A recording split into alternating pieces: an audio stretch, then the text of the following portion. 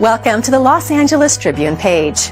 Here you will find original news programming, exclusive digital events, and shows that are directly from the community. At the Los Angeles Tribune, we believe in giving a voice to the voiceless. We are proud to be the only national brand to empower everyday people to make a difference. Since 1886, our reputation has been built on truth and responsibility. Thank you for watching and making a difference. For general inquiries, contact today. Thank you on behalf of the Los Angeles Tribune team.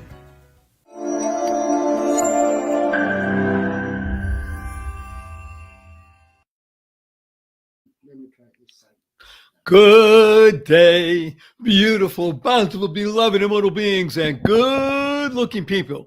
Now, how can I make the categorical statement that all the thousands, if not tens of thousands, maybe even hundreds of thousands of people that are watching and will be watching over the next few hours for this holiday special are all good-looking? Because by definition, if you tuned into the Los Angeles Tribune holiday special with the ambassador of joy, Barry Shore, it means you're always looking for and finding the good in the life. Looking for and finding good in life. That's the definition of a good-looking person. So welcome, welcome, welcome to all you good-looking people around the world. And we have people literally around the world tuning in because this is the third annual holiday special. This is the time of the year where everybody, no matter where you live, no matter what faith you espouse or none at all, you are involved and suffused with joy, happiness, peace, and love. And if you're not alive. And we really want to be alive, don't we? My name is Barry Shore. I am humbled and honored to be your host. And I am known in the world as the ambassador of joy. Now, you notice I didn't say the ambassador of joy. It's the ambassador of joy. Joy is a fantastic acronym that stands for Journey of You. And that's really what this holiday special is all about.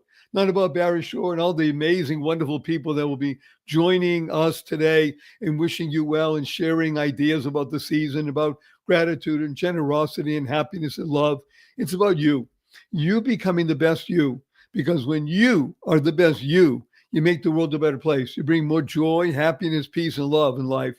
And on this holiday special, we're going to discuss the three fundamentals of life. And when you work with these three fundamentals, the result is you will be happier, healthier, and wealthier. Who doesn't want that? And the three fundamentals of life are, number one, your life has purpose. And when you lead a purpose-driven life, number two happens. In this case, number two, you go MAD. Now, MAD is a fabulous acronym. It stands for make a difference. You lead a purpose-driven life, you make a difference in the world. And the third fundamental of life is to uncover the power and the secrets of everyday words and terms. Simple example. Right now, this show, the holiday special with the Los Angeles Tribune, is being carried around the world on the internet. Now, if you ask anybody, what does WWW stand for? Invariably, I'll tell you, it has to do with the internet. And factually speaking, they're correct. However, in our world, the world of the positive, purposeful, powerful, and pleasant, WWW stands for what a wonderful world. And what is a word, right? WHATA. And of course, a big tip of the hat and a thank you to Louis Armstrong, Satchmo, for enabling that song, What a Wonderful World, to go viral and not just touch tens of millions or hundreds of millions, but billions of people around the planet. And whenever you hear the opening bars of this great song, What a Wonderful World, what do you do right away? You can't help it. You smile. Now, smile is one of the most important words you could ever internalize, utilize, and leverage in your life, because SMILE is a great acronym that stands for Seeing Miracles in Life Every Day. That's right, seeing miracles in life every day. It's part of what the holiday season is all about. And by the way, it's really important to understand that we're talking about the holiday season right now. Today is the 22nd of December in the year 2024. Around the world. Now, there are many different calendars in the world, by the way. At this very moment, there's at least 6, 7, 8, 9, 10 that I can think of. And everybody uses also the the calendar that is most commonly used, which designates this year as 2024 and this date as December 22nd. Why is that interesting? It's interesting because it's the first day of winter. So the winter season in the Northern Hemisphere, which, by the way, encompasses 90% of the world's population. That's right, 90% of the world's population lives in the Northern Hemisphere. So we're talking about the first day of winter. Now, the first day of winter we just followed the shortest day of the year. That's it. Shortest day of the year was yesterday, or the 20th, 21st. Today begins a new season, and it's a season where imperceptibly at the moment, you can experience more light. That's right, maybe another minute or so. And this is the beginning of the season where more light comes into your life. And as more light comes into your life, one of the things we like to do is utilize that light to be able to channel it and reflect it and refract it to many people as possible. Because when you live in the light and you live with the light and you enjoy and let light be your watchword, then you begin to do what is important and fundamental to the world, and that is lighting up the world with you. Again, this show is really all about you, Y-O-U. And at some point, well, I'm so glad, by the way, that we already have some comments. I'm just going to look up here. Oh, it's a pleasure to see people coming in from all over the world posting comments. Please feel free to post comments and tell us where you are around the world. I know we have people that are listening in from Bangkok, from Perth, Australia, from Pakistan, Bangladesh, many countries throughout Africa, Latin America, obviously the United States, Canada, Europe, all over the world. Because joy is the universal language. Joy, remember, is the acronym. It stands for Journey of You. Let's just start right away and talk about another great acronym, which is the word light. Since we're talking about light and increasing light, light is a wonderful acronym that stands for love, ignites, gratitude, hastening, transformation. Let me repeat that. Light stands for love, ignites, gratitude, hastening, transformation. Now, you notice we used several interesting words in there. One of them is love. Another one is gratitude, and another one is transformation. Love is a great word unto itself. It stands for living on vibrant energy, living on the vibrational plane.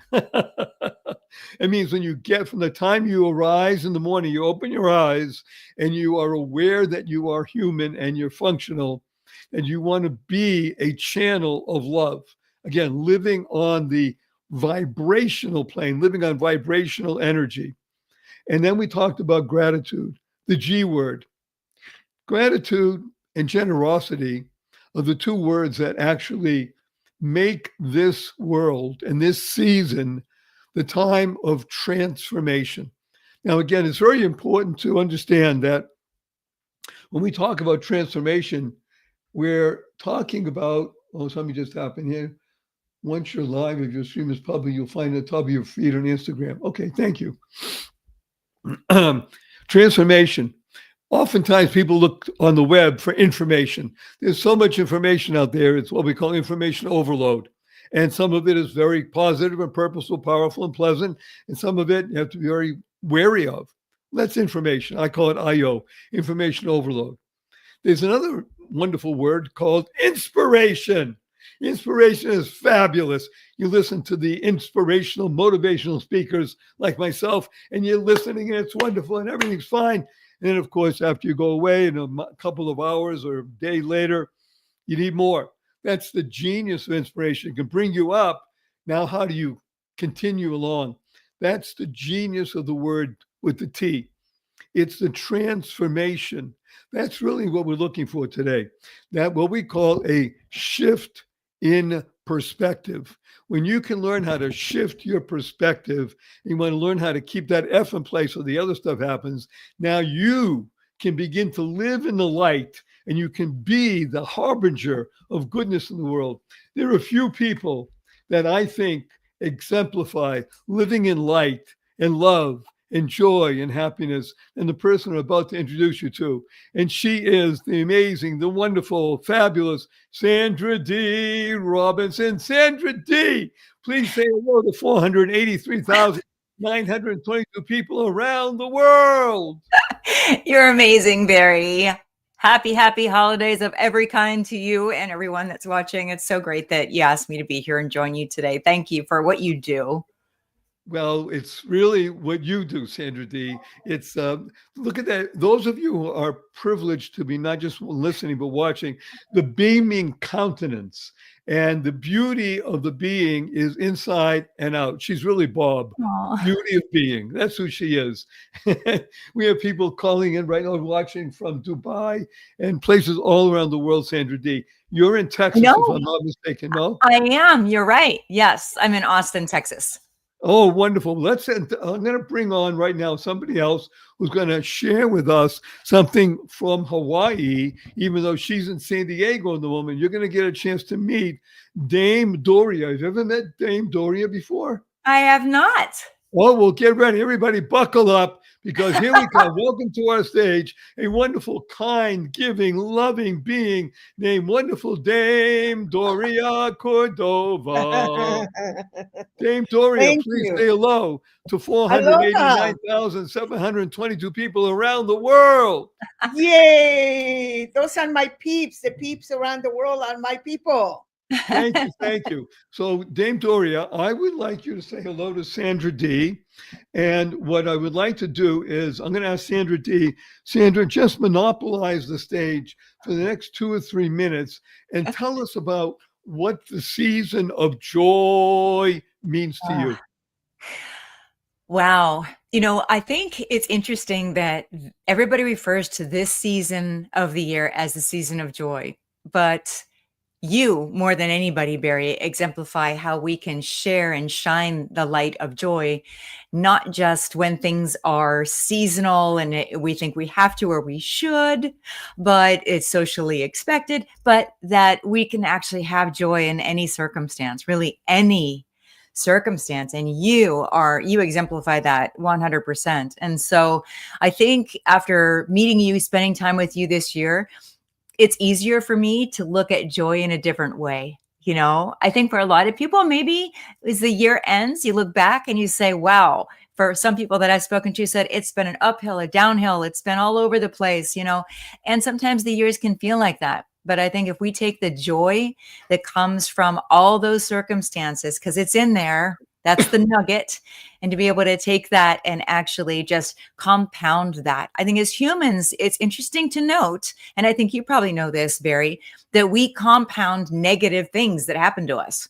So if I work with people on stage fright, for one thing, right? And if they was in second grade and something bad happened in a school play, they're going to play that back over and over and over again. And they're just going to compound that horrible feeling and say, until they're an adult, I can't speak in front of other people. And we help them shake that off. So it's really easy for humans. It's ingrained in us to anchor those negative things.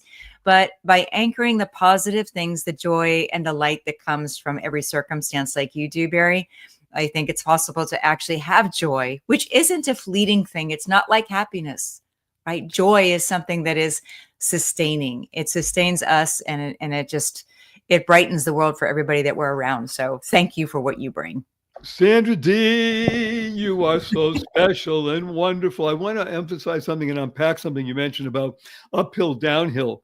So if you look at that and look at it as a sine wave, when you're living in joy daily, no matter the circumstances, as you pointed out, and the genius of life is no matter what, you can look at that, people call the uphill, and then the downhill. All you have to do is just flip the switch and flip the script, and you'll see they're always going in a wonderful way. That's always for the benefit.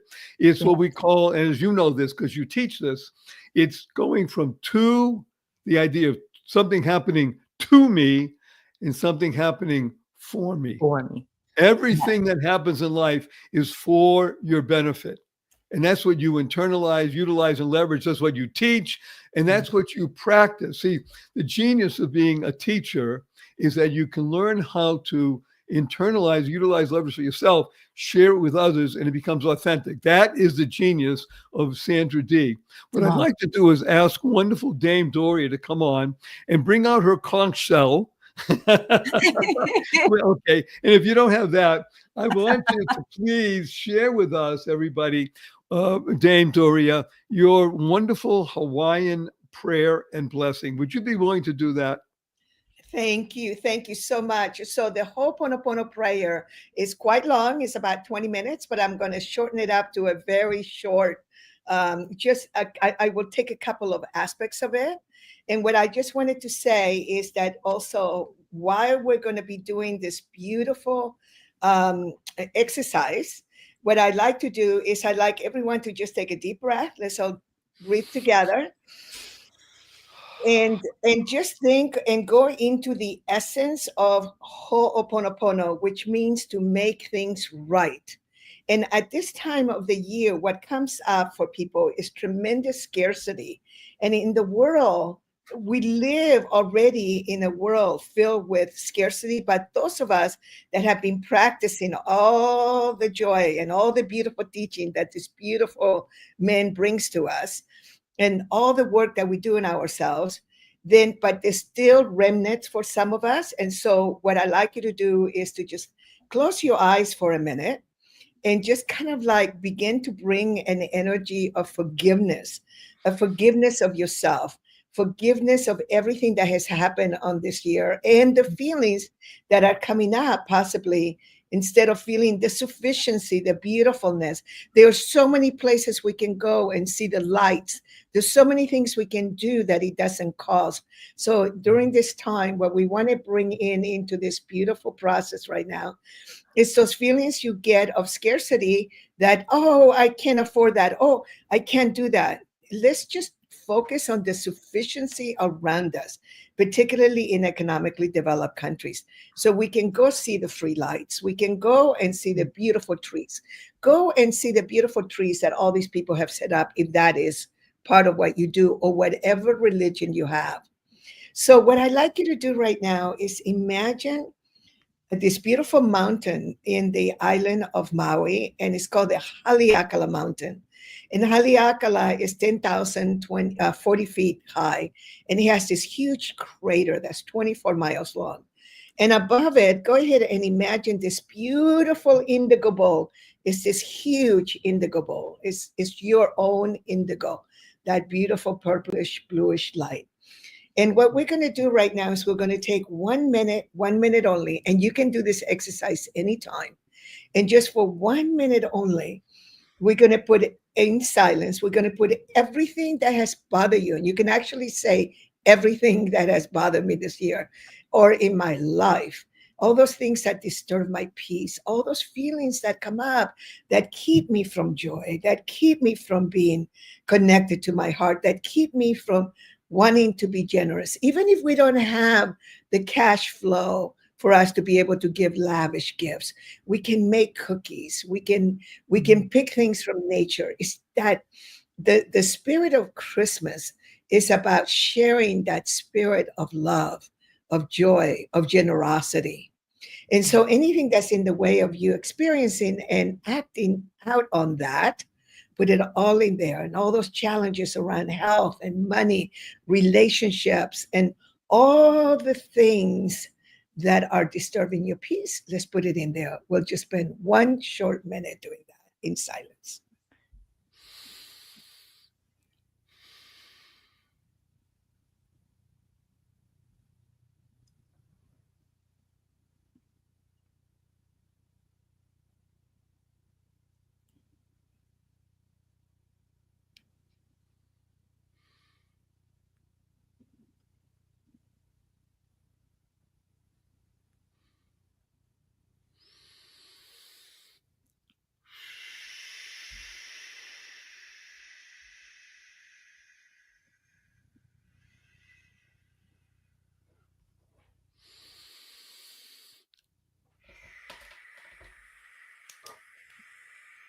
Thank you.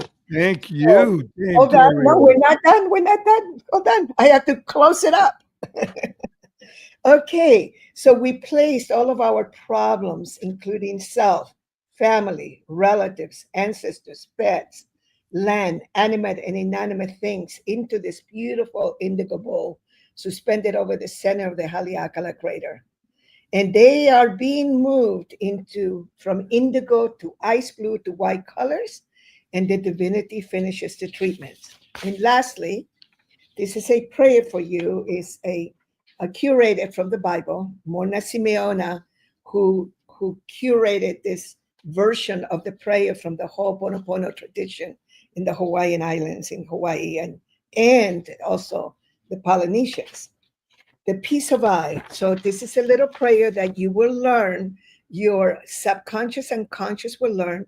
And anytime you just say the peace of I, like the I am, it will protect you. It will bring you that beautiful, bring you back to those beautiful feelings. So peace be with you. All my peace. The peace that is I, the peace that is I am.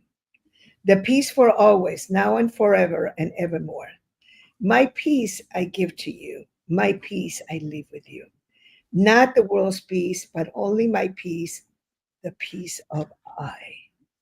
So when Woo! Okay, I want to say a huge thank you to you, Dame Doria. And I want to mention at this very moment, what you just did and the segue we're going to move into right now with one of the more amazing human beings I've ever had the pleasure of speaking with. By the way, Ava, are we going to be able to put up the Salvation Army logo at all onto the screen? If we could, We will generate that logo on the screen. Yes. okay, because we're going to bring on right now a remarkable being. And it's everything you spoke about, Dame Doria, and what you mentioned specifically, Sandra D. And without any further ado, I want to bring up one of the most kind people I know. Now, kind stands for keep inspiring noble deeds. I can't think of anybody I want to share with the world who inspires noble deeds more than wonderful Major Lisa Barnes from the Salvation Army. Yay, welcome, wonderful Major Lisa Barnes. Hi there. Thanks so much for having me. Well, first of all, I'm humbled and honored that you're here today representing this remarkable group, the Salvation Army. And anybody who is not aware of the Salvation Army obviously has not lived on this earth for more than a couple of days, because the Salvation Army is not just around for more than a century.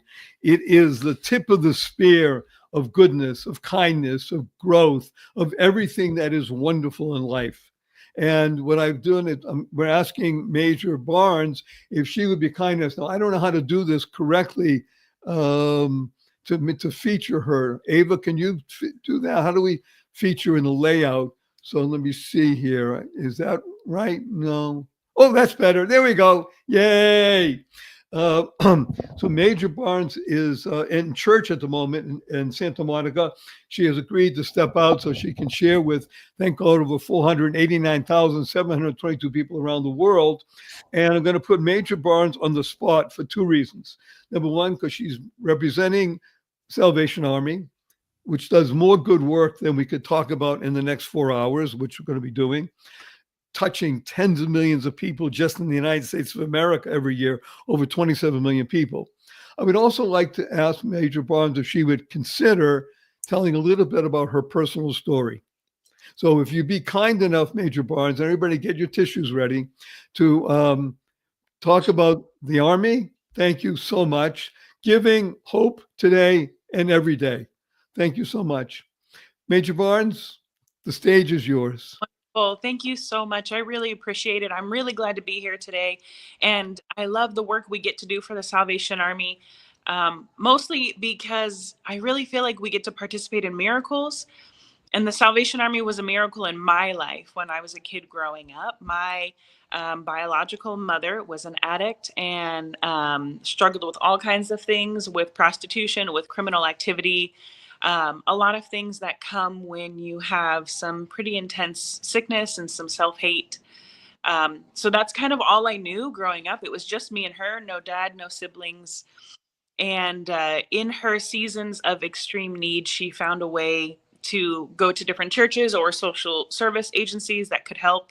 And the Salvation Army is paramount in that area. So she would go to the Salvation Army for help and support whenever she could. And then there was a season of her life when I was 13 years old where she was really deep in her addiction and in her sickness, that she couldn't go to the Salvation Army for help. And the woman in Gresham, Oregon, right outside of Portland, knew that Margaret was sick, but Margaret had Lisa. So after work one day, without being prompted, she took a food box to my house in the projects in Oregon, and she knocked on my door. And I remember seeing this woman hold a box that in its previous life held Chiquita bananas, but now it and some canned goods and real produce. And before she even introduced herself, I peeked my head and I looked in the box, and my first thought was, whoa, maybe my mom won't have to turn some tricks for us to eat for a few days. Oh, And that woman came in my house and she was kind to my mom, and nobody was ever kind to my mom unless they wanted something in return. And she sat and she chatted and really just treated my mom with respect and dignity and kindness. And as she was leaving, I walked her to the door. And right before the door shut, she says, "Hey, Lisa, we have youth group with the Salvation Army for teens on Friday night. Would you like to come?" And I was so scared that people would find out who I was or who my mom was, where we lived or what she did, and that they would be unkind to me because of those things. But more than I was afraid, I just wanted to belong. So I said, "Yeah, I think I do want to come." And right before the door shut, she said, "Great, the van will be here to pick you up at 5 o'clock on Friday." I forgot. And then Friday came along and I hear beep, and it was the Salvation Army van. Up, and I went to youth group, and I went one time and I said, "This is where I belong." And I never stopped. So from 13 on, I was a part of the Salvation Army family for personal worship. It took me a long time to believe. I didn't believe for a long time in God or in Jesus. But the people at the Salvation Army fully loved me and embraced me. And they did find out, who my mom was and where I lived. But their love was uncontainable and unshakable. And none of those things that I thought defined me mattered to them. And so way before I believed, I belonged. And I think that's what we do in the Army, is we make space for every person everywhere, specifically in their times of need. And we see that a lot during the holiday season. We see people saying, things are tight and I just need my kids to have a Christmas, whether that's gifts or a holiday dinner. We do what we can in every community. The Salvation Army is represented in every community, every zip code in the United States of America, and in 134 countries worldwide. And we do everything we can wherever we are to meet people exactly as they enter our doors, before they look like us or sound like us or act like us, with no prerequisite, just love and kindness.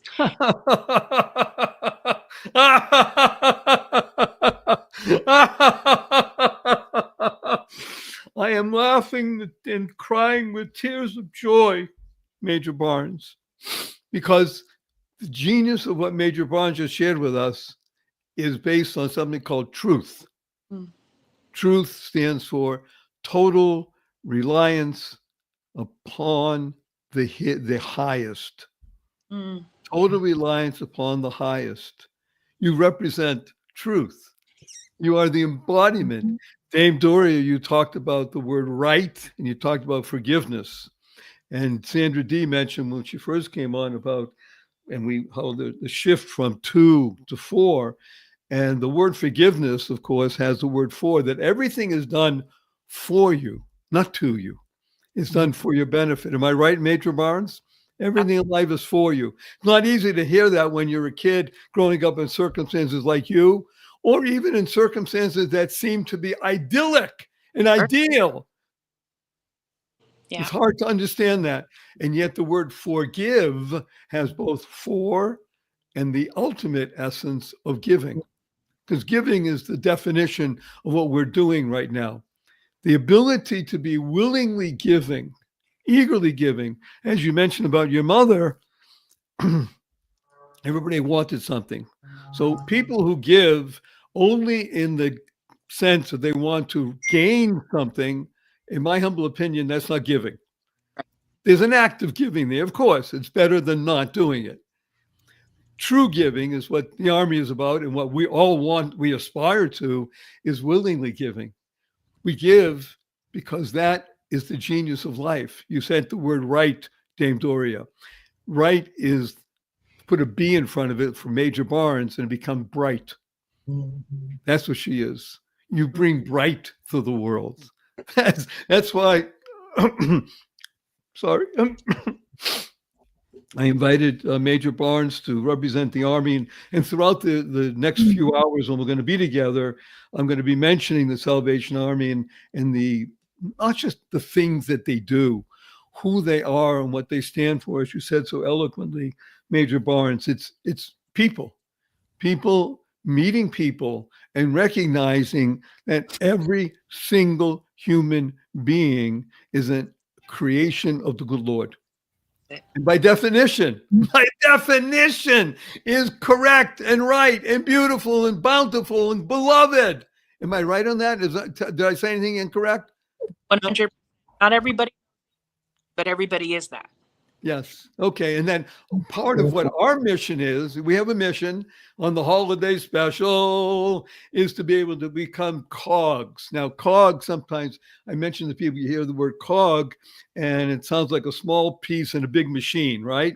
And therefore irrelevant. Well, that's when you don't understand the idea of cog. Cog is a great acronym. It stands for Channel of Goodness, Child of God.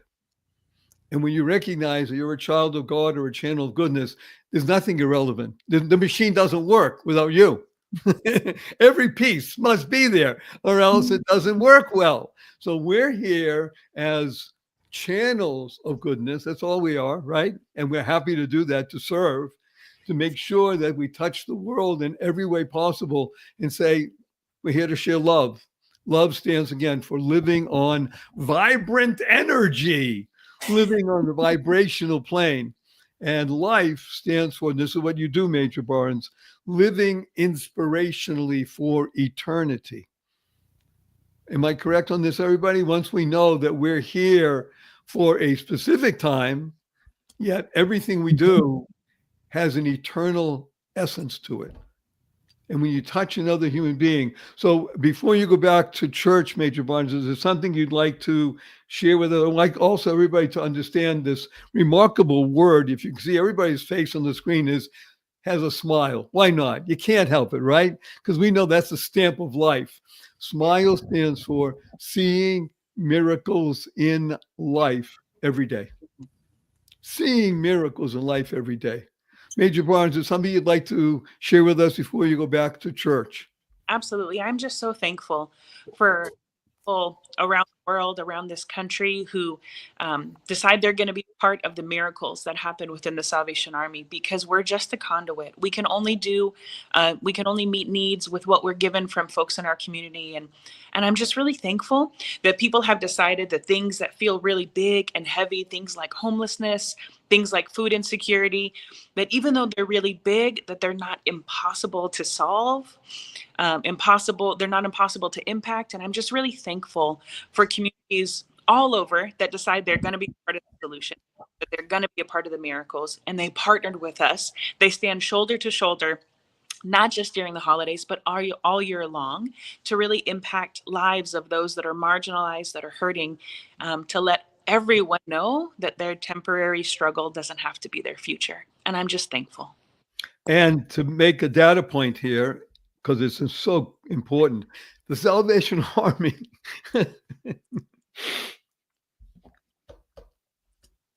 excuse me, the largest non-governmental social service entity in the world. You hear that, everybody? In the world. And if we can put it up on the screen somehow, it would be very nice. SalvationArmyUSA.org. May I just share a very super quick story? Dame, please, come on, Dame, bring it on, baby. So very quickly, Major, if you can pass this little story. I grew up in Chile, in Santiago, Chile. in the 50s. And when I was little, La Salvación, La Armada de Salvación, right, would be there. You know, they would be ringing the bell. And I have the most beautiful mother. She's now 99. I'm sorry. Hold on. Just give me 1 second. And my mother, my auntie, and my grandmother taught me generosity. So we would see the little, you know, Santa Claus ringing the bell. And Mama every year would just take me there, and I would have my own little money that I had to give into the little bucket or whatever they had. And then she would say, now, not everybody is blessed as we are. And so this is an organization. And oh, if I remember correctly, they had Santa Claus, but they also had people in uniforms, and the beautiful uniforms. But this was Santiago, Chile in the 50s. Who knows what they did, right? But I have this memory of being a Santa Claus. And they would, and then Mama would say, so what we're doing is we're helping all those people because we can't do it personally. So they do it for us, and they reach many children and many people that we can reach. So remember, Christmas is about generosity. And so maybe you get a little less toy this year, but we're going to be giving to somebody else. And I would say, oh, okay. So, you know, that's what happened. It was like this. My whole life since I was 27 years old has been about eradicating hunger and poverty around the planet. And I happen to do it through a program called Money and You, which is kind of a strange thing because most people think it's all about money without realizing it's all about solving this huge problem. And organizations like yours, where we don't have that much of a chance to say thank you. Thank you. It just, just to think that there's so many people without. It's like for us to just be able to extend and leverage our wealth, leverage ourselves. The organization is yours. That moves me to tears. So thank you. Absolutely. Well, let me just mention, wonderful Alicia. Thank you. Hello, everyone. Thank is a fabulous acronym that stands for to harmonize and nurture kindness. To harmonize and nurture kindness. And of course, that's what the Salvation Army does. Wonderful Alicia, we welcome you. Is there something you'd like to add at the moment? Can you unmute yourself and say hello to 489,722 people around the world? Hello, everyone. Just want to wish everyone a happy holiday season.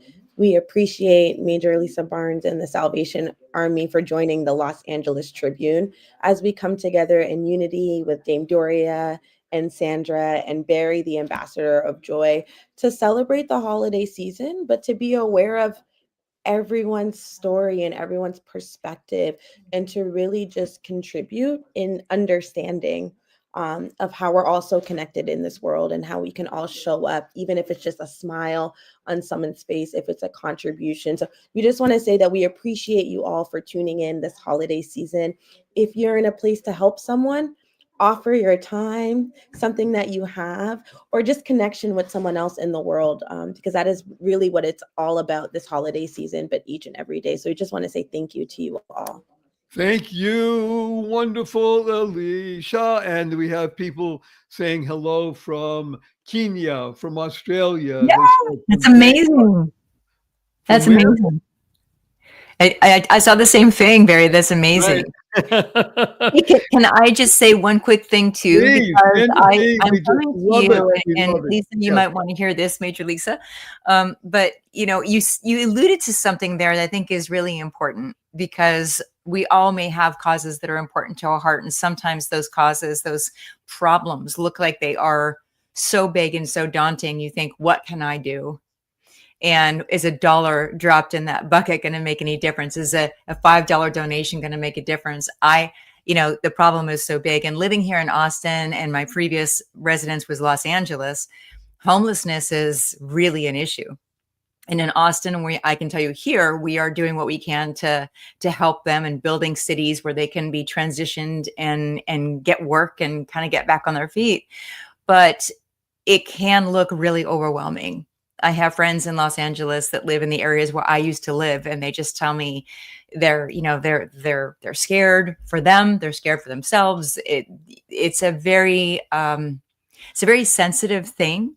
But to be able to look at a problem and say, I can't make a difference. I think what you mentioned here is that we can make a difference. It doesn't mean that we have to go down to a homeless camp and bring underwear, because we can contribute to your army. And that's what you do. It's safer. It's easier distributed through you.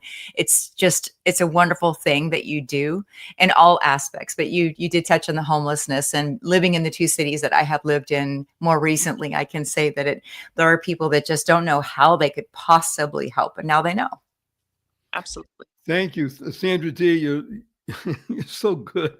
We appreciate it. She talked about making a difference. So one of our great acronyms that we urge everybody to learn about is Go MAD.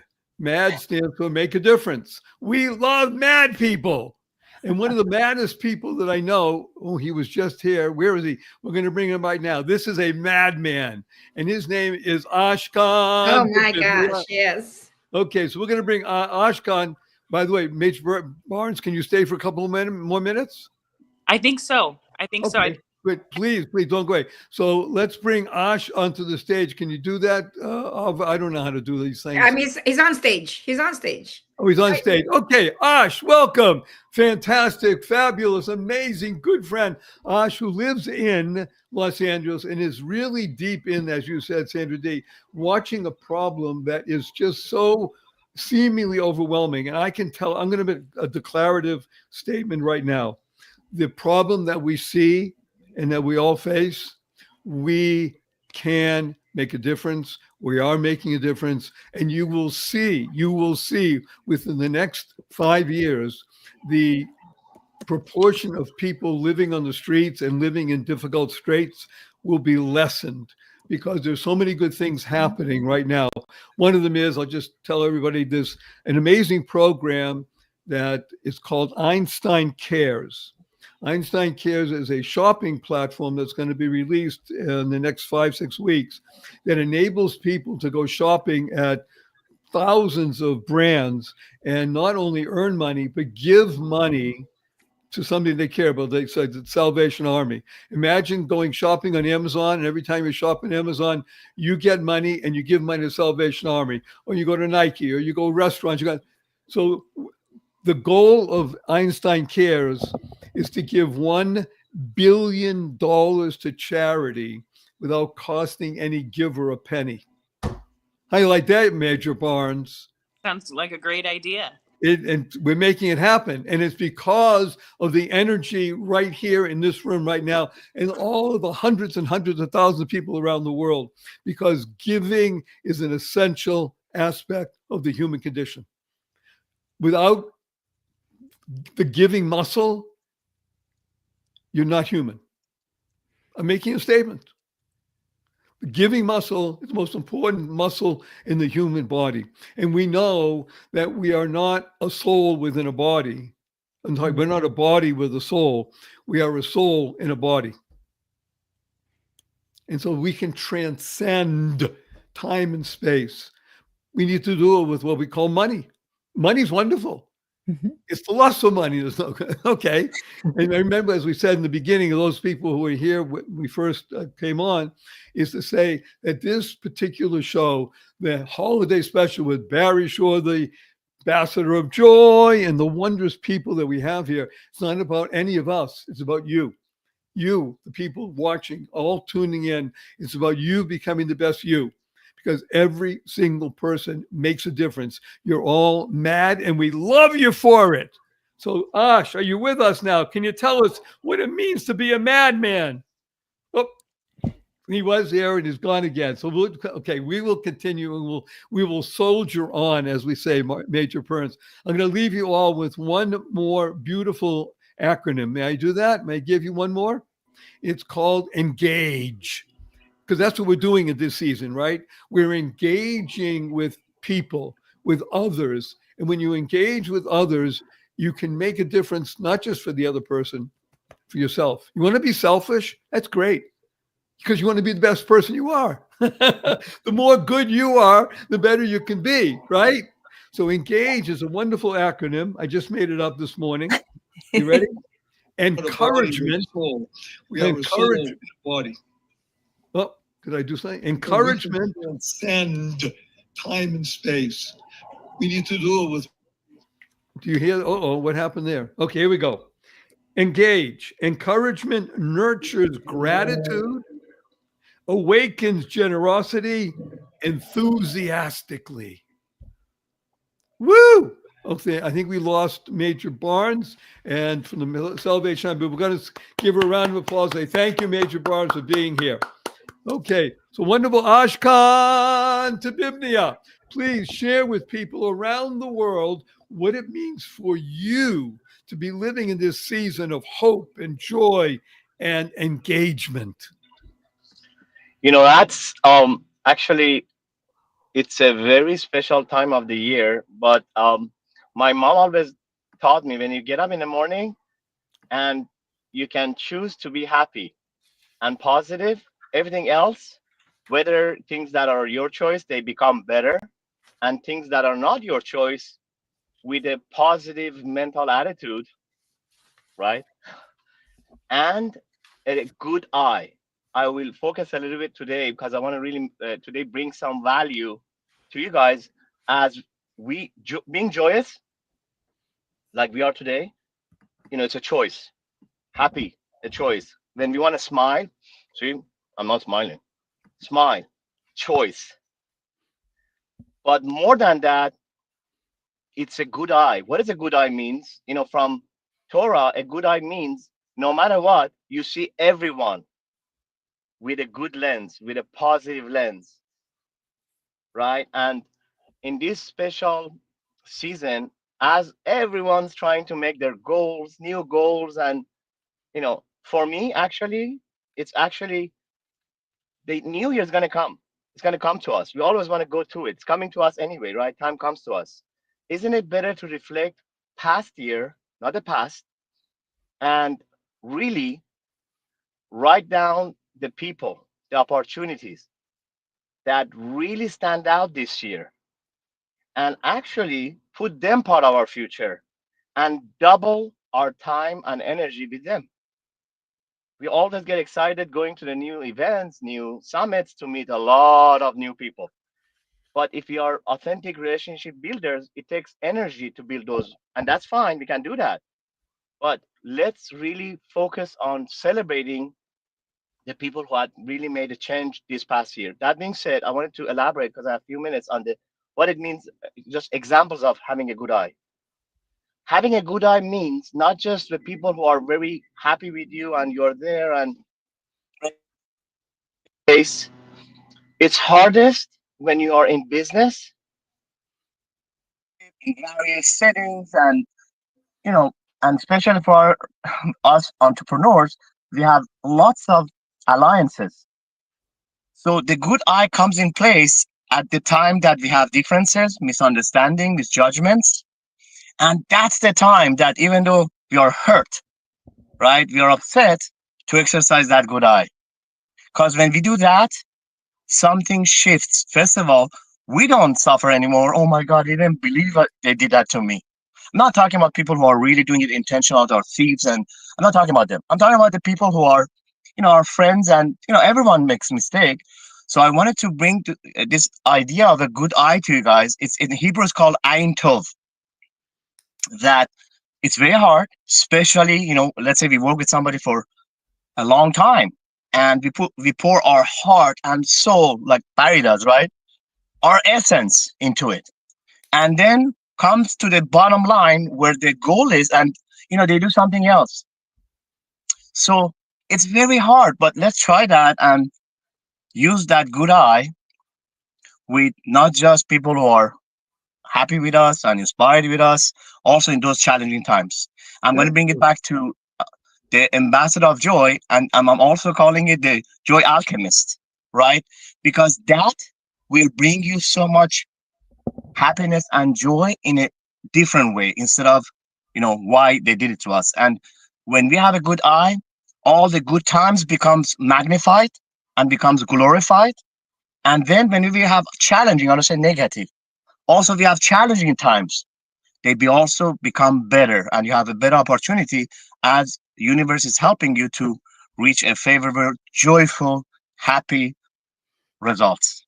Thank you. This is how Sandra D began the hour by discussing with us the ups and downs in the movement. We noticed that what looks like an up here and it looks like a down there, if you just flip the picture, it's always on the up, and it's what things are always happening for you. As we began the opening, the first few minutes, we talked about everybody here is a good-looking person. What's a good-looking person?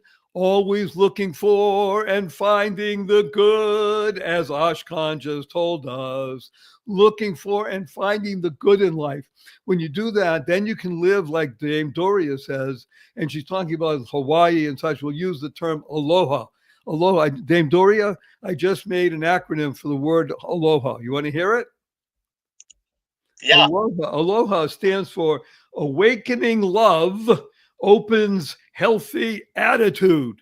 Wow. Wow. We're going to have to let the people of Hawaii know. Did somebody write that down, please? Awakening love Put that in opens Facebook. healthy attitude. I'm just so happy and touched the power of the beings that are here right now that are channeling out to the world. We're getting so much feed input back and forth because people are being touched. They love being touched in their very being. And when you do that, then you create what I call a tsunami of goodness always. You know, the Romans used to wear a toga, right? You heard the word toga? So TOGA, that stands for tsunami of goodness always.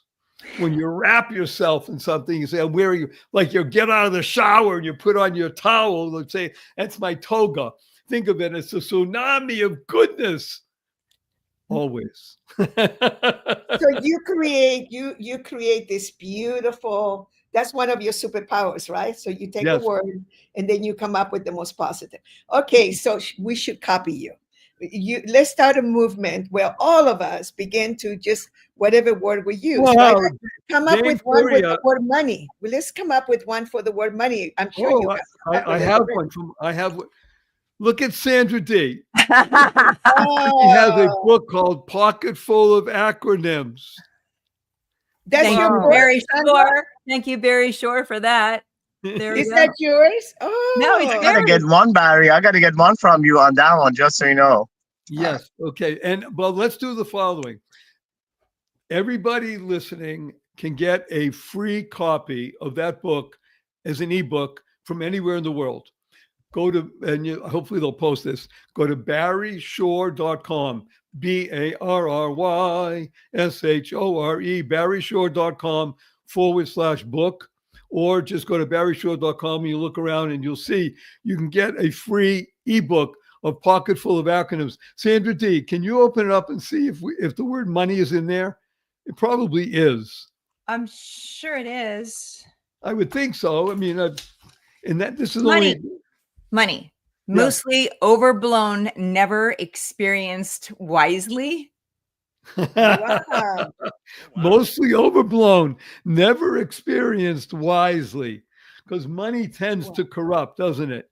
It takes a really wise person to utilize money for what it's most beneficial for, which is feeding, not just feeding the physical being, feeding the spiritual awareness, uplifting everything around you. That's the genius of money. The fact that anybody in their right mind would trade their most valuable asset, which is their time, for something called a piece of paper or a data bit in a bank account. In other words, in today's world, it's not even a piece of paper.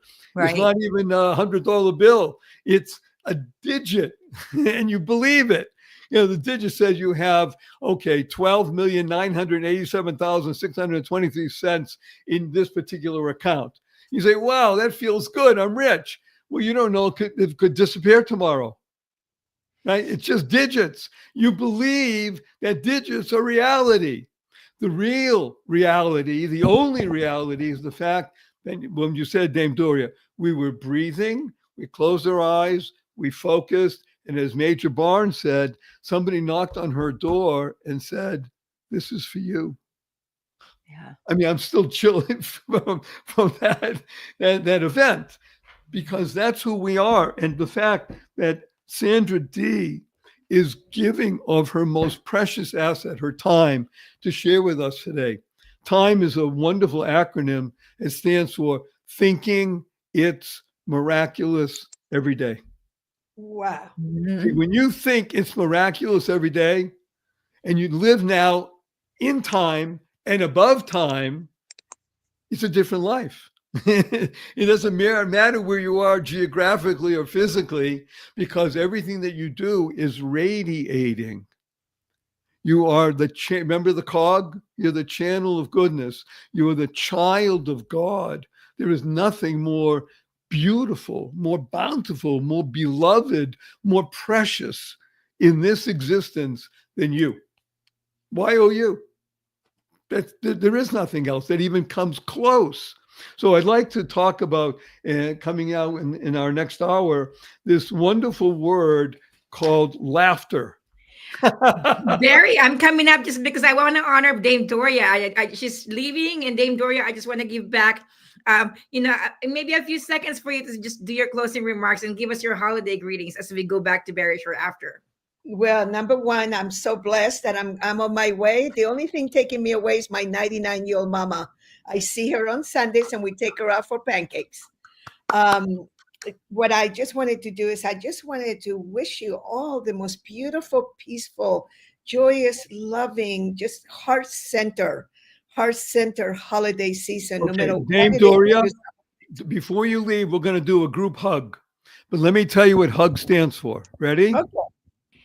HUG stands for heartfelt, unlimited giving. On the count of three. 1, 2, 3.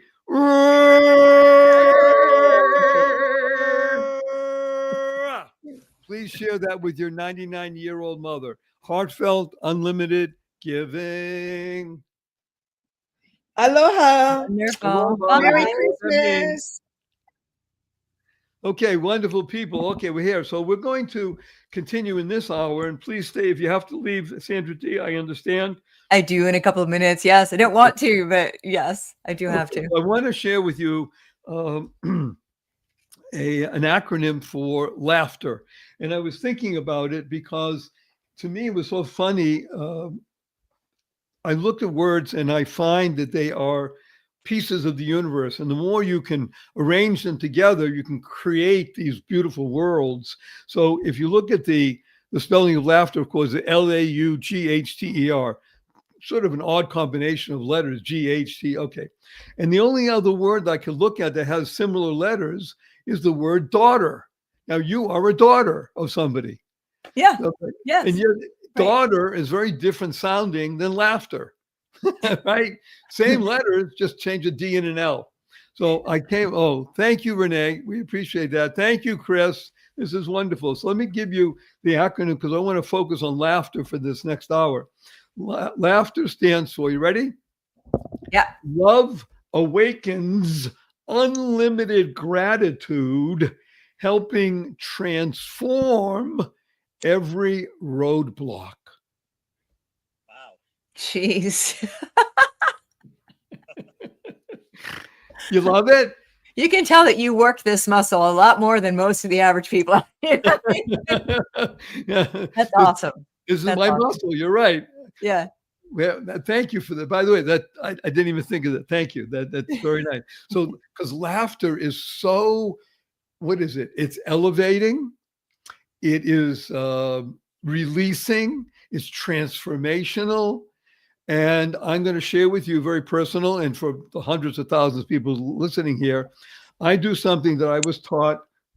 Oh my gosh, I'm 76 years chronologically now. I was taught this when I was 11 years old by my auntie. I have 3 aunties that were very close to me. One of them, my auntie Annie, and she taught me the following. She used to call me Little Barry. Why? Because her son was born almost a year before me, and she named him Barry. I don't know why my parents named me Barry also, because we were first cousins. Anyway, he was Big Barry. I was Little Barry. Okay. And Little Barry, I want to tell you something. I laugh every single day. I said, well, that's nice, Auntie Annie. He says, yeah, but I don't, even if I'm not feeling like laughing, I laugh. I tickle myself. I want you to tickle yourself. I want to laugh with you. So she taught me how to laugh. And Sandra D, I laugh every morning. I laugh. I cause myself to laugh. Sometimes it's 10 seconds, sometimes it's 30 seconds. I laugh every day. When I do my webinars or things, and I ask people, it doesn't matter if there's 20 people in the audience, or recently I had 1,100 people. You know, how many people here laugh every day? You'd be surprised. Not everybody does. And if you need to find a reason to laugh every single day, because laughter is the best medicine, right? And it does transform, doesn't it? Even when you're having an argument with somebody, especially if you start laughing about something, then it automatically transforms the conversation into something else. Didn't we just say that? Transforms every roadblock. Yeah. Woo! And you still work with horses and animals, right? I do. Speaking of transformation, yes. I'm thinking of the horse neighing and like that. And when people see the horse moving its head up and down and neighing, you can't just stand there and say, okay, that's nice. You feel a different bubbly. It's laughter. It's the soul on a new plane. So that's why this hour, we're going to give ourselves over to the idea of laughter and how important it is to the physical, spiritual, and mental aspect of a human being. Do you know that it's interesting, Barry? Our church actually did a whole series of services, and the topic was love. The example that they used for it were scenes from, this comes back to laughter, Christmas Vacation. And when they started, you know, the pastor's like, I know you probably think this is crazy, but he drew a wonderful message from it all. Piece by piece, we watched segments of the very funny comedy that is this classic holiday movie, right? And we learned from it because there are lessons in there to learn. But I just want to encourage people. I know I have to go, but I want to encourage people. Laughter. There are so many great, wonderful movies. That's one of them. Go celebrate, your laughter. If nothing in your real life makes it seem like you're laughing, it's a great thing to do is just put yourself into the situation where you're laughing, watching something, and you'll find it'll make you smile. It'll change your countenance. And if you share it with somebody sitting next to you on the sofa, it's even better. Woo! And that was beautiful. Absolutely. Thank you, Sandra D. Yeah. Share stands for spreading happiness and rejuvenating energy. She has that beautiful persona. Just when you see her, you want to laugh and you get joyful. Right. Aww. It's so wonderful. So thank you, wonderful Sandra D. Thank you. Thank you for having me here. I'm glad I could pop in. And Ashkan, wonderful to meet you. Thank you to everybody. I'm seeing the comments that are coming in. You're getting wonderful support from all over. And Barry, you're amazing. Sandra, we know each other from Europe, from Lee Tonberg. Yes, that's it. Yes. That's wonderful. It's so good to see you. Ashkan, can you reach out to Lee and see if he can jump on?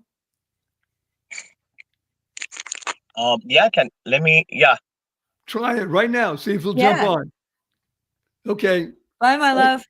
Thank you. Best wishes, Sandra D. Thank you. Thank you. Bye.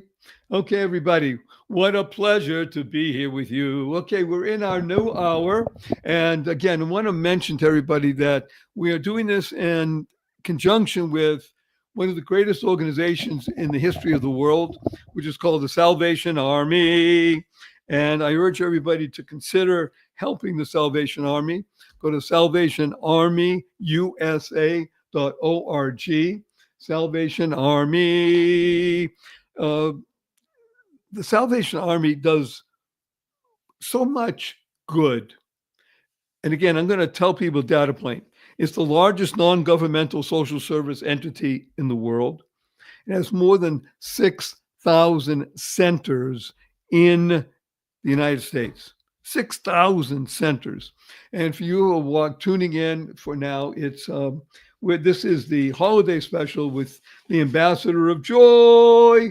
My name is Barry Shore, and I'm going to tell you a quick story about me, because I think it might be of benefit to people that are watching and listening and seeing if there's an opportunity for people to understand more about why I am the ambassador of joy and what it could possibly mean for you. Let me just do one quick thing here. I'd be happy to join you. I'm not anywhere near a computer right now. I don't know how you start. Apparently sometime. Okay. I'm reading some stuff. I hope I'll be happy to pop in. Okay. Yeah, I'm going to tell Rex, please pop in anytime. How's that? Okay. So we did that. And let me just see here. Okay, so here's a quick story about Barry Shore. Let me just see here. Hi, Jack. Are you able to join? While Barry Okay, is wonderful, Ava, yes. connecting with some guests that are still coming on the show, I just wanted to really engage with our community. The reason we do the holiday special is because it's our means in our way in the Los Angeles Tribune to bring our global family together. We are so delighted, so excited that we've got people from around the world, from different religions. We are pro-humanity, regardless of whatever spiritual belief or none belief you come from. We believe in being all humans together, and we get to celebrate, joy, happiness, peace, and love from the version of Barry Shore. So I would love to invite our community. Yes, I'm just Dame Doria says love Barry to the moon and back, a total love bug. Wherever you are, we've got hundreds of people watching from around the world. We are so grateful that you have spent the whole year with us between our events and our different articles and news channels, that you've been a part of that. So Barry, are you ready? Yes, here we come again. Okay, so everybody, I'm going to tell everybody a quick story because I think it might be of benefit. No, I know it will be of benefit at this particular time. So here's a quick story about love and life and how everything happens for you, not just to you. It's a story about me. Imagine, if you can, you're standing up in the morning, completely healthy and hearty, able to leap tall buildings in a single bound. And that evening, you're in the hospital, totally, completely paralyzed. Well, that was me. That's right. It happened 21 years ago. Standing up in the morning, completely healthy, in the evening, in the hospital, totally, completely paralyzed. And it was not for an automobile accident. It wasn't a spinal injury. It was a rare disease, which I never heard of the day before, took over my body and caused me to be what's called a quadriplegic, which meant that nothing in my body moved my neck down. I could only communicate by blinking my eyes. I was 144 days in the hospital. I was in a hospital bed in my own home for 2 years. I couldn't move. I was in a wheelchair for 4 years. I had braces on both my legs, my hips to my ankles, and that was progress. Thank God today I'm able to be vertical and ambulatory with the help of a 7-foot walking wand. So I'm a triped, not a biped. I can't walk up a stair by myself. I can't walk up a curb by myself. I have help 12 hours a day, 7 days a week. However, you hear my voice, positive, purposeful, powerful, and pleasant. And it's all because of one word. And this word is smile. Because smile stands for seeing miracles in life every day. That's right. Seeing miracles in life every day. Now, I got to tell you, oftentimes I'm speaking to people either on the web or in audiences. Recently, I spoke to a group of about 1,127 people. And I'm telling the story about Barry Shore and about seeing miracles in life every day. And some people raise their hand and say, hey, Barry Shore, I've been up for hours. I haven't seen any miracles. And I asked them, are you here? Can you hear? Can you stand still? I can't do that. Can you walk? I can barely do that. Do you have water to drink? Do you have food to eat? Do you have a place to sleep? Do you have family? Do you have friends? Every single one of those is a miracle. And what's the proof? The simplest proof. 1 million people didn't get out of bed this morning. You know why? They died. By definition, if you're watching or you're listening, you didn't. Therefore, you have an obligation to live life to the full. Now, I got to tell you a quick story. My 8-year-old niece comes over to me a few weeks ago, and she says, Uncle Barry, can we spell smile S-M-I-E-L? And I thought about it. Smile sounds the same. Why not? And I said, how come? She says, because then it would stand for seeing miracles in everyday life. Out of the mouth of an 8-year-old. But what was she doing? She was creating the kind of world that she wants to live in. Now, CREATE is a wonderful acronym. It stands for causing rethinking, enabling all to excel. You hear that? Rethinking. What we're doing today is that process that we call a shift in perspective. Now, everybody knows how to spell shift, right? S-H-I-F-T. You got to be very careful to keep the F in place, because most people, when they pronounce the word shift quickly, they drop the F and the other stuff happens. You want to be able to keep your F in place. You want to shift your perspective just a little bit. And guess what happens? You can now be able to internalize, utilize, and leverage the 6 most important words you'll ever learn. And these words are choice, not chance, determines your destiny. That's right. Choice, not chance, determines your destiny. How you choose to respond in any given situation will determine not only the pathway of your life, but the trajectory as well. And that goes for everything. So I want to urge people to understand that. Oh, I love what Renee is posted something so fun. She said that 8-year-old has your genes too.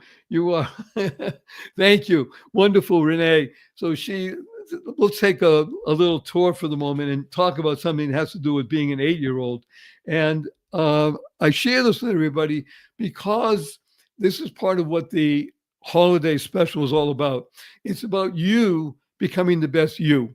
Not about Barry Shore, not about all the guests we have. It's about you. That's right, because you're the most important person here.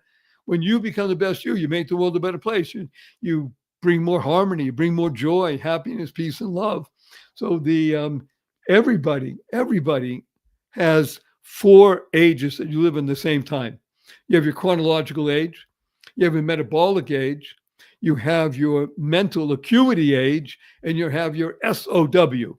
So everybody, what's a chronological age, obviously, is what you are biologically. I am 76 chronologically. My metabolic age is 48. Why? Because I am now able to swim, and I swim 2 miles a day, 6 days a week. And I've been swimming that 2 miles a day for more than 14 years. And as of the other day, the 20th of December, I have logged 9,861 miles. So I keep active. Motion is lotion. You keep in motion, then your body is doing things. My mental acuity is 28. Why? Because I'm building a platform on the internet, and I work with a lot of people from the ages of 22 to 30. And I have to be able to converse with them and be with them and have that energy. And my SOW, and I wish this everybody, my SOW is 8. Now, you started this, Renee, so you're going to say, what's an SOW? SOW stands for sense of wonder. I'm an 8-year-old, and you want to be between 6 and 9. Below 6, all right, it's still so kid-like, childish. It's hard to have that wonder stuff. And over 9, when you get into the school system, they crush you and put you in a box. So it's really hard. You want to stay between 6 and 9, and now you have a sense of wonder about the world. Everything, and everybody, every single person you meet. We know this. We have a saying, one of our cards. Everyone you meet is fighting a battle you know nothing about. Therefore, be kind always. Kind stands for keep inspiring noble deeds. Again, I urge everybody, go to my website, barryshore.com, BARRYSHORE, barryshore.com, and you can order these cards. We have cards that read keep smiling, the cards that read smile, cards that read be kind. We have cards in 27 languages. We have cards that inspire, that cause people to lift themselves and others up. And they're free. Just go to the website, go to barryshow.com, click on the Share Smile. You can email them, you can order them, because we're only here to serve. The genius of life is involved in one word, which is giving. When you're here to serve, everything happens. Okay. Well, Barry, while we are at the topic of giving and serving, let me bring back Ashkan Yes, again. please. Because he's got some, of course, always with the heart of serving. Ashkan, thank you for being who you are and the way you connect people. You're a master connector, always looking for ways to serve and always looking for ways to give value and bring value to every relationship that you're in. So what would love to know, what are your holiday greetings and your message for us in this season?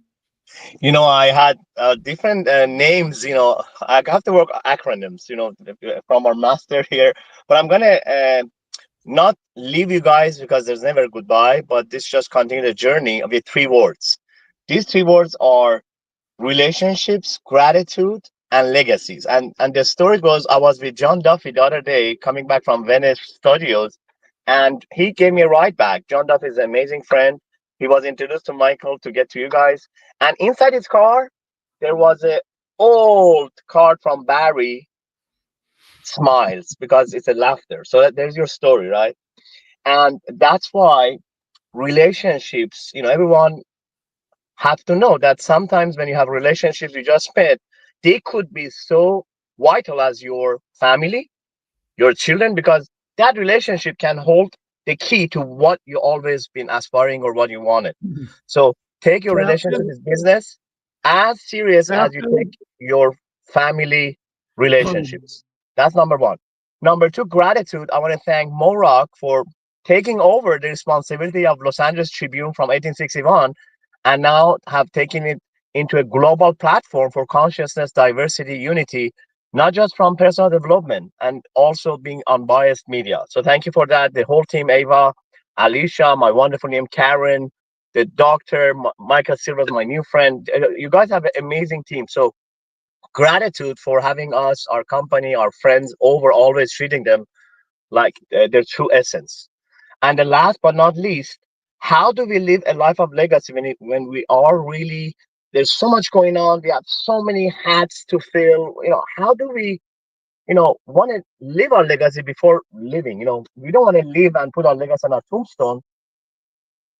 That brings me to Barry Shore.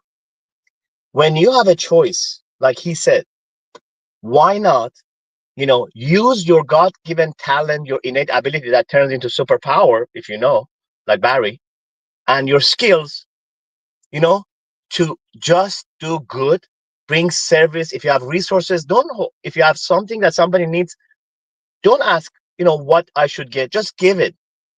And that's the magic. And Barry Shore, this is the 3rd year. It's a celebration of every person that is part of the diverse community of Los Angeles Tribune. And he does it well, because at the end of the day, we were born under one nation, which is God's nation. And, I want to really give it to him. He is living his legacy by just being him and bringing so much joy, laughter to others. So that's with that, I wish all of you a wonderful year. And for the next year, focus on the relationships that you're getting. Slow down. And it's a sacred relationships, and build them, right? Number 2, gratitude, laughter, joy with it. And you also, if you know what your superpower is, don't hold back, because it was given to you by God. Use it as a gift, and it becomes a wonderful 2025 for you too. Instead of going to the year is going to come to you. Thank you. I'm Ashkan Tabibnia from Marathon Enterprise. Thank you for having us. Thank you, Barry. Thank you, Eva. Thank you, Mo, and the whole team. God bless you. Thanks, Ashkan. Was worth everything. It is so fabulous. The year is coming to you. See, there are 2 ways to live in this life. You can chase after stuff. And it's good to work hard and go out there, make a plan, and make sure stuff happens. And there's a way to attract things. You can find the way to integrate into your very being the law of attraction. Then everything shifts. Again, shift is an important word. It's one of the 4 books that I published last year. And the book is called Oh Shift. And we put the F just a little bit below the line. So you want to make sure that you understand and you keep that F in there. Oh Shift. And when you do that, the law of attraction works. Now, law stands for love awakens wisdom. When you have love and wisdom, then everything gets attracted to you.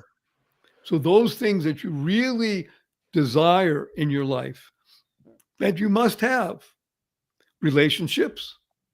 That's one of there's 3 things actually. It will only, here's a very nice something that everybody can do. If you have the ability to have a piece of paper in front of you and a pen or a pencil, then make a circle. I like big circles. You like a smaller one, that's up to you. Big circle, and make the peace sign. Now, some people call it the Mercedes-Benz sign, but I call it the peace sign. Now you have 3 different pieces. And in each one of those pieces, put the word relationships. That's what Asha's talked about. And the other put a dollar sign, finance. And the other put the H word, health. These are the 3 areas of your life that all make a difference. This is where you want to focus you. Relationships. And there are 3 major relationships in life. There's, of course, your family, your friends, meaning your friends, people you associate with, co-workers, things like that, and yourself. That's an important relationship. How you relate to yourself, friends, family. Number 2, finance. Hello. Money is an important aspect of life. It needs to be addressed, looked at, worked with, and not be afraid of. To be able to work with money in the most positive, purposeful, powerful, pleasant way is critical to success in life. And the 3rd is health. Health. Now, if you were listening earlier, I told the story of Barry Shore standing up in the morning, in the evening, in the hospital, completely paralyzed. Not from an automobile accident, not a spinal injury, rare disease, never heard of it. You never know. You never know when it comes to health. Things happen. What do you do about it? That's really the key, how you choose to respond. So I urge everybody, make sure that health is as important in your life as your relationships and your finances. Because when you do that, now you can live. And you can live in such a way that you become the conduit of goodness. You're a child of God. You become living in joy, happiness, peace, and love every moment. Okay, so we're doing this hour and we're talking about laughter and how important laughter is, because laughter is one of the most, critical elements in the ability for people to be healthy. There are a number of people that are texting me for whatever reason, Ava, they're not able to get on. I'm not sure why. And we'll just have to deal with it, and we'll carry the show forward. So we'll just keep going forward. One of the people that was going to be on is a dear friend. I'll talk about him now. His name is Edwin Edeberry, and he's known as the Chief Happiness Officer. So Edwin and I did a series of podcasts for almost a year about happiness and joy. And so in his honor, even though he's not here at the moment, in his honor, I'm going to talk about happiness right now for a little bit. And let's just define what happiness is. Happiness is a great acronym that stands for, everybody ready? Helping all pursue purpose in nobly expressed soulful song. Now, that's more than a mouthful. That's probably 2 mouthfuls, maybe even 3. Helping all pursue purpose in nobly expressed soulful song. And Edwin has dedicated his life for the past number of years to learning about and understanding what happiness is. And what he said, and he's written a book on the subject, that happiness is not just something that is perchance. Now, we all understand this because when you're working with the ambassador of joy and we talk about the 6 most important words, and they are the choice, not chance, determines your destiny. So chance is not really the driver of one's life. Happiness is a skill set, just it's something you practice. When you learn to practice happiness and you recognize that if you allow your emotions to dictate if you're happy or not, then you will fall in and out of happiness. Emotions are fickle. Now, fickle is a nice word if you add a T in front instead of an F, because you can talk about the word tickle. And tickle is great because it causes you to laugh. And I like to tickle myself sometimes because it helps me laugh. However, we know that emotions are fickle and they come and go, and people are subject to them oftentimes in waves. One of the things you want to be able to do is recognize that once you can choose to be happy, as Ashkan pointed out when he was on, once you choose happiness, then you can live with one of the cards that we have. Again, you can go to my website and get these cards for free. This card reads Happy by Choice. Happy by Choice is an especially wonderful card because on the back it says life is a 3D process. Now, these 3 Ds are decision, discipline, and determination. Isn't that wonderful? Life is a 3D process. Now, we know that because we live in a 3-dimensional world. Actually, one of the things that we want to do on the holiday special is elevate our world and hopefully have you learn that you can live in the 4th dimension as well as the 3rd dimension. And the 4th dimension transcends time and space. We'll talk about that maybe a little bit later. However, at the moment, you want to live in these 3 dimensions. So the first dimension is decision. Decision is critical to your happiness and to living in joy. What is a decision? The decision is, I will live a happy life. I live in joy daily. I am a happy person. I am a joyful person. Notice the am. It's not that I will be, maybe someday, possibly, hopefully. I am. When you can put it into current context, then you become that which you speak about. We call it VVE, Victor, Victor, Edward, VVE. It stands for verbalize, visualize, emotionalize. So let's come back. When you're living in the 3D world, the first D stands for decision. When you decide that your life will be a life filled with joy, then guess what happens? Immediately, or almost immediately, you're going to be confronted by a situation that's going to challenge you because you did it. You opened it up. You said, I live in joy. I am a happy being. Okay. The universe says, I'm here to serve. And the way that I can serve you best is by challenging you. So a challenge comes along, depending on how fine and strong you feel about living in joy or happiness, it will determine how big the challenge is. And when the challenge is small enough, hey, you overcome it. That's great. Guess what happens? You made a decision. And every decision is a layer upon a layer upon a layer of joy, happiness, peace. And look at what just happened. I mentioned happiness and joy, and what appears on the screen is if a genie comes out of the bottle. And it's the man himself. It's wonderful, amazing, bountiful, beautiful, beloved Mo Rock.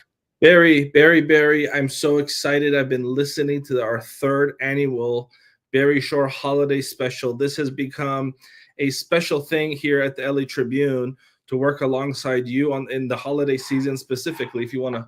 And what's amazing is you are the definition of joy. And the holiday season is all about joy, but it's all about bringing people together, making the world a better place, making this tiny little rock. We have this small little rock that we're all living on. 3rd planet from the sun. The 3rd planet from the sun. And by a mathematical miracle, we have this beautiful thing called a climate. We have oxygen. We have an ozone layer. It's a mathematical miracle. You move the earth a little bit, to the right, you move the sun a little bit to the left, and none of this would exist, right? And so we have this miracle called life.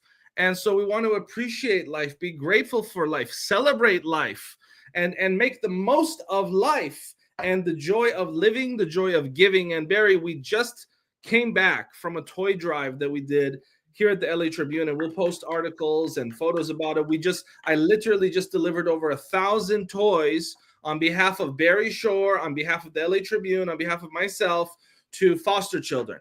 And it was such an incredible gift. And here's the supreme irony of life, Barry. When you give, it's a gift to yourself. It's Right. not just a gift to the person you give presents to. It's a gift to yourself, but you need to actually do it to figure that out, right? And here's the supreme irony. You don't figure that out until after you give. And after you give selflessly. You can think conceptually about it, but when you just give for the sake of giving with no ulterior motive, afterwards you realize what a gift it was to yourself. This world, this life has so many interesting laws and universal codes. The man upstairs who built this thing, he was a smart guy. I got to tell you, Barry, because there's a lot of rules here, right? Principles, laws that we abide by. And everything from the law of gravity to different laws, different spiritual laws. And so I'm just excited, Barry. This is officially our third annual Barry Shore Holiday Special. We're going to continue to do these each and every single year. And this year in particular is extra special because of the affiliation with leaders from the Salvation Army. And because we're working with leaders from the Salvation Army on the national level, it just makes it even more exciting for us and even more of a gift. And so I wanted to take a second to thank you, Barry. You are, one thing about you, Barry, you are so beyond the ego phase of your life. You're so past that complimenting you personally is not going to do much for you because you're so beyond that stage in your life. But still, despite that, you are truly a remarkable human being. And it's an honor to know you. And I'm humbled by our friendship and our affiliation. And you're an advisor to me. And by default, an advisor to the work here at the Tribune. And we have so many verticals now. And we have verticals in the motion picture industry, in the film industry. We have verticals in events, in person, online. Our publications have spread to multiple different countries around the world. This past year, we announced the Vietnam Journal, which is for our Vietnamese community in Los Angeles and the world. And we're just expanding, and we're bringing the world together and embracing our differences and embracing our similarities simultaneously, right? Because it's not just about bringing the world together under one flag and having a world order that is all in unison. No, we embrace the nations, but we love each other, right? You know what I mean? Yes. We're not afraid of the word called discrimination. We're very discriminating people. We love people that are filled with joy, happiness, peace, and love. We don't care for people who want to harbor and promote hatred. We love people who want to be in their own skin, in their own ways, and reaching out and sharing the genius of life. Life, which stands for living inspirationally for eternity. One of the things that Mo is doing with the Los Angeles Tribune is that, as he said, it's a media company. Today, more than ever, the world is a media process. Everything about it is multimedia. At one time, it was based on a physical thing called a paper, and now it's in the ether. Yes, and we do have a paper, and we have the ether. So the beauty of what the Tribune is doing is that it's using its platforms to transform and bring about what we call create. Create stands for causing rethinking, enabling all to excel. That's what he does, causing all to excel. When everybody is striving forward to be the best you. As I said in the very beginning for the first hour, now the second hour, this show is not about Mo, it's not about Barry or Dame or Sandra or anybody. It's about you. YOU. When you're the best you make the world a better place. We can't live without you. You're most important. We love you. So as we say, celebrate, celebrate, dance to the music. That was part of laughter. Okay. Thank you, Mo, for coming in. So we're doing it. And yes, the Salvation Army, we heard in the first hour from Major Barnes and her story and what she does and how important the Army is to the world.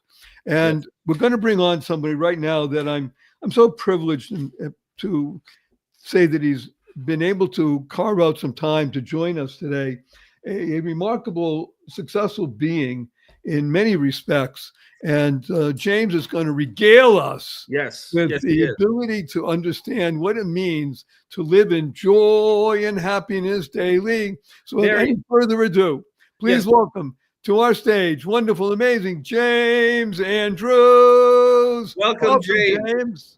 What's going on? What's going on? This is amazing. This is so. Thank you. So please, James, tell us, what does it mean to you to live in a spirit of joy and happiness every day, not just at the season, every day? Well, first of all, what a blessing to be in the same room with the Salvation Army, an organization that lives out in daily practice this idea of serving. I've had so many amazing experiences with the Salvation Army. Salute to you, Mo, and the Los Angeles Tribune for partnering with such an incredible organization. Thank you for that, James. Yes, they are. Yeah.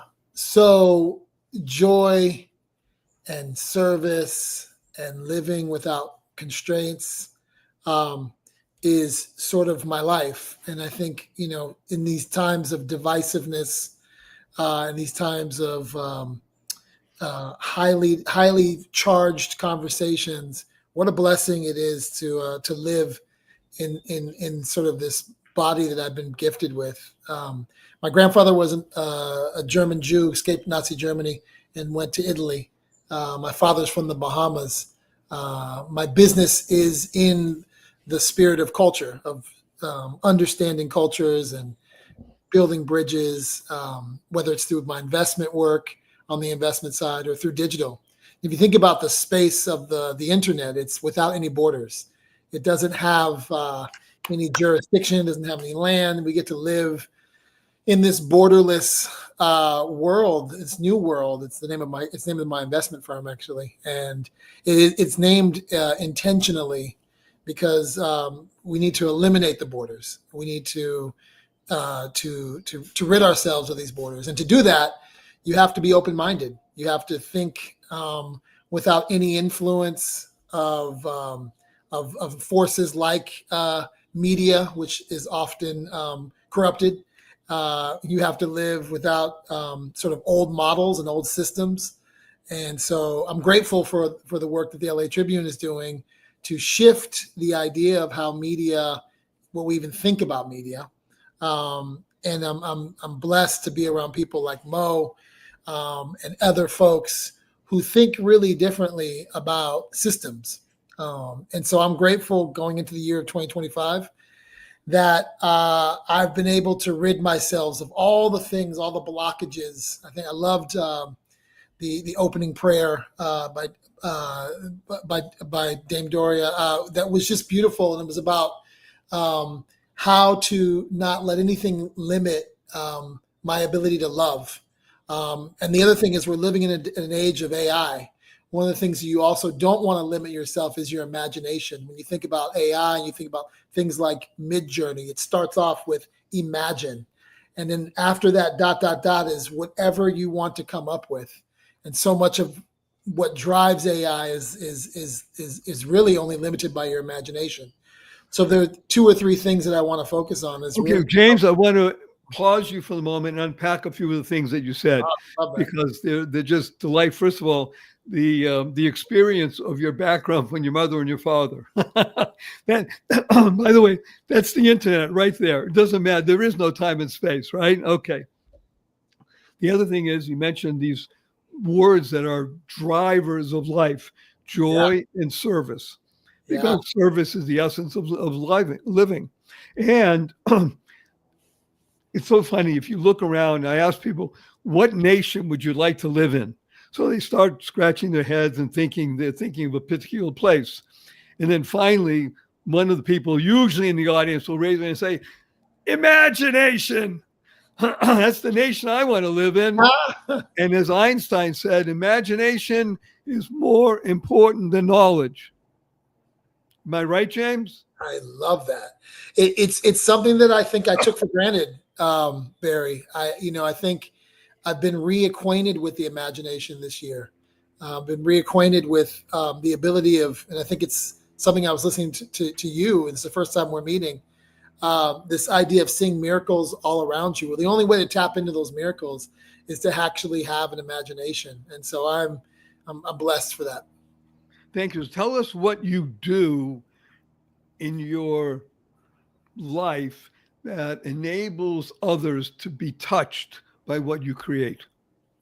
Well, I think my spiritual gift is community building. So I'm really known and gifted for putting parts that usually don't match together, whether that's physically or digitally.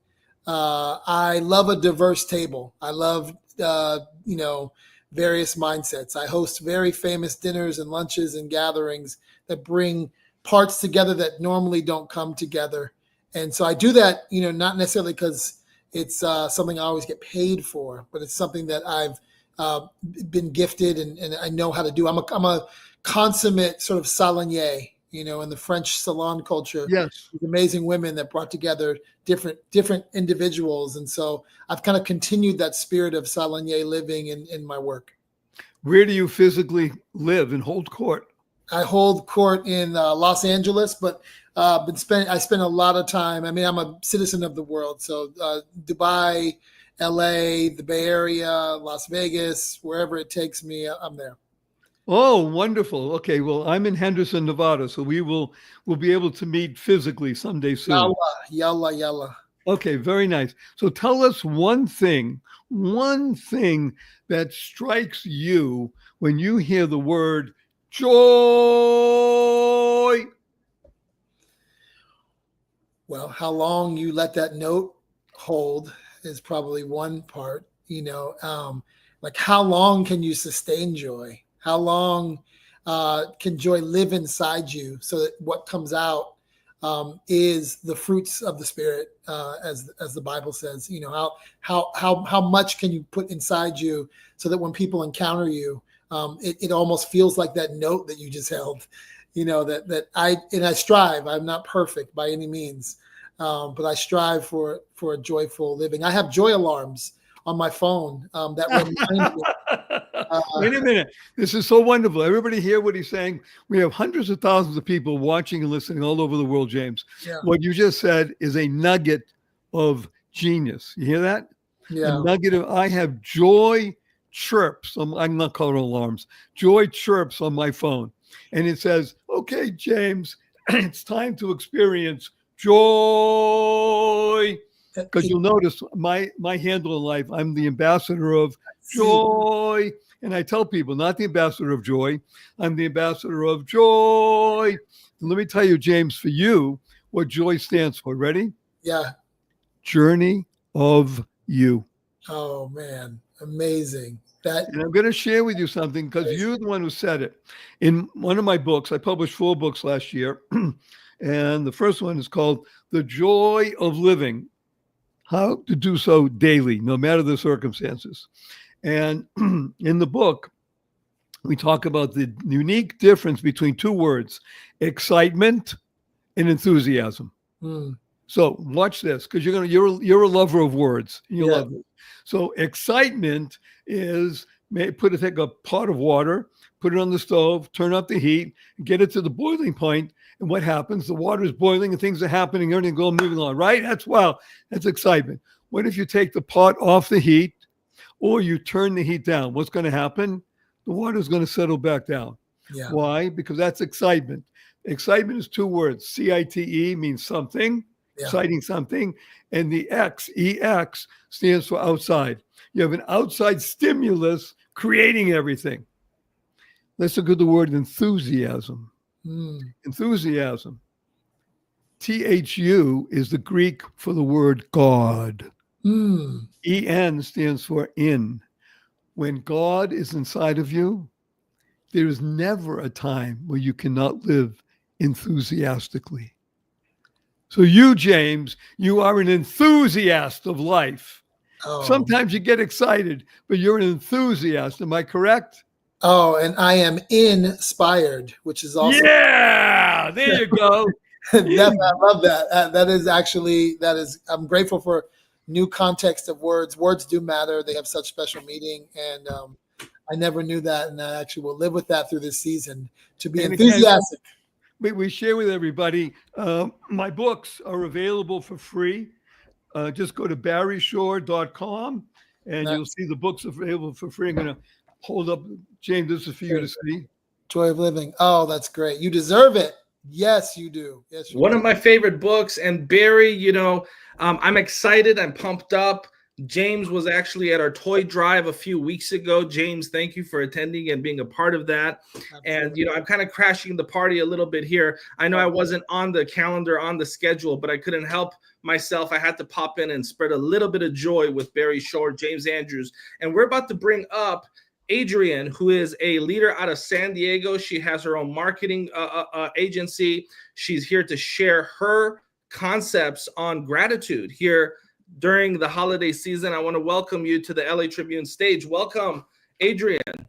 Adrienne, what a pleasure to have you here.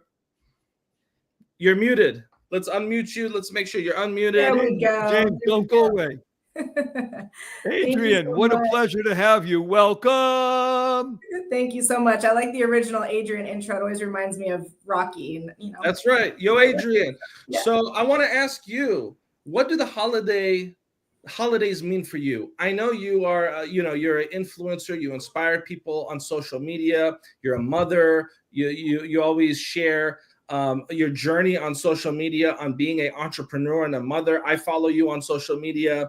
What is gratitude and the concept of joy and really what holiday season means for you? Please, floor is yours. Yeah, I love it. This is probably one of my favorite topics to talk about. I have a sticker on my mirror. Not that I necessarily need the reminder anymore, but as I was starting to practice more gratitude, it just says, express gratitude daily. It's a Post-it note. It's been on my mirror for the last year and a half. Because we get caught up in the hustle and bustle of life, especially running a business, that sometimes it is nice just to, work from home. I go to the bathroom real quick. Okay, be grateful for what I just learned in that first half of my workday. Expressing gratitude has probably been the thing that has changed my life the most. I get the most amount of return for just taking a moment to appreciate adversity, appreciate that I have food, shelter, transportation, all of the things that I need in life I have, and what's better than that, So as far as the holidays, especially having kids, that meaning has changed a lot for me. When I was growing up, it was a lot of, family time and also presents and all of that stuff. And as I've gotten older, I just realized that nothing is more valuable than time and the people that we spend our time with. And Mo, you even mentioned that the other day in our conversation. We just appreciate how time is spent and with who. So it's been just truly amazing to, shift the perspective for my kids. Like, I'm not a big gift person as far as physical gifts. I give my gift of time and spending time and making sure our family can be together and build memories together. And so during this time, what I like to do with my kids is we're actually going to do this on Monday. So we go to the store, we buy a bunch of things to make sandwiches and cookies and water bottles. We make these little packs. We drive around and just hand them out to people who need food. And that look like in San Diego, there's a plethora of that. Okay, Adrienne, this is something that is so critical right now. First of all, let's bring Rex Sykes up to the stage. Can we do that, Mo? There Yeah, we but go. he's walking around. Rex. Okay, we'll see. Oh, We'll Rex, get it. come have a look at that. Okay. Look at the special I effects wanna we have here. For those that think we don't have a big budget for our holiday special, you saw the special effects right there. So Okay. So welcome to Wonderful Rex. Adrian, I want to focus on you for a couple of moments because you said some things I want to unpack. We have, thank God, a worldwide audience. And there are hundreds of thousands of people watching and listening right now. And I want to mention that you said two things that really touched me deeply. One is the ability to appreciate adversity. So in the beginning of the first hour of the show, we're now in the second, actually we're about to enter the third hour of the show. We talked about the ability to move one's mind and heart and soul from the idea of 2 to 4. What does that mean? Doesn't mean numbers. It means thinking that everything is done, God is doing this to me, as opposed to for me. Everything that happens in your life is done for you, for your benefit. And when you have not just that mindset, but that heart set, and your spirit is anchored in that forness, now you can live in forgiveness. And what you just talked about is the ability to give. Giving is the key to life. And I want to mention, you talked about time. The ability to give time for your children and such. Time is an amazing acronym. You're going to love this. Yeah. Time stands for thinking it's miraculous every day. When you think it's miraculous every day, guess what happens? You share that with you. Bring your kids in. If they're there, come on in. They're always here. Yay! Say hi. Say hi, word. Hello. Can we give you a hug? Can we give you a hug? Can we give you a hug? You ready? 1, 2, 3.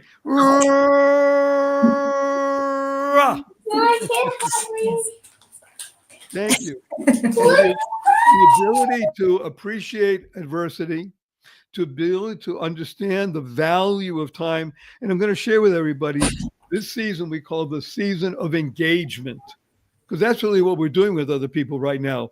Today is the first day of winter, and it means that there's more light today than there was yesterday. Just a minute more. Yesterday was the solstice, darkest, shortest day of the year. Imperceptibly more light. That's fine, because the people who are perceptive, us, everybody here, I mean, hundreds of thousands of people around the world, every minute makes a difference. So that's what we're doing right now. We're making every minute of light enter into us, right? Yeah. So we're engaging with people and ourselves in light. So here's a great acronym for engage. You ready? Here we go. Engage stands for encouragement, nurtures gratitude, awakens generosity enthusiastically. Love it. When you engage people that way, with encouragement, with gratitude, with generosity, it works. It touches people. Absolutely. Because you are the channel of goodness in this world. Adrian, you're a cog. Did you know that? A cog stands for channel of goodness. Oh, thank you. A child of God. Wow. Wow. I love it. So that's what we're doing. Now, I want to shift just a little bit, and shift, everybody remembers, shift is spelled S-H-I-F-T. You got to keep that F in place or the other stuff happens, right? We're going to do a little shift right now and ask Rex Sykes, who is one of the more interesting, dynamic, loving people in my life, to talk about Rex and joy and what he feels at this time of the year. Rex, you're up, kid. Wow. Well, this is the time of year that is bittersweet for many, and it could just be sweet for many. There you go. Yep. Get life on your terms. Exactly. Hey, back behind me. Thank you, Mo.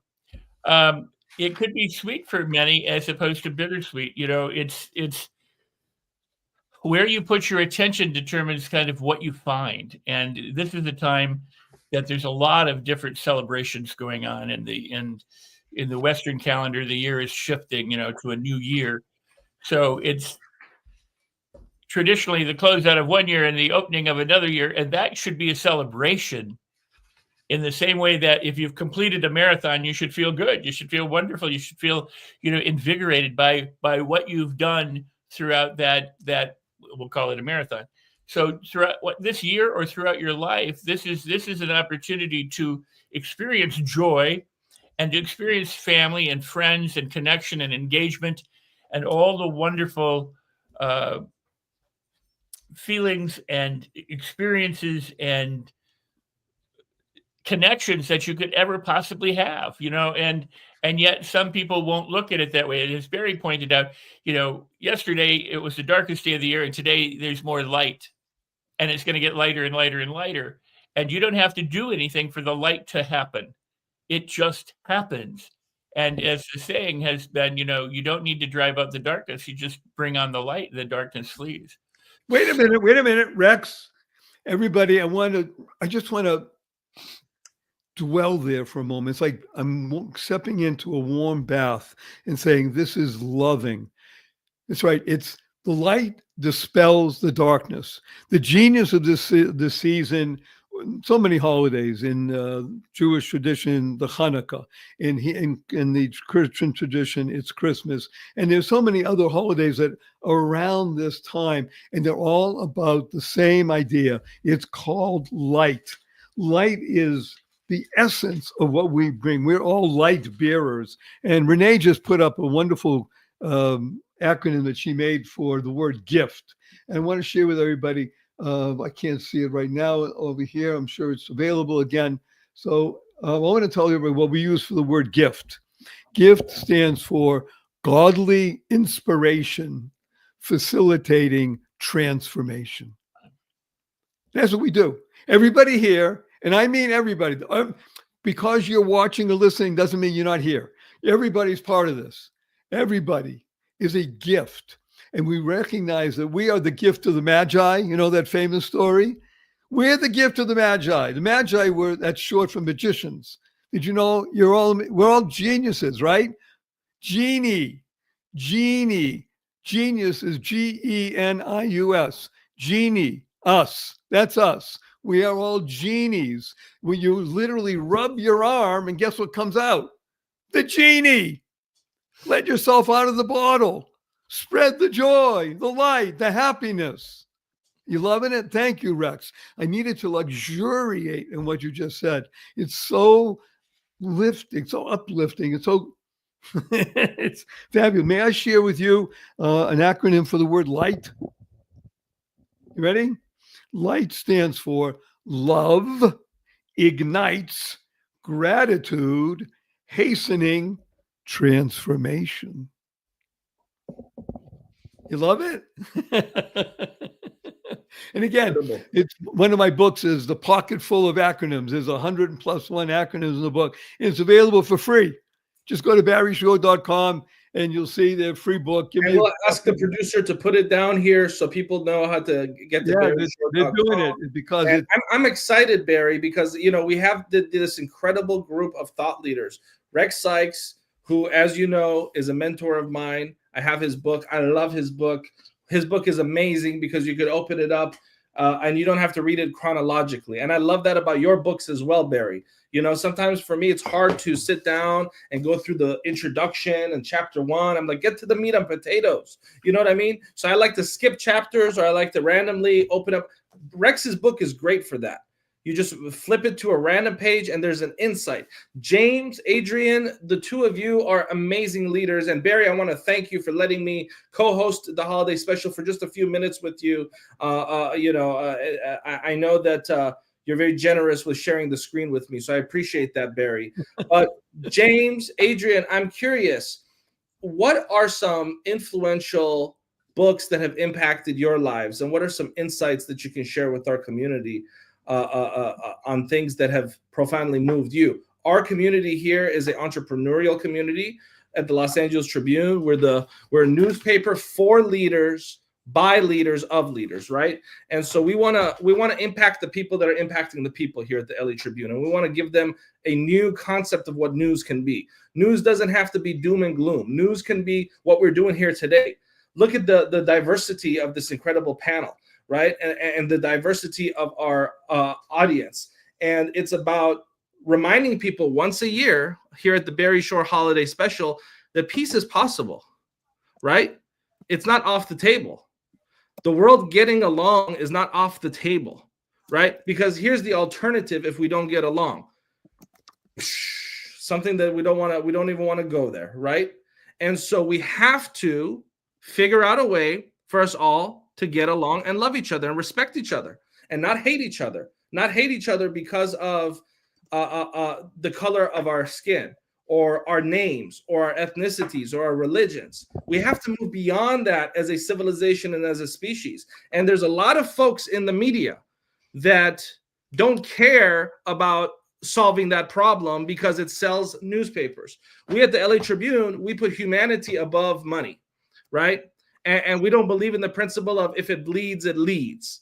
Okay. And so with that being said, again, I want to thank Barry for letting me have some time here. I want to thank Rex for always looking so joyful and being Rex is just a good human being. And he's just, I love Rex. Yes, he is. He's a good human being. But He's a king. Rex is a king. James, do you have a book that has influenced you and a lesson you can share? And then Adrian, please. Oh, I think ladies first. Thanks, James. You made me look bad, James. You made me look bad right there. Thank you for that. Too funny. I love it because I'm actually in the middle of writing a book myself. And in this book, it references probably about 12 different books that have just changed my life. And I would say one common theme about them is they're all about expressing gratitude first. And so the first book that comes to mind is The Game of Life and How to Play It. And I mean, it's just a no-brainer as far as learning how to, train your mind to think about life and to win at life and to trust yourself and to have faith in God and to make space for the good things that are going to come in your life and just have faith that they're going to come when you create the room to do so. But that book really pounded in a lot of the gratitude part of life and just making sure that you practice that every day and help people around you get to that same mindset. Because if you're doing it yourself, you have to share that to get other people there and really move the needle on how to live a fulfilling and healthy life. So I'm going to go with that book. James, I'll pass you the ball. Yeah. I appreciate that. So, wow, I have lots of books and lots of thoughts. I don't really follow rules, so I'm going to actually offer a documentary done on a man who happened to be a mentor of mine named Mr. Clarence Avant. And I'm sorry, say again. What's the name? The documentary is called The Black Godfather. The man himself, his name is Clarence Avant, and he was my mentor, and he passed away about 6 or 8 months ago. But Clarence was one of a kind, and what I really appreciate about the film, Clarence's home was probably in the 60s and 70s, the place where entertainers, his best friend was Quincy Jones, God rest his soul as well. It was a place where politicians, where Black entertainers, where Jewish executives all gathered in Beverly Hills. And his life, whose life I'm pattern matching right now in business, was a life filled with bringing together bridges and connecting dots, again, that usually don't match. His family was one of the first families to live in Beverly Hills as an African-American. He represented white artists in a time when it was really difficult to represent white artists. So the film is called The Black Godfather. It's on Netflix, available. And if you want to see how a life well lived and a life diverse, and again, one whose life that I pattern match, go check out The Black Godfather on Netflix. That is so wonderful, James. Thank you. I appreciate that. You're welcome. Rex, is there a book that you really find benefit in other than your own? Yeah, absolutely. I'll list three. The first would be Only One Sky, originally titled by Bhagwan Sri Rajneesh, otherwise known as Osho. It's a wonderful, wonderful book. And any of the Eastern or Western philosophy books are fine. Of course, the Laws of Success and Think and Grow Rich by Napoleon Hill. But one that oftentimes gets mentioned or passed over that I think is just one of the best books in the modern age was Psycho-Cybernetics, the original version by Maxwell Maltz. And so few people, I mean, go back and read the original one. Don't read not that the annotated or the commentary ones aren't valuable, but just go back and look at his original work and then some of his other books that he was writing around those times, because that was really groundbreaking for our modern age. Thank you so much. It's such a pleasure. I just want to share a book as well, Barry, if you don't mind, and that's Be Here Now by Ram Dass. This is a book that I believe everyone should read. Okay. I love this book. Okay, so this is probably one of the main reasons, unbeknownst to Mo, why he and I are simpatico. This is foundational, because first of all, if nothing else, the title, it is so, okay. Can I tell a quick story about Ram Dass? Okay, everybody knows, you can see if you're on the show, I'm even older than Rex. I'm the oldest person, I think, chronologically. I'm 76. Right? Rex, don't tell us your age, but I think I'm older than you, right? Okay. I'm 60 years younger than you are. Thank you. Okay. The point is that I've had, thank God, a very interesting, checkered, full life. And I grew up in a place called Brookline, Massachusetts, which is adjacent to Boston, Massachusetts. I grew up in something called the shadow of Fenway Park. So that's an inside baseball reference for those who like baseball. The important thing is that in Brookline, Massachusetts, which is a very fascinating place to have been from, I'm glad I did grow up there. I had an idyllic childhood and such, and surrounded by universities and all kinds of interesting people. And of course, you had Harvard, MIT, and BU, Boston College, and on and on. At that time, though, in the early 60s, there was these interesting beings called Timothy Leary and his sidekick, Richard Alpert. And Richard Alpert, James, you're going to love this. He's just a nice Jewish guy from a place called Newton, Massachusetts. Just a basic Jewish overachiever. He went to Harvard and all that sort of stuff. And they were the people who started using LSD. Okay, and it was just so cool in the beginning. And they used to hold court once in a while. Richard Alpert, before he became Ram Dass, Baba Ram Dass, et cetera, he would go and hold court in the basement of the Arlington Street Church.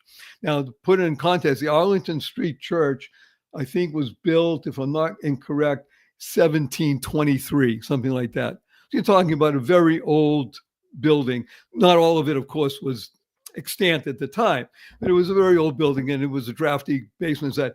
I was there when I met Richard Alpert, and here I am, down here, thank God I had hair, was down here, and sitting there, and he's talking about stuff, just stuff, wild, wonderful, out there, beyond anything that I had been taught about since I was just 18, right? And it was an expression, I knew that I was in the presence of something interesting and different. And then to follow his journey, remember, for people who don't know, joy, I'm the ambassador of joy. You hear that, Adrian? Not joy, joy. Joy stands for journey of you. To watch his journey and to go from Baba Ram Dass to Ram Dass, and then Das, it was so fascinating because I smelled it, I touched it, it was there. And to see how a being can grow and to recognize that he would say this to me, Barry, you're the same as I am. And I think part of what we're sharing with everybody here is, hey, we're people. We love life. We love people. We love the ability to share. Share stands for spreading happiness and rejuvenating energy. Isn't that what you do, Adrian? Isn't that what you're about, James? That's your life, Rex, right? Spreading happiness and rejuvenating energy. When we can do that, especially at this time of the year, for every person we engage with, we meet and talk about the light and the love.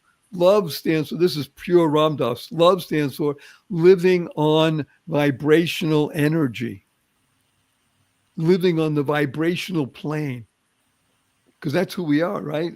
We're vibrational. And when you do this, it's a completely different kind of process than people who are in their life are used to. That's why you're here as sparks. Everybody here is a spark. You're here to start forest fires. You hear that? You know, and I see that thing. You too can prevent forest fires. I say, you're right. In the forest, yes. However, not here. In life, you're here to start forest fires. You hear that, Adrian? Absolutely. Right, is that correct, James? I received that absolutely. Yeah. Can go ahead. Yeah, I was just going to add on to that real quick. I think, the point of all of this too is that when you practice it so much, you just get into the cycle of flow of greatness, and it becomes really addictive and contagious in the best way. And that's what we want to happen, right? So I see that with Adrian, you're an addict. I am, I totally Yeah, am.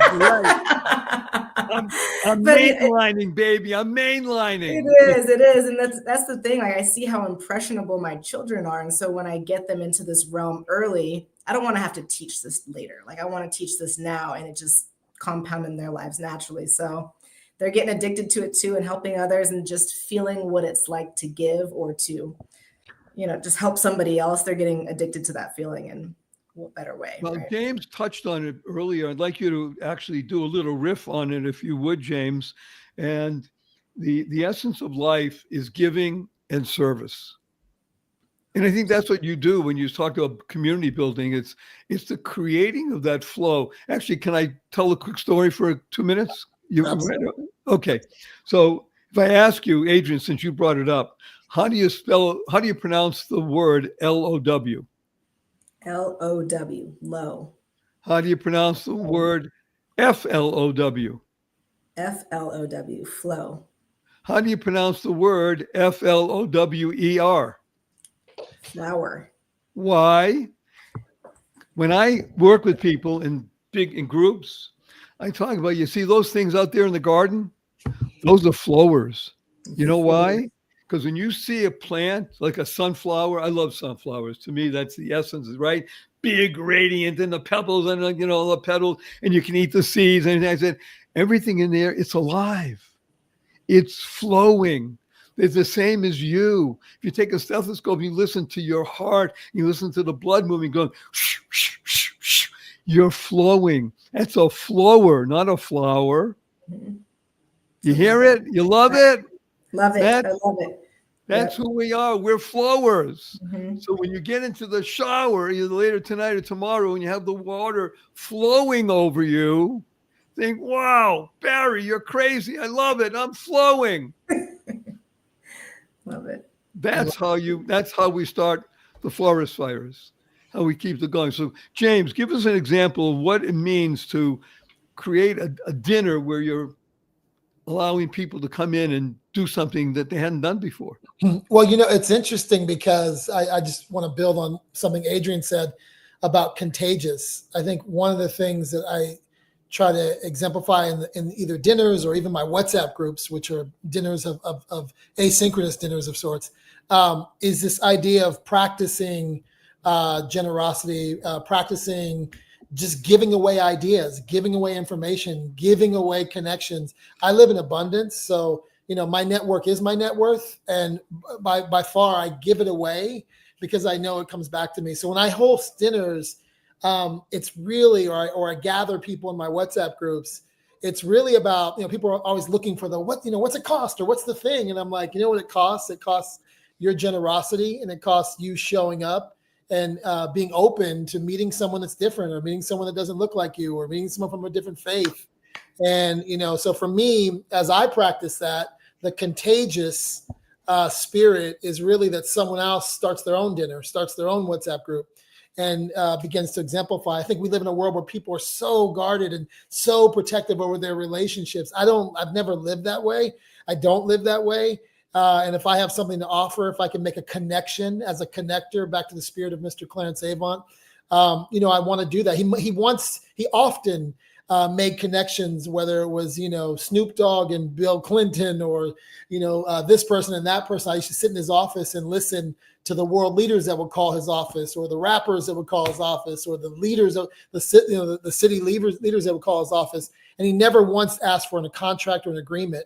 So I love that I run in a world where that doesn't operate on contracts and agreement. Your word is bond. Your word is everything. And so I try to practice that in the work that I do, and also the gatherings, dinners, experiences that I offer. Wow. I would urge everybody to understand that James left out one word. He said he tries to practice. He does practice. He does. Fair point. Fair point. You're not trying anymore. You're doing it. Fair And point. and that is the genius. That is what we're doing here with this holiday special. We're urging everybody, open up. Open up. All that can happen is good. Yeah. Nothing untoward will happen to you when you open up. Am I right, James? Absolutely. Open up, open up, open up. Give it away, give it away, give it away. Yeah. Am I right, And Andrew? absolutely. I mean, James, you're speaking from someone who tried living the other way. You said you haven't lived that way before. I've lived that way before, with that mentality of hoard information, or like, this is mine, or whatever it is. And now I came across a line, and I think it is from an OSHA line too, that, love is about appreciation, not ownership. And so when you just learn to appreciate those things and share them more, and see that everyone else can enjoy it, and that doesn't take away from you in any way, adds to you, in fact, then you just begin to transfer into that abundance mentality. And now I've fully converted. I'm fully on the abundance side. I'm giving everything away, and I just want to help people however I can. And that's the most fulfilling way to choose to live your life, I think. Thank you. I'm going to hold up a card. And I want you to talk. Can you read this card, Adrian? Yeah. Did I tell you today how much I appreciate you? So valuable. So this is a card. Again, these are all available for free. Just go to barryshore.com and click on the Share a Smile. Interesting, because Rex, you know about this, but James, you may not know, or Adrian, the Keep Smiling movement. Are you aware of the Keep Smiling movement? I'm probably part of it on accident. Well, okay. So here's a card. What does that read? Keep smiling. Okay, so I'm happy to say we've given for free, more than 6 million of these cards around the world in 27 languages. Wow. And again, available for free. Just go to barryshore.com and order them. Take or the physical ones. You can send them by email. And what you just said about appreciate, telling people that you appreciate them, you just unlocked the key to every treasure in the world. Totally. Did I tell you today how much I appreciate you? That's what I have to do. You can either text it, you can call somebody. Imagine that. You talk to them, you do it on the Zoom. Just use those words. Did I tell you today how much I appreciate you? Yeah, well, I know, but thank you. This is really the genius of life. Before you speak on something wonderful, Rex, I want to talk to people about the word peace, because as we all know, peace is a very important theme around this holiday time. It has been for thousands of years. And for thousands of years, it's been violated. However, I will make a prediction. This year will be different. There will be more peace in the world in the coming 12 months than there has been in the past 10 years. And you know why? Not because Donald Trump's in office and he's going to do this. There's more of us. We are the forest fire lighters. You're the starter. You're the ones who make things happen. Let me tell you what peace stands for. You ready? Purposely effecting all, creating exuberance. How you like that, kids? Purposely effecting all, creating exuberance. It's what you were saying, James. Yes. It's what you were talking about, Adrian. It's what you live, Rex and Mo. This is what the Tribune is all about. When Mo and I have had the pleasure of speaking every once in a while over the past number of months, and I won't say specifically what it was, but he mentioned to me something that happened after October 7th of 2023. And he came out and made a particular stance. And he found that, to his amazement, that certain people defriended him. He was amazed. Right. You had it also happen, right? We are arbiters of peace, love, joy, happiness. That's all we care about. That's what we care about. We're going to live, and there'll be challenges. Now, the good news is, guess what happens? There's going to be challenge to that. Great, because light is more powerful than darkness. You know, we all know. Yeah, and Barry, you know, the whole thing is particularly with my advocacy and being the evangelist and the evangelist of a nonpartisan newspaper company is it's about loving and protecting everyone. It's never about demonizing or stepping on anyone. It's just about a universal truism that every human being on planet Earth deserves dignity, every single soul. And so today, for example, part of the reason I wasn't able to join you in the earlier part of the program was because I literally just came back from a organization that supports foster children, where we had a gifting presentation, as I mentioned. And I also had a chance to do some interviews there with some local press, where I spoke about the Dignity Act and the Dignity Act movement, which we've just recently launched this past week. We have a petition out. I encourage folks to go sign it. You can DM me on Instagram or Facebook, or DM one of our team members. We'll give you a link to go sign it. And it's about dignity for foster children, but it's not just about dignity for foster children, because the lesson there is a reminder for dignity for all human beings. Specifically for foster children, Barry, they're given a trash bag. This is modus operandi. When they go from one home to another, they're given a trash bag and 10 minutes to pack up their belongings. And so my personal goal for 2025 is to lobby Congress to make it illegal to give a foster child a trash bag, where we have to make sure that children are given a backpack, something with dignity. And so there's some states that have already moved toward that direction, but I'm going to be working all year next year, and it's my number one goal of the year to make it on a federal level, not just on certain states, because the psychological ramifications that has on trash, the child, right?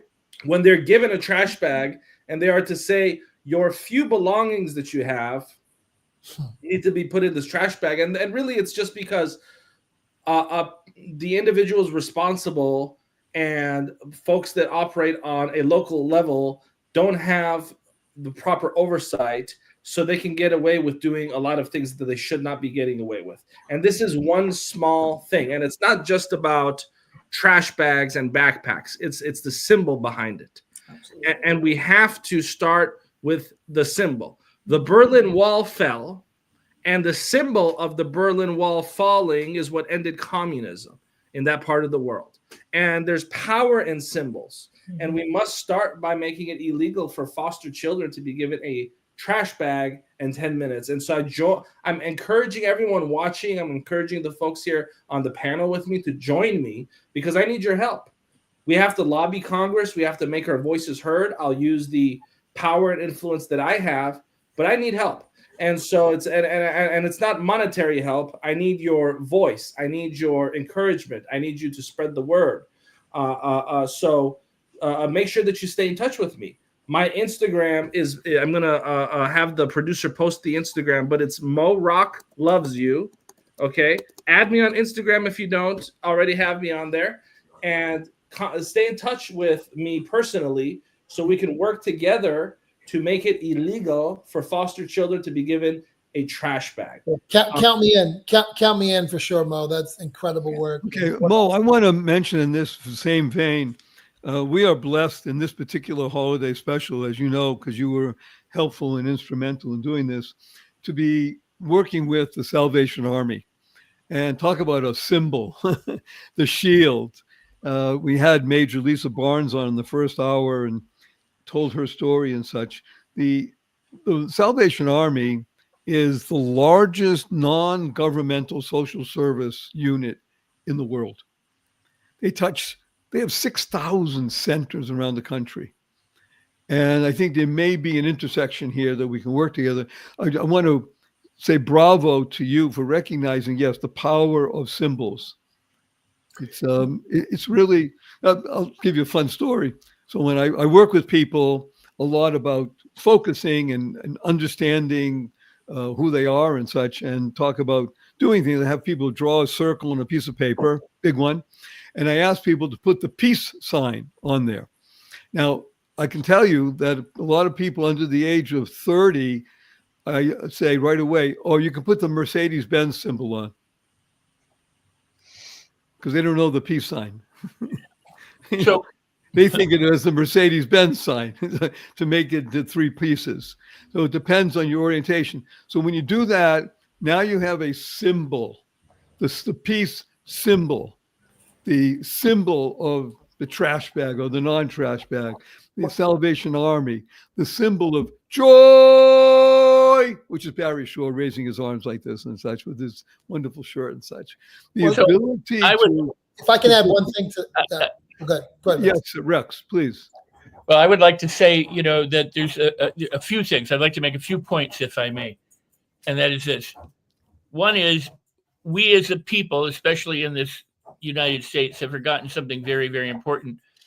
The Hippocratic Oath, which people think only applies to medicine, is to first do no harm, and to second, seek to heal. In other words, to seek to benefit and to do good. And what's happened in this country, when we went from being an agrarian culture to a manufacturing industrial culture, we then made chasing the dollar and having 2 television sets and cars, the almighty God and the definition of status and power and prestige and happiness, when in fact there are people with absolutely nothing around the world who are deliriously happy, and people who have lots and lots and lots of things who are deliriously unhappy. So what we need to do is first seek to uplift, to bless, to edify, and to help people, which is what Mo is talking about, what you're talking about, what James and Adriana is talking about, and of course Alicia and the guests here. Our purpose is to unite, to unify, and to uplift, not to pull down, divide, or to terrorize. Now, I want to just take an extra moment and go back a little bit to Ram Dass and Tim Leary, because in the 70s, when Tim Leary was in the Laurel Canyon area, I mean, the hills were alive with the noise made by Leary and those in the hills. But Dick Alpert, or Richard Alpert, the cool thing about him was, his pursuit was to be here now, to be present, his own guru, and he, had a dedication to consciousness, awareness, and to love. And I don't remember the year. I wish I could, and it'll come to me sometime. But he was doing a talk in Los Angeles, and he came in dressed as Richard Alpert, not as Ram Dass. The robes were gone, the beads were gone. He had the beret. He was shirt and pants, slacks. And about a third of the audience got up and walked out at that point because they didn't want to hear from Richard Alpert. They wanted to hear from Ram Dass. Right. And when he opened his mouth, he said this. He said, what's interesting is I was in the lobby waiting to come in to speak, and there were people in line, to see Ram Dass. And I was in that line too, and people would push me out of the way to get to see Ram Dass. Woo! Rex. And he said they didn't realize that they were pushing Ram Dass out of the way to see. But he said, the reason I'm dressed as Richard Alpert is, he said, because I realized that I was developing an ego as Ram Dass, and that I was now living this persona of what it was like to be, a spiritual leader, as opposed to actually being a spiritual leader. So I said, I need to go back to myself, to clear out, to clean out.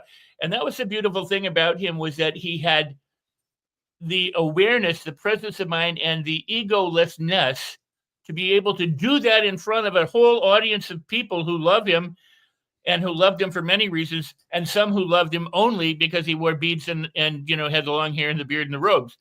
So, the beauty of it is to get real, to become authentic, to release all the other stuff. James is in the business he's in, and we make movies and entertainment.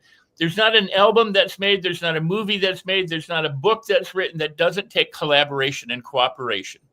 True, there can be fighting, there can be competition, there can be all sorts of stuff, but the things that get it done are when people technically agree at some level to work together to bring something to the public. And together, we here can work together to bring what Mo is hoping to do for children, for foster children, to be realized, not just a wish, but something that's realized, where these kids have dignity, they're treated with integrity and respect, and not treated as, well, you're just a disposable kid with a disposable bag, who's got 10 minutes to get out of here. So again, I say, if we would embrace this idea of first do no harm, and if our political people would understand that, and our religious people would understand that, and our moms and dads and our brothers and sisters and our husbands and wives and our significant others would understand, let's first do no harm. Yeah. And then let's heal and uplift. Thank you for that. And Rex, even if they don't understand that, or they don't care, it's not going to stop us from making the difference that we need to do. Of course. Because by the way, a couple of small side notes, housekeeping notes. The link to sign this petition is here in the comments. So please, everybody, go find it. You could also Google it and look for it. It's a brand new petition. Doesn't have very many signatures, so I need the people watching to sign and share. And what you were discussing in terms of Ram Dass, Rex, is this phenomena called spiritual materialism. I'm sure you're familiar with Chogyam Trungpa, right? He wrote about this concept, and we see it actually quite often in the self-help world, which I do a lot of business in, and the New Age world. Spiritual materialism, where people have found and developed a new kind of materialism in the way of articulating their enlightenment. And it's almost like, a black belt thing. Like, oh, I have a black belt in karate, you have a blue belt in karate, so I'm superior to you because I have more enlightenment than you do. And this is the supreme irony. I know when somebody has not ever actually achieved enlightenment when they brag to me about how enlightened they are. And you'd be actually surprised how often this happens. So it's a trap. And I encourage the folks that are watching this, that are interested in these kinds of modalities, to study the concept of spiritual materialism. There are videos about it. There's a book about it. Because if you don't study this concept, you could find yourself getting trapped in it. And with that being said, I want to bring up to the stage NCAA champion Parisa Rose. She's a yay, Parisa! Parisa is a well-known public figure. She was the former icon of the Clubhouse app, downloaded by tens of millions. She's been featured all over the world as an activist for women's rights and human rights. And she set records as a NCAA championship swimmer that have still been held up after about 10, 15 years. And she's also the founder and co-founder of multiple different companies, including a company that we can't publicly discuss due to an NDA that I signed. But what I will say is that she's a very powerful force in the technology realm as well. And I think James would co-sign that statement. But Parisa, you've been watching, you've been listening to this conversation with Adrian, James, Barry, Rex, and myself. And I'd love to just give you the floor for you to share where you're at. And I'm going to leave here in about 10 minutes, 5 minutes, and Barry will close us out. Thank you, Barry, for letting me. I said 5 minutes, Barry. Are you in a rush for me to go? You're already waving goodbye. I want to make sure that Parisa gets. I want to make sure Parisa gets front and center. Thank you. But Parisa, please, the floor is yours. You guys are hilarious. Thank you, Mo, for that wonderful introduction. And it is so good to see all of you here on screen with me right now. And hello to everyone that is listening, watching right now, or that will be watching a replay. So where am I right now with this conversation? Yes, I've been listening for the last several hours, actually. And I love that everyone here on this screen, I feel like, has really shared from a place of doing what they can with what is within reach. But doing what they can that's within reach has tremendous impact. And I think that's really something I've also learned along my journey of serving and advocating and really just paying attention to groups that are outside of my own individual, very, small group, is that to make an impact, it doesn't take anything outside of yourself to do that. It just takes you to actually believe that what you have to offer can create an impact. It can matter. It can make a difference. And if it's just a simple smile, it's not just a simple smile. A smile can really impact someone that's really struggling on any given day because you realize, oh, I matter. Someone acknowledged me. Wow. Sometimes people just need a smile, and that's nothing you have to source outside yourself. And so I love that, as Adrienne was talking about, during the Christmas season, really just allowing themselves, her and her kids, making sandwiches and cookies and going outside in their community and serving others. She's not doing anything outside of herself. It's something within her reach, but that reach is huge. It's huge. So I love, each person had such great shares with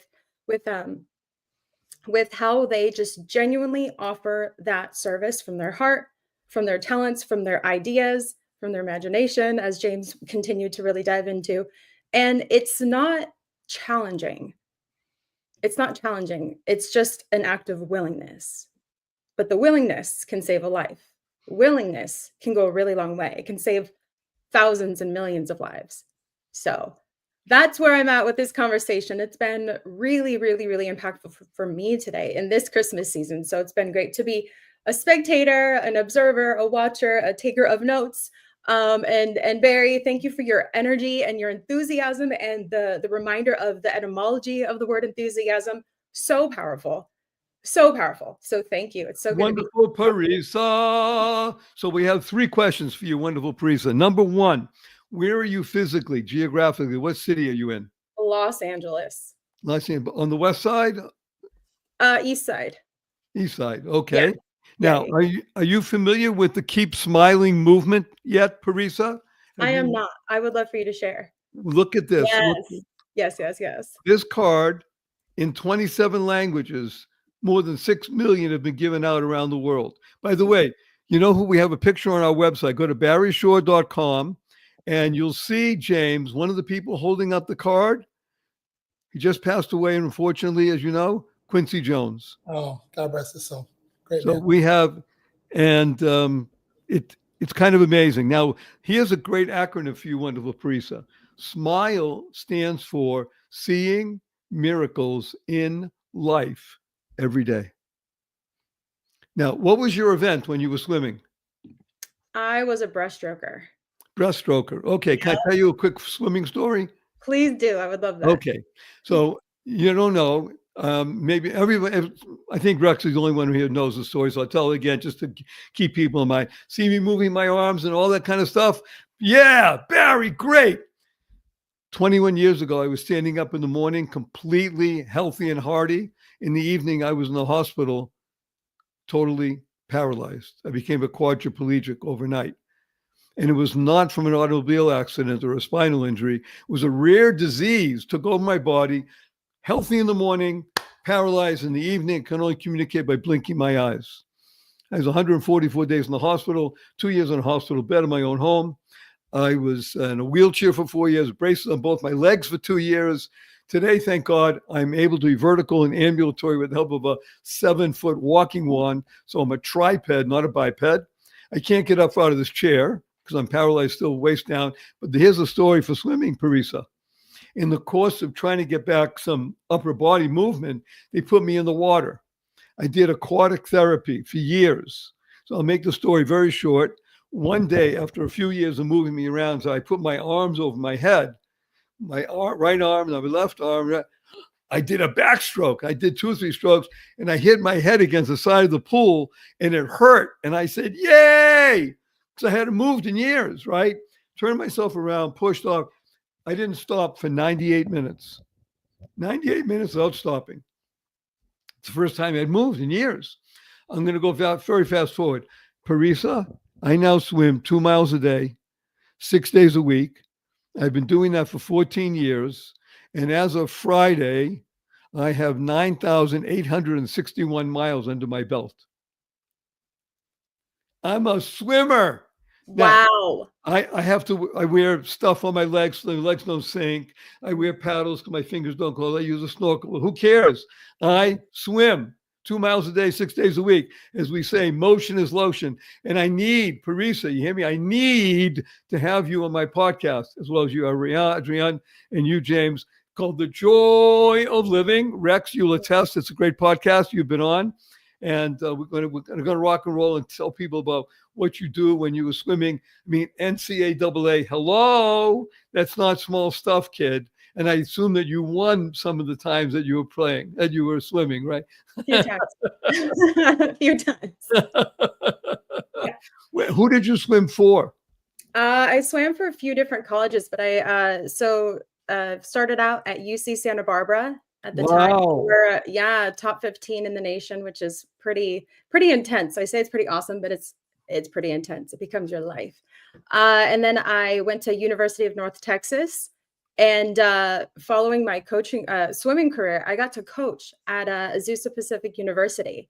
They're a D2, NC2A D2 school, and what a joy that was, truly. When I say what a joy, to really give back what I learned, what I gained, what I gleaned, and pour that out onto the athletes. So this is really fascinating, because coaching is one of those great channels of goodness where you can give back, where you can nurture and shape and mold and help somebody really break through whatever barriers they think they have. Mhm. Because when it really comes down to it, it's people think they're competing against other people, and they're not. Never. Right? You Never. wag your finger right away. It's the ability to understand the only one you're competing against is oneself. Yes. I'd like to share a bit on that. You know, there's one thing that swimming taught me, and it's the story that I continue to share because I feel like it is the most impactful lesson I've experienced my entire life.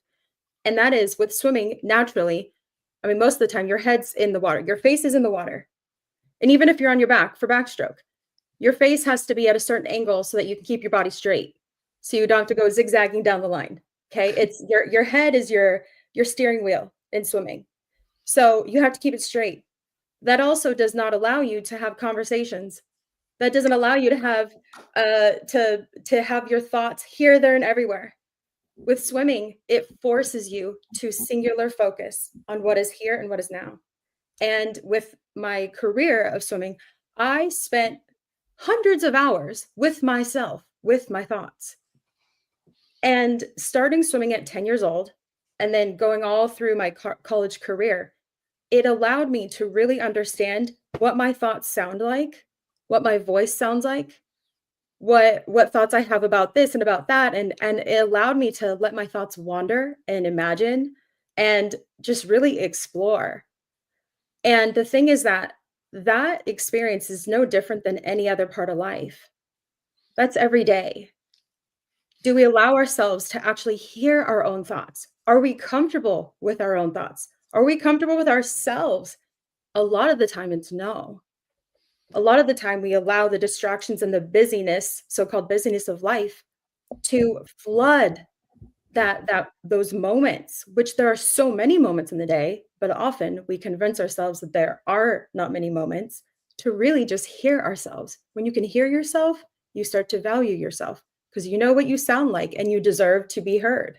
So it's not just a swimming thing, it's an actual life thing. And so I would encourage, if you haven't been swimming, anyone that's listening to this, if you haven't been swimming in a while, go swim a few laps and you'll see what that's like. And it'll help you really grasp this concept and really dive into like, oh, I'm good with me and I'm worth sharing. Can I have one thing to that though? I've heard so many of Parisa's stories of swimming. And one thing I think that would be interesting, Parisa, is just also the capacity of breath and the ability for breath work to unlock the power in your body. And so I think with swimming, and I'm sure you can attest to this, Barry, it's also in the breath work. And that's so much of what life is about. Oh, James, what a wonderful and important point that you make. As I said, I use a snorkel, and breathing, as we know, we are the people that love lighting fires for ourselves and others. And we know that breath is the essence of life. As Rex will tell you, that this is one of the things we loved about Ram Dass, right? Is that he was a breather and understood that breath is really what the essence of things like. So it's funny you say Parisa, because I was not a swimmer before I became paralyzed. Now I'm a swimmer, and I'm very happy for it. And I think we call ourselves blackliners. You're looking down at the pool, you're looking at that black line all the time. And there's a wonderful acronym for the word self-talk, because we all know, and this, again, this show is not about Parisa, fabulous being that she is, or Alicia, or Rex, or James, or Barry. It's not about any of us. It's about you. YOU, the person listening. Yes, you, Lorna, and you, Joy Grace, and you, Doria, and et cetera, everybody watching. It's all about you becoming the best you. So the genius of the process of breathing and self-talk, of listening to who you are. Self-talk is a great acronym. It stands for recognizing that you are a soul experiencing life fully. Ready? Here comes the key. Teaching always love and kindness. Wow. Because the words that you hear to yourself are the most important. If Parisa ever, and she doesn't do this anymore, she may have done it one time, but not anymore. Oh, come on, you messed up in that. We don't talk like that. Mhm. Teaching always love and kindness. Mhm. As Michael Phelps used to say, I've listened to him speak many different times. Yeah. It wasn't about the times that he won. It was the failures and how you addressed them. If you get angry at yourself, you're going to continue to not to do well. Mhm. The ability to let go. Okay, now go forward. The people who are the winners let go. The people who wallow in failure, guess what happens? They continue to fail, because fail is just another word for fall. So, Teresa, I love what you're saying about, so for me, when I'm swimming and breathing, as you mentioned, James, because it is that great capacity. I swim now 2 miles, takes me 100 minutes. So I swim 100 minutes without stopping. And it's just, it's wondrous.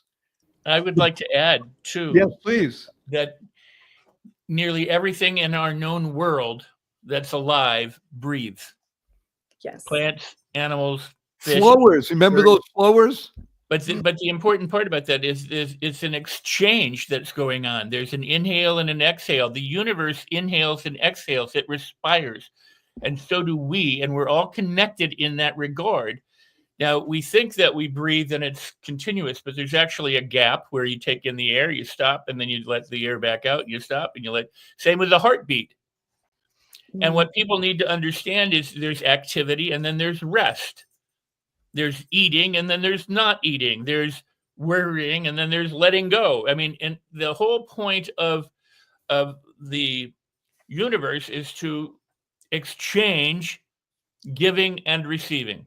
Wait a minute, Rex, isn't that what we're doing right now? We're breathing. We're breathing. We're breathing with the universe. There are hundreds and hundreds of thousands of people that are experiencing this right now. And Rex Sykes, I have to give you a nice little pinch on the cheek because you're so adorable. You're a cherub. And the beauty of what this is. So I'd like to share with people, there are 3 things that when people ask me, when I do my webinars and seminars and such, can you give me, all this is really great stuff. Can you give me 3 simple, practical things that we can do right away? Something that I can right now. So I'm not going to do all 3. I'm going to do 1. I'll just say what the 3 are. 1 is called blab. The other is skip. And the third one is ready for this one, Parisa and Alicia? Learn to love dog poop. Okay, we'll talk about that later. If you stay on, you'll hear. So blab is the key. This is what you just said, Rex. Blab stands for breathe like a baby. Why? So everybody, when I talk about breathing, and we all do when we do our webinars, and talk with other people, with ourselves, most people, where do they breathe? They breathe here, very shallow breathing. You breathe to be alive. That's it, right? If you do that, then you're not breathing. What we want and what we urge when we teach, especially in swimming, is we want to do deep diaphragmatic breathing. Now, there's only 2 problems with diaphragmatic breathing, James. Number 1 is people don't know where the diaphragm is. And number 2, they can't spell it. So I'd say, forget that, call it tummy breathing. Okay, fine.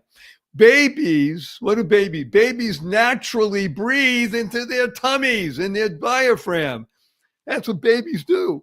So I teach people, learn to breathe like a baby, in through the nostrils, deep into the tummy, gently let it out.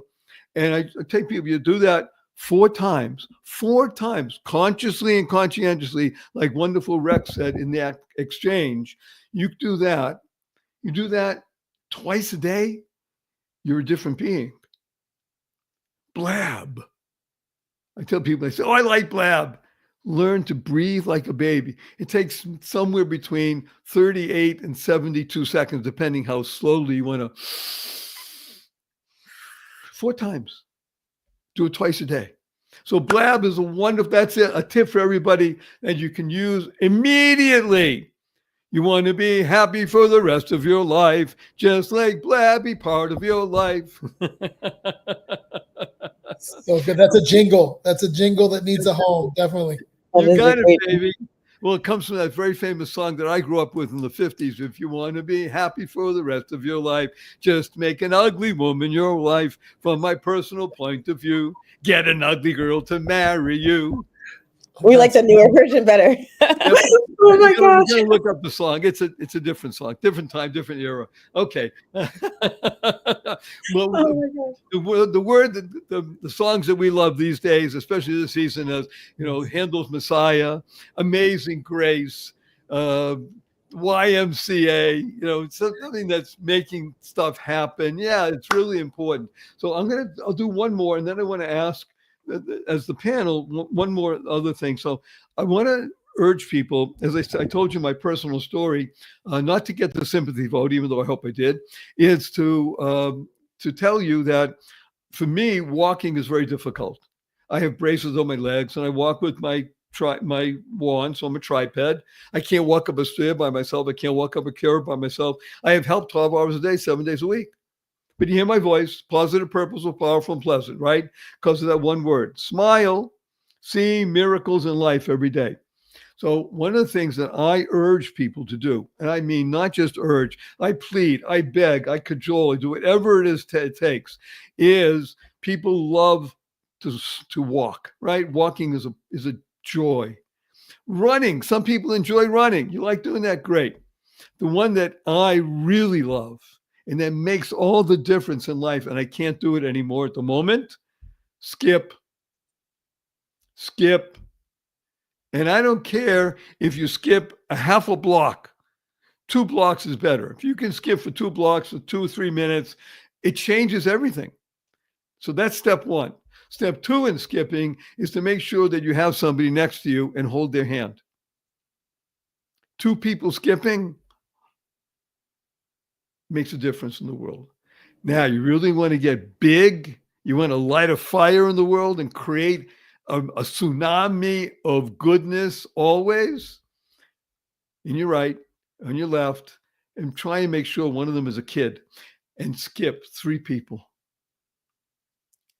The energy that comes from this, that's generated, it powers the world. There is nothing in the world that can stop positive, purposeful, powerful, pleasant energy. Am I correct? Nothing.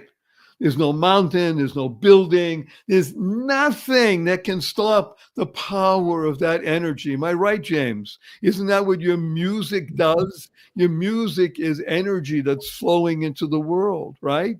Contagious, absolutely contagious. We're addicts. Remember at the beginning, so you weren't here, Pri, so I told people there are 3 fundamentals of life. One is to recognize that life has purpose. And you lead a purpose-driven life. Number 2 happens. In this case, good number 2. You go mad. Now, MAD is an acronym that stands for make a difference. Parisa, you're a mad woman. You're making a difference. I am indeed. And the 3rd is to uncover the power and the secrets of everyday words and terms, like mad, smile, www. Right now, this show is carried around. We have people listening from Australia to South Africa, to Egypt, to Israel, in Colombia, to Pakistan, the United States, all over the world. It's all carried over the internet. What does www stand for? What a wonderful world, right? And what is a word, WHATA. And of course, tip of the hat and a big thank you to Louis Armstrong, Satchmo, for enabling the song to go viral and not just touch tens of millions or hundreds of millions, but billions of people around the planet. And whenever you hear the opening bars of "What a Wonderful World," what do you do right away? You can't help it. You smile. And remember, SMILE stands for seeing miracles in life every day. I guess I'm going to say, oh, Darlene, you're so wonderful. She said, I just tried skipping. It works. When I do webinars and seminars, I ask people, get up right now, skip. It's a whole different, I said it, at the moment, I can't do it because thank God I can move my arms. I can move my legs and such when I need to. I can be in the water. You know, the water is such an amazing medium, right, Parisa? Absolutely. Because one of the reasons water was so good for me, because when I was beginning to try and get some movement back from being paralyzed, I fell down too often. When you fall, gravity works. I'm here to tell everybody gravity is true. It hurts. In the water, that's why we did aquatic therapy. You don't have you have no fear. James, you're going to love this. This is when you're in the water and you're doing walking exercises, holding on, such as that. Fear doesn't exist. There's no fear of falling. So when that doesn't occur, you can now be an open being, a giving being. I mean, I can visualize, because I'm a swimmer now, I can visualize Parisa doing her breaststroke in that remarkably coordinated, methodical way and just literally flowing through the water. It's beautiful, Parisa. I mean, that is beautiful. And you did it fast. I mean, you didn't do it just like Barry would do, I mean, zoom. Yeah. Did you do it 25 meters or 50 meters? 50, 100, and 200. Ah! All of them. Yeah. 200-meter breaststroke. That is it's harsh. It's harsh. Yeah, that's dedication. Well, I'm gonna come up here because this is the part where I brag. I love bragging about this, Parisa, right? Like Parisa to this date holds over 20 active records in swimming that has not been beaten. Wait a minute. I want to say it again. Parisa Rose holds over 20 active NCAA records that have yet to be broken. Can I add a footnote to that? Yes. Most swimmers are usually very tall. For those who have met Parisa, she did that while being not tall. Let's just say that. I think that should be noted. She did what? Say it again, James. Most swimmers are tall. Yes. Parisa is not tall. Oh, Parisa's not 6'1"? She is not, but she is tall in presence. And I think, Parisa, you were talking about how being in the pool requires you to be present, focus in and hone in on what you're doing, look down. And Barry, you were saying it earlier, joy is the journey of you. Parisa, you take that diligence, that focus, and that being fully present into everything else that you do. And I think that's what is so magical about you, your being, your presence, and allows you to really fully elevate everything that you're a part of because you are so present. And breathing and what breathing can do, Barry was talking about earlier, a couple of techniques, but being present and how being present can shift everything for yourself and those around you. Barry, I was smiling earlier because you were talking about skipping.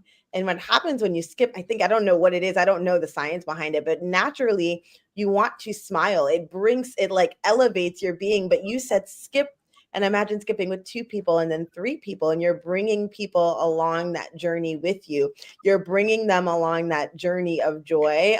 So Parisa, you are an amazing being and a phenomenal being. And I think you've taught a lot of people that are tuning into this broadcast here, along with James and Barry, but what the impacts are of smiling, but of being fully present and of breathing. And it can be so subtle and such a small shift, but it can shift so much for you. So even when we think about this holiday season, giving a gift of a smile, giving a gift of just sharing with someone, let's just take a moment to breathe together, to feel this moment together, to engage Alicia, in. you are so beautiful. Okay, ready? All together, we'll do 3 breaths. Like a baby. Like a baby. Ready? In. Ready?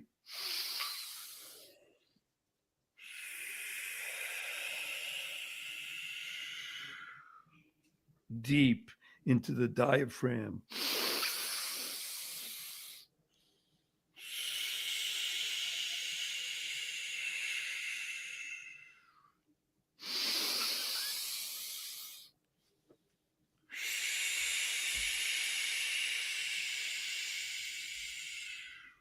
Woo! Mm-hmm. So some Wow. people like to use the word wow. Mm-hmm. WOW stands for words of wisdom. Alicia, you just gave us lots of words of wisdom. Thank you. I'm going to hold up a copy of one of my latest books. Can you see that? Yes, we can. It's so good. You love that title? Don't drop the F. Yes, Right. You got that? And it's available for free, as we told everybody earlier. Just go to barryshore.com or barryshore.com/books, and you can get a free copy of the ebook. And SHIFT is a great acronym that stands for Something Happening Inside, Facilitating Transformation. Ooh. Facilitating, that's the part. Like literally, as Ava said, don't drop the F. As you said, don't drop the F. Right. Got to be careful. Facilitating. Don't drop the F or the other stuff happens. Because Mhm. we're talking about, as we mentioned another time, and then I'd like to talk about learning to love dog poop, because everybody says, huh? What is that all about? So the beauty of this special, this time together with people all over the world. Why are people tuning in? Because they're all good looking. Now, Parisa, we said in the very beginning, I say, what's the definition of a good looking person? A person who's always looking for and finding the good in life. That's the definition of a good looking person, right? Looking for and finding the good in life. So we talk about the ability to reach out, touch others without even physically touching. You're exuding your energy, and nothing stops it. I mean, just because you're something on a place called Zoom, well, it doesn't matter. It's going out there in the same way. Because when James touches a note or 3 or 4 or 5, it makes things happen. People hear it. So we said in the very beginning that this show is all about enabling people to be healthier, happier, and wealthier. Who doesn't want that? Happy, healthy, wealthy. By the way, that's something else that Ram Dass used to talk about all the time. And he stopped doing it because people confuse it too often. He said, forget it, I can't talk about it. People don't understand it. But that's it. Happier, healthier, and wealthier is the way people want to live. So I'm going to mention now about learn to love dog poop. Would you like to hear it? I would love that. Okay. Thank you. Why not? First of all, why not? It's pretty intriguing, isn't it? Okay, because everybody in the world knows what dog poop is. And the first thought you have is, what? Come on, Barry. What do you mean learn to love dog poop? So acronyms are my business. This is my superpower. This is what I love. Three things in life. Life has purpose. Number 2, go mad. Go make a difference. And number 3 is unlock the power and the sequence of everyday words and terms. And the result is to be happier and healthier and wealthier. So we talked about smile, we talked about wow, www, dog poop. So dog poop is something that is so powerful because it's visual, it's olfactory, it's oral, and that people hear it, they walk by and they think about somebody else saying, okay, and right where you automatically cringe. So what we want to do is we want to shift perspective, right? Shift perspective. So from now forward, you're going to learn to love dog poop. And when you walk by dog poop from now on with a friend and you're laughing and saying, wow, I love it. I said, what's the matter? What are you talking about? So, well, I was with Barry, on the show, and Barry says dog poop is why? Because here's the acronym for dog poop. Doing of good. Power of one person. Wow. What does that mean? Well, doing of good, we understand, right? Well, we think we do. That's what we're talking about. Everything we've been discussing, everybody's on the show for the past couple of hours, already in hour 3. Wonderful, Ava.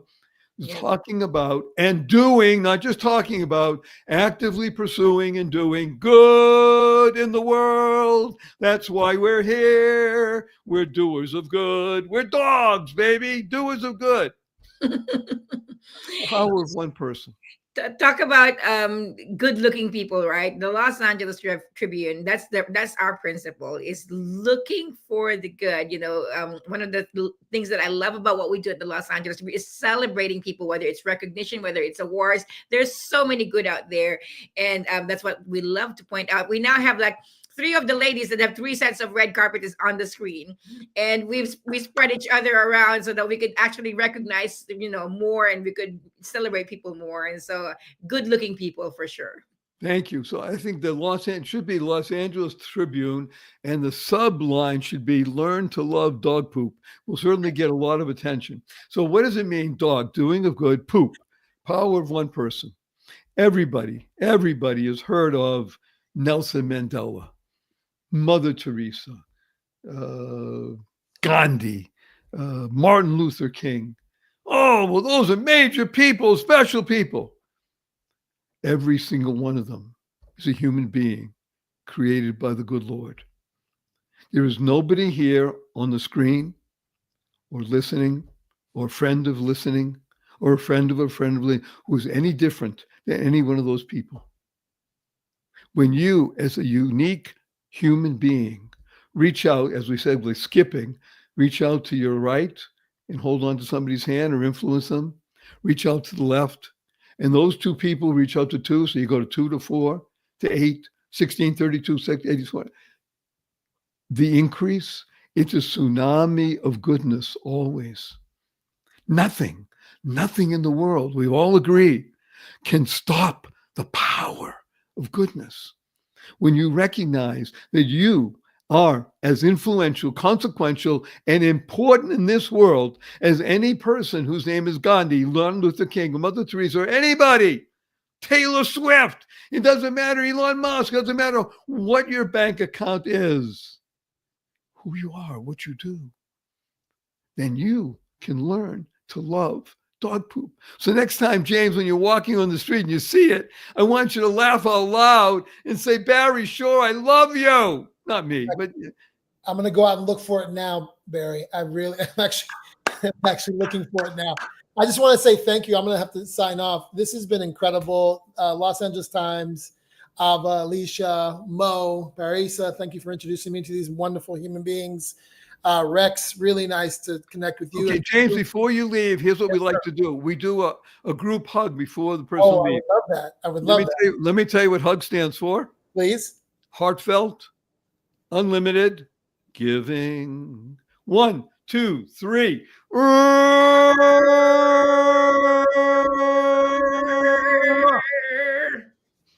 Coming to James, ambassador of joy.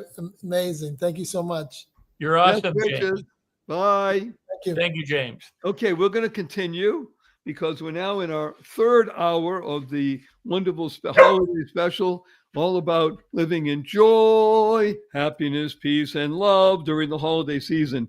And we spoke before, wonderful Parisa, and I really I'm asking, begging you that you'll be on my podcast because, first of all, we share swimming and many other things, and we'll talk about, we'll help people. I want to mention the Salvation Army again.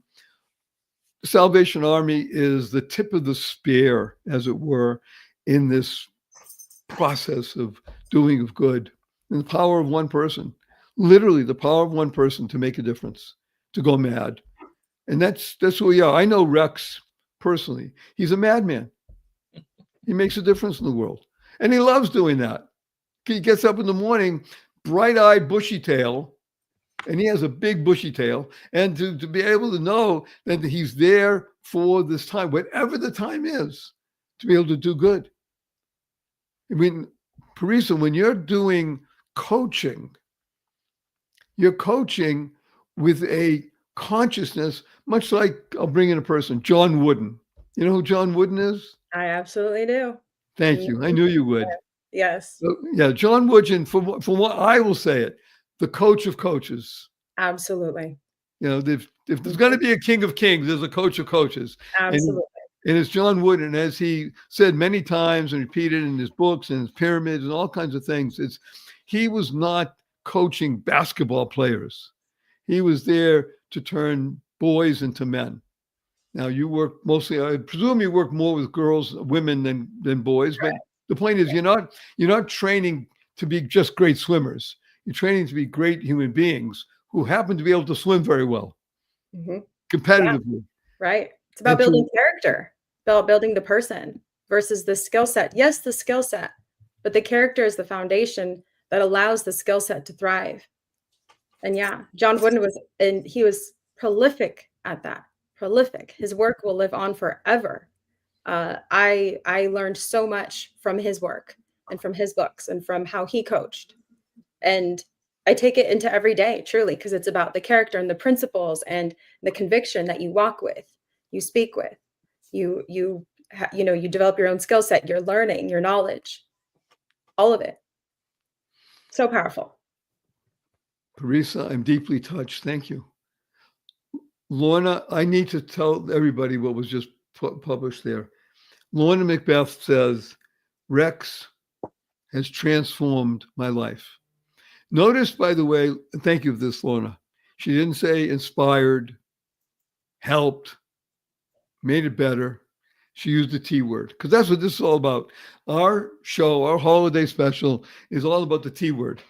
Information, there's plenty of information on the web. You can get it all over the place. Some of it's good, some of it's less so, et cetera, et cetera.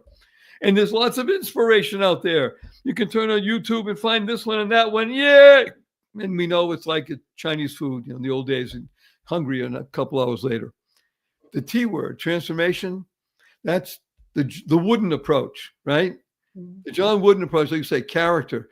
Character takes formation, takes time, takes skill, takes shaping and molding and being what others might call tough, and what we know really is true love because you care. You can't care unless about somebody's character and not be of benefit to them. It's too important. So again, this holiday special is really about reaching out to people and doing it in the most joyful way. So on the second hour, I told people one of the things we want to work on was something called laughter, because people don't, in my humble opinion, people don't laugh enough.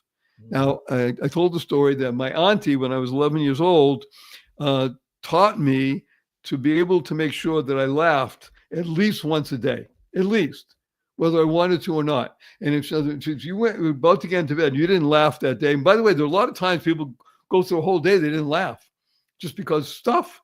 So you said, I want you to tickle yourself,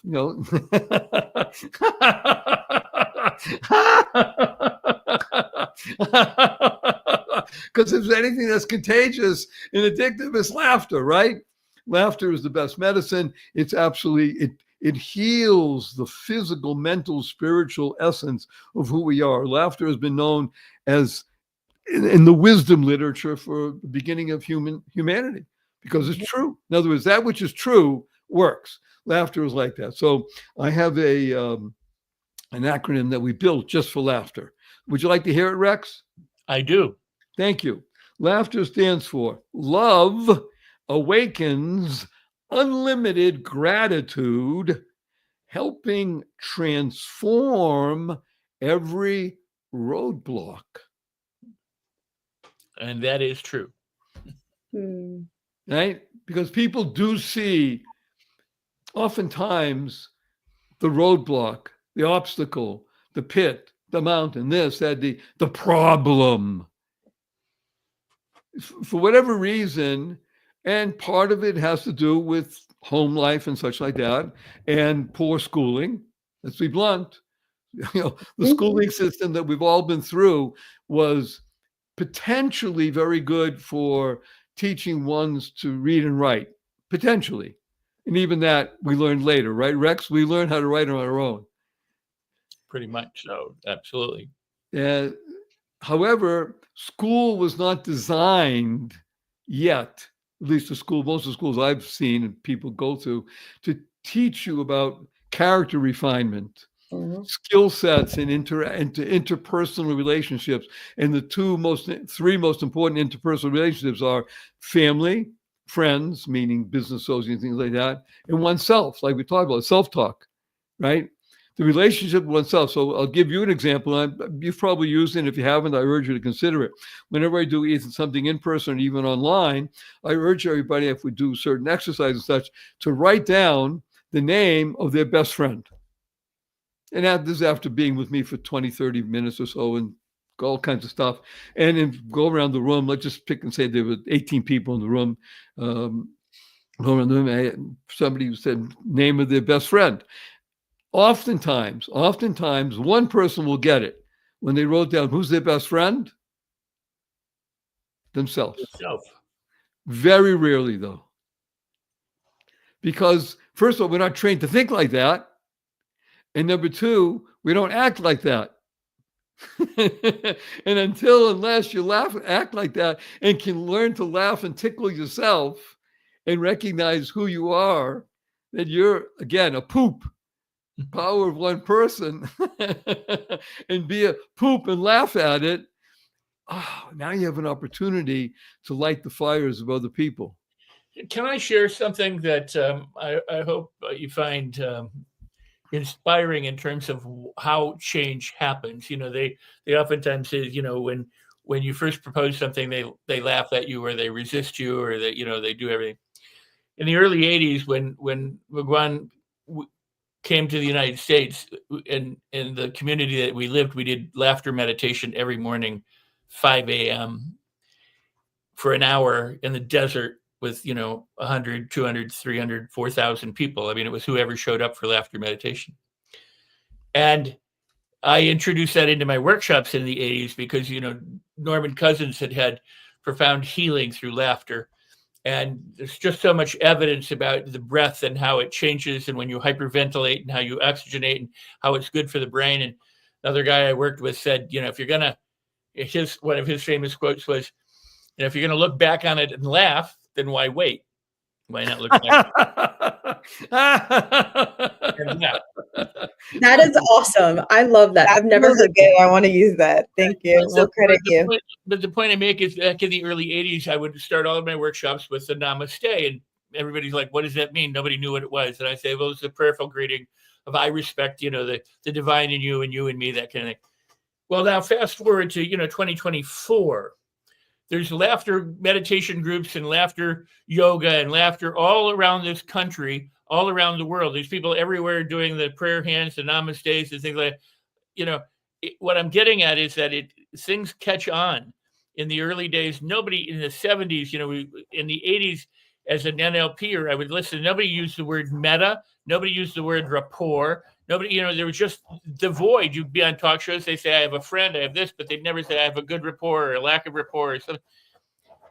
Things seep into our consciousness sometimes slowly, and with us not being aware of it, but it gains critical mass.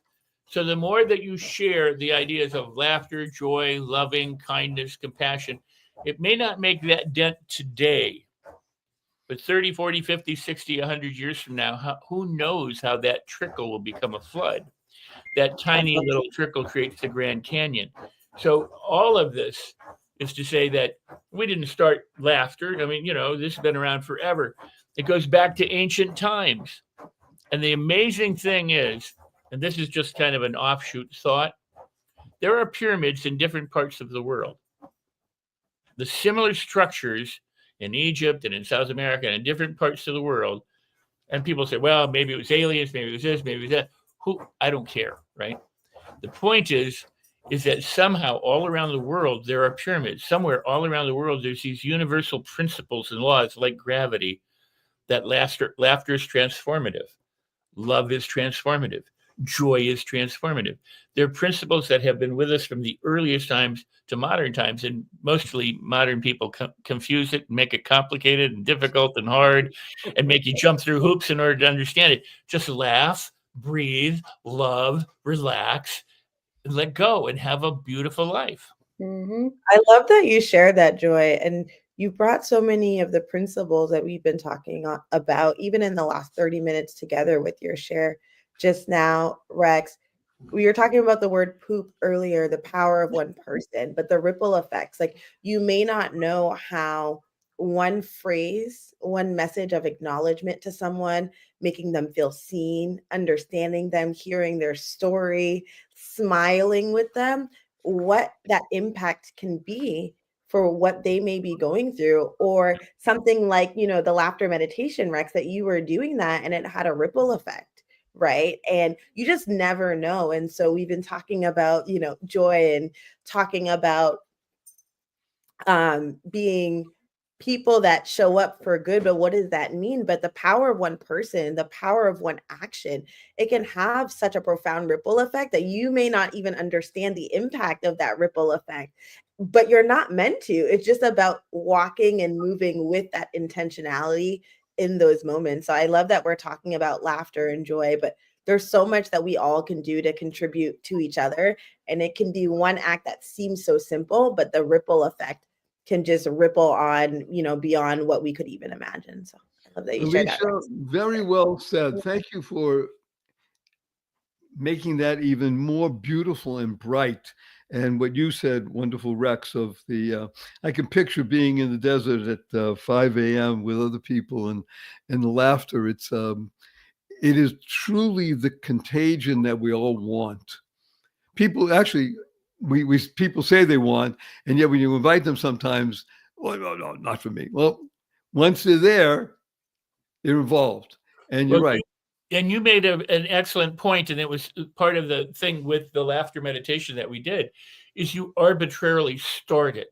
In other words, you may not feel like laughing, but you go ho ho ho, ha ha ha, he he, you know, and you're sitting there with other people doing the same thing, and after a while, it just starts to happen, and it is contagious. Yes. If you've ever gone to, just go to a comedy club sometime and notice it, or a movie. If people are spaced far out from each other, the effect is not nearly as profound as if they're gathered together and they're close. If they're close, they just laugh kind of with abandon. If they're breathing together, they're sitting together, they're enjoying the thing, they're facing the same direction. Everything is aligned, and the proximity does make a difference. But that said, it's like they say, the person who laughs, sits in the back seat of the balcony. Oh my It takes gosh. a while to get there. Right. Yeah. Can I want to add something really quick to this laughter conversation, because laughter was one of the core tools that I used every day. I still use every day. That really helped me heal and continue to condition my mind when I was in a very heavy, dark, devastating place. I'll call it that. Some people would call that PTSD, but that's what my descriptors are, what the experience really was. And what I've realized, what I've learned about laughter, is that it allows you to enter into the contrast, because we live a life full of duality, right? There's hot, cold, white, black in terms of the colors, you know, rainbow spectrum. And sometimes when you're in that heavier place, regardless of how long you've been there, laughter and joy and enthusiasm can feel so far away and unattainable. And allowing yourself to laugh, but truly, when I say allowing, just find something funny on the internet. Find a silly 3-second video on Instagram if that's the case. It's super accessible, but allowing yourself to stay present with, allowing yourself to laugh at something that you find funny, whatever your brand of funny is, but allowing yourself to laugh and creating that time for just laughter in the day and experiencing things that are hilarious or odd or whatever, it allows you to enter into the contrast. And when you enter into the contrast, your body is reminded, just as Rex continued to talk about how healing laughter is, it is healing. It is so healing. And when you allow yourself to laugh and you enter into that, your body is reminded of that contrast. Your body is reminded, oh, hey, there's other experiences here. Oh, hey, I remember what that feels like. Oh, hey. And it feels more within reach without you having to work for it. Oh, God. Because healing and transforming your mind, transforming your life, yes, it requires great discipline, great diligence. Building character, great discipline, great diligence. And laughter, I feel like is almost a way to, not a loophole, but it's like a little window there that we didn't realize is open, that you can enter into that contrast a lot faster, a lot Yes. easier, with Yes. less sweat equity. And like, hey, I'm deserving of this lightness. I'm deserving of this joy. I'm deserving of it. And it's accessible to me. I can experience it right here, right now. So here's something I like to point out. I do this with my coaching clients and the trainees in my workshops and stuff, and it's really an important concept that a lot of people miss, and I appreciate that we can talk about this. And that is, have you ever looked at someone else and you both broke out laughing? Yes. Like maybe Yeah. you were in school and you couldn't talk and they said, be quiet. You looked at somebody, and you just can't stop. And the more you look at each other, you see this in outtakes with actors. They go up on a line, they do something, they start to laugh, the other one laughs, and they break up, and then they go cut. Then they come back and they start it, they go cut, and then cut. Laughter is the beautiful part about laughter and the hyperventilating in the process is you're out of control. Mhm. You can't control laughter. It's a spontaneous thing. It is not something that you can plan to do. You can't say unless you arbitrarily start it, like the laughter meditation.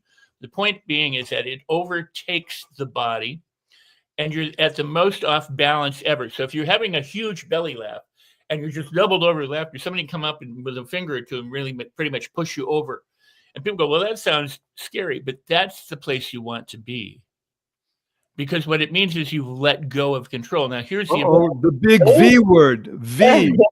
But here's the important piece to this. People, what adults do is they grow up. Like, look at kids. They play, they laugh, they skip, they jump, they do all the things that we've been talking about, and they do it with abandon. You look at a baby, and the baby has a need, and the baby goes, right? And you go, cookie, and it goes, cookie. And it laughs and it giggles instantly, right? It can change from upset or screaming or angry or scared or whatever, a big scare, and you go, hey, look at this. And it's like, ooh, and it can laugh and it can giggle and it can let go. What adults do is hang on to things. They go, I've been depressed for 30 years. I've been a survivor of this for 20 years. I have this negative thing going on for 6 weeks now. They hang on to it. Transformation in the personal realm can be instantaneous. You can change your state from upset to joyful. Angry. It sounds impossible, but if you watch a baby do it, it's absolutely doable. By the way, they'll say, well, I can't do that because they Rex, think. I want to build on what you're saying. That's exactly the point of the holiday special. Yeah. It's what we call this shift. Remember, keep that F in place. This shift is instantaneous. Yep. Which, by the way, scares people. Yep. Because like you said, you can push people over with a finger if they're laughing out loud. They're vulnerable. Oh, I'm vulnerable. Oh, no, don't have it. When the V happens, that's V for victory, as opposed to V for victim. Yeah. You choose. We talked earlier in the second hour about the 6 most important words you could ever internalize, utilize, and leverage in your life. And these are choice, not chance, determines your destiny. Choice, not chance, determines your destiny. How you choose to respond in any given situation will determine your path in life and your trajectory. Parisa, you mentioned that you were actually in a difficult place for a while. You had to choose to find a way out. Absolutely. It wasn't going to happen unless you chose a way out. Am I right? Absolutely. And it required curiosity. I'd say another, choosing and curiosity are, so it's like a 49-51 partnership there. Because if what you choose is not what your desired result is, you get to remain curious to choose more things until it works, until it starts to click, and until you see that momentum. Because we can't be set, hard set on one choice, because it become limited. We experience those roadblocks, as you guys remember laughter? Exactly. Roadblocks. Exactly. That's the beauty of laughter. Thank you. Rex, I love that line that you said, if you can look back on something and laugh about it, why wait? Good now. That was so good. I love that. I want to say thank you all. This has been such a wonderful conversation and discussion Oh, we're around. not over yet, though, right? We have time. No, I'm wishing everyone a Oh, happy yeah, holiday season. okay, Yes. before you leave, Alicia, we're going to do our group hug. Yes. Okay, remember, hug stands for heartfelt, unlimited, giving. 1, 2, 3. Roar!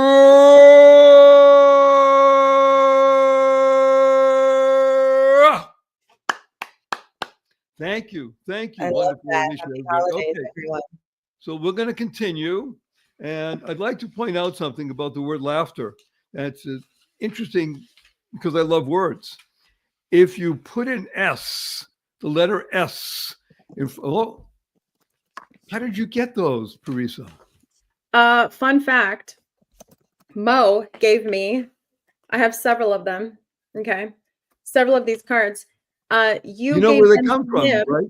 Yeah, they're from you. Yeah. He gave them to you gave them to him, some of these cards, a lot of these cards, many years ago.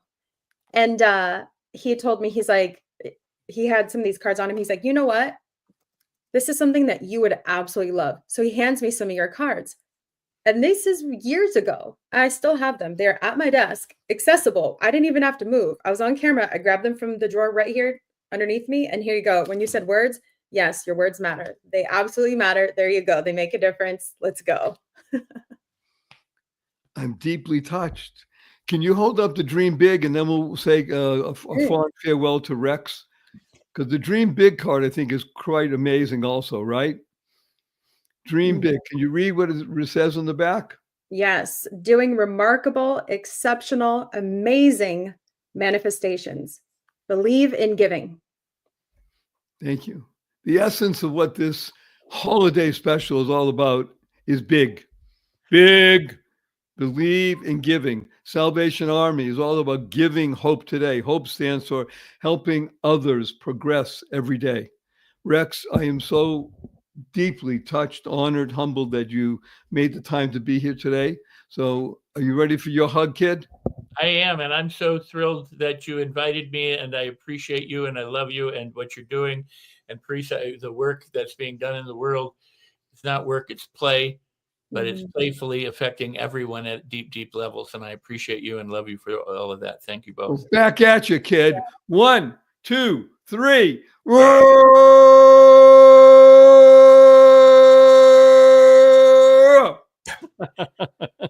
so good.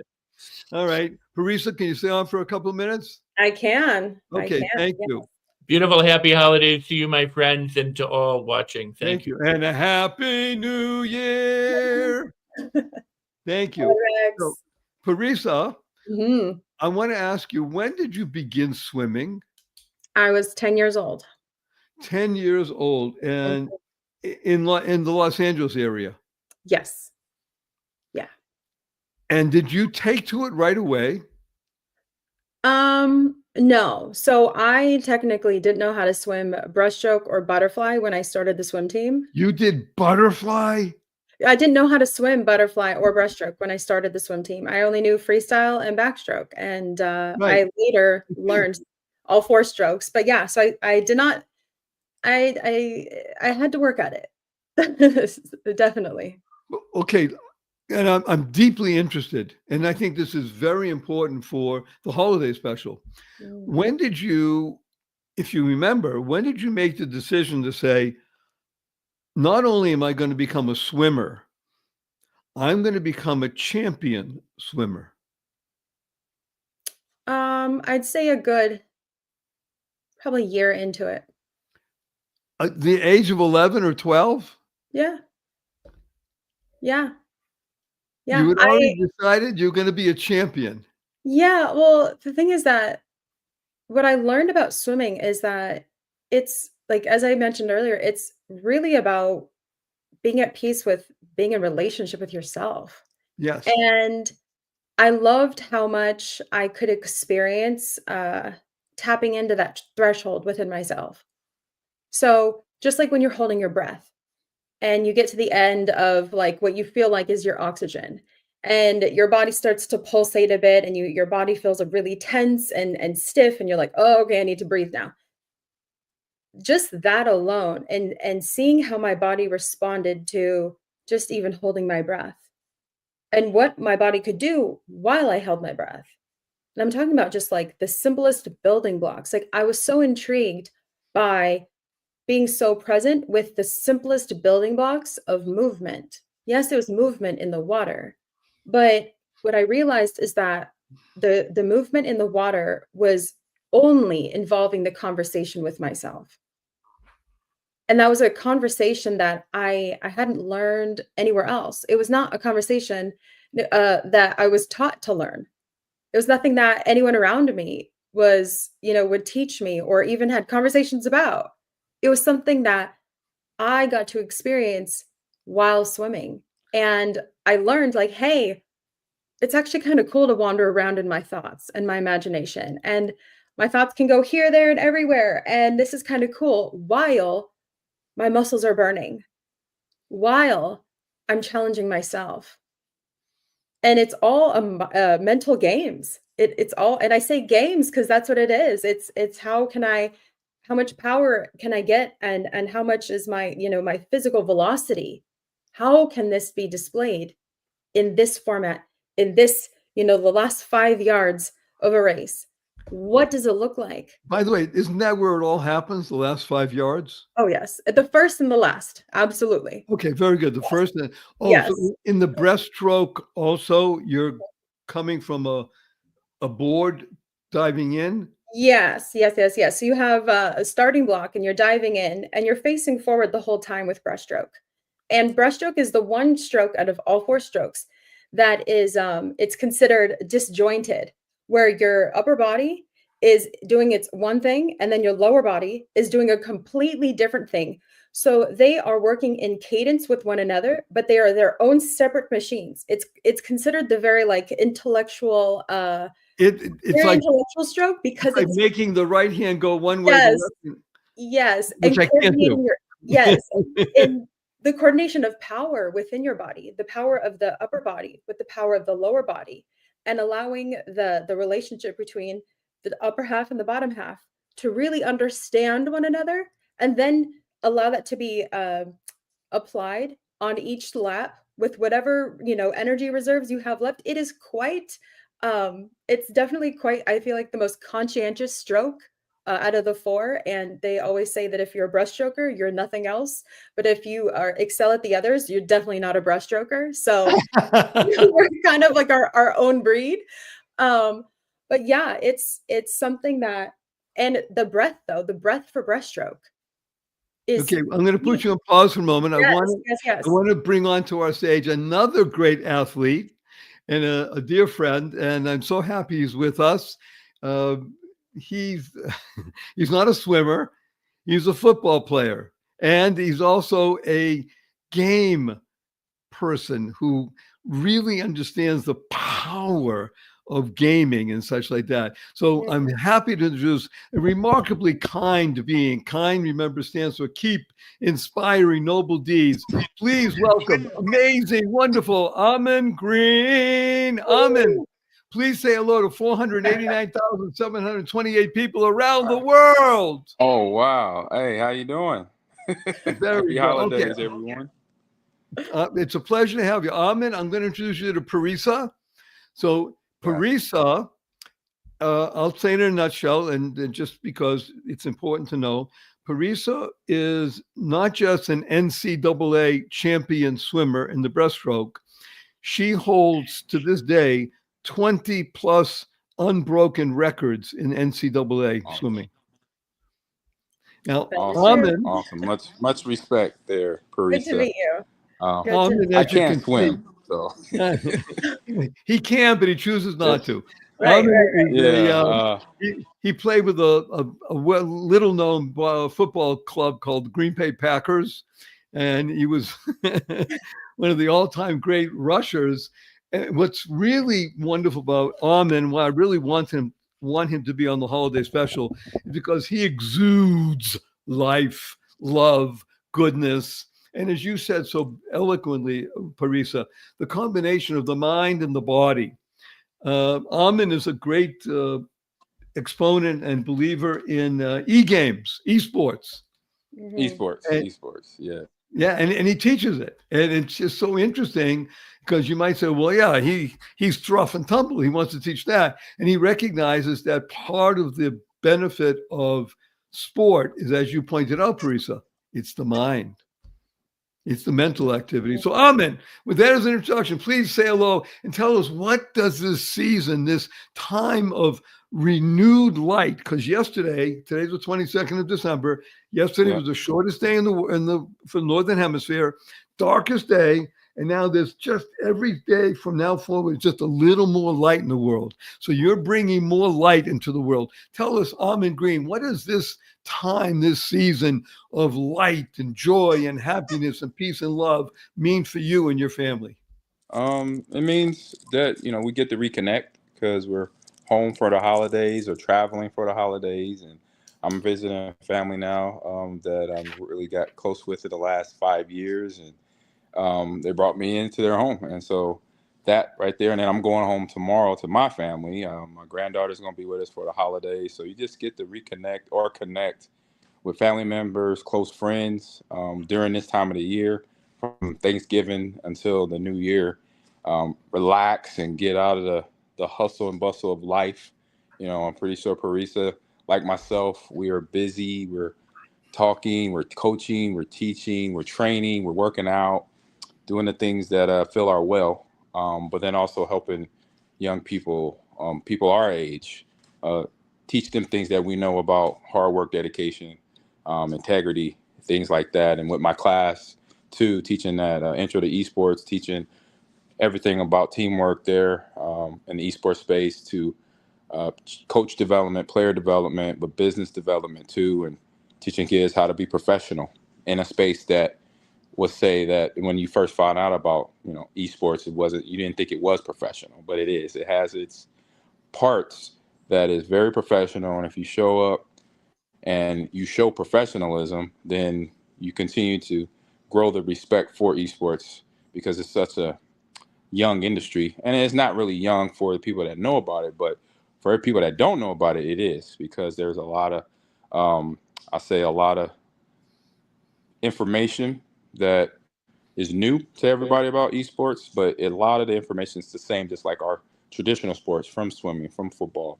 I play baseball as well, I play basketball, I power lifted. So, and I know for Parisa, for your sport, that's the one sport I definitely had a lot of respect for, because the endurance you have to have to be a swimmer. I had a teammate in college. He was a big guy. He was a defensive lineman, but he was an all-state swimmer. And he probably weighed 255. And so to have him do that in high school at 255 and was an all-state swimmer in Nebraska, it was just like, wow. And I also knew why he never got tired. Because I'm like, dude, why you just run forever? And he's like, yeah, I was an all-state. I'm like, oh, now it makes sense, because I know how hard it is to swim and build up your endurance and also muscle tone, and it helps do a lot of things. So I taught myself how to swim, so I'm very, like I say, a lot of respect for swimmers. That's one event I watch when it's that time of year for Olympics and swim competition. I watch it because it's like, man, I know the work it goes into becoming that top-notch swimmer in every, mode that y'all have. From, like you were talking about the breaststroke when I chimed in, and freestyle, and all of them, they all take a certain kind of training to be good at all of them. And just like with esports, our games that we play, we compete in, every game is different. We have our different genres, where every game within that genre, like a first-person shooter or sports game or fighting game, they're all the same, but then they're different in every category of different things you might have to prepare for and make sure as a player competing to be the best. And so as a coach, I got to know those differences so I can show the players. If not 100%, they're going to show me, say, coach, hey, this is how we do it. And it's how we need it. And it's okay, because then they're teaching me, which I'm fine with. I understand that sometimes coaching, you're going to learn from the students before. Actually, Amin, I want to interrupt you for a moment. So. I want to interrupt you because you're making a very good point. And part of what we were discussing with Marissa was about Parisa was about coaching. I just want to make mention though that you started off by saying that this is a time of reconnecting, and that is really a fundamental aspect of the joy and the benefit of this time of the year, is to reconnect no matter who it is in the family and friends. Now, obviously, you want to be with people that are in a similar wavelength and such, and still in all, there will always be people who are not. And to be able to go over that, overcome that, and make sure that the spirit of love is what is really in process and not arguments and things like that. And I also want to correct myself and thank you for the people who are listening that yesterday was the shortest day of the year, not the darkest. Thank you. Shortest day of the year. Now we're going into longer days. I want to make mention that what Parissa does now and was doing very strongly is that she was involved in coaching. And I want to emphasize both for each of you to chime in for just a couple of minutes each about coaching. Because that's really what this holiday special is all about. Who are we coaching? We're coaching ourselves. Let's be blunt, right? You know, when you, especially in a family situation where things are happening, the ability to make sure that you are coaching yourself not to fall into the trap of arguments. Or if there's an argument that looks like it's going to start, to make sure that you find a way to move that along to another place. Use that energy to be able to do something else. In other words, a good coach or a great coach is there, as you said, Parissa, because we were talking about John Wooden, of building character. I mean, that's really why we're here.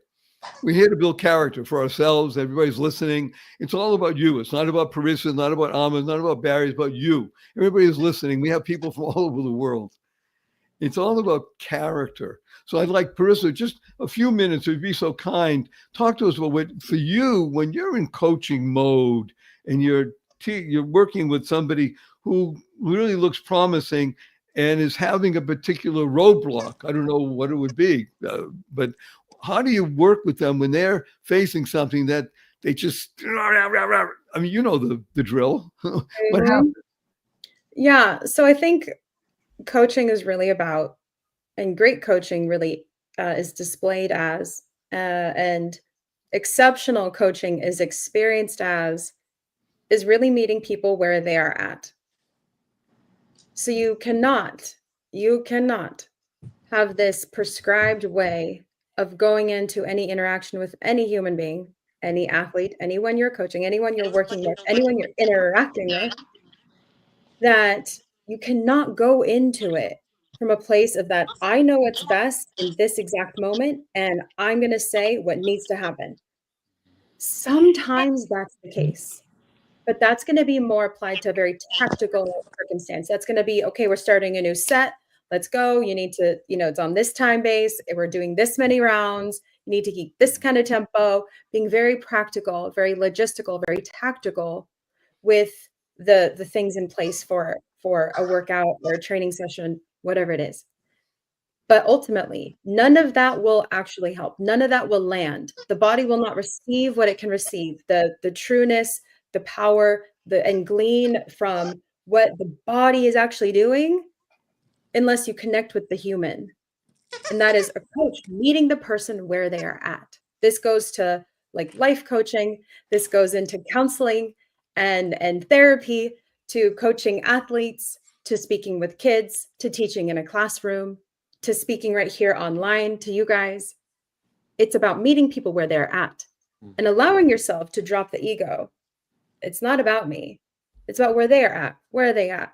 Read their posture. What is their body language saying?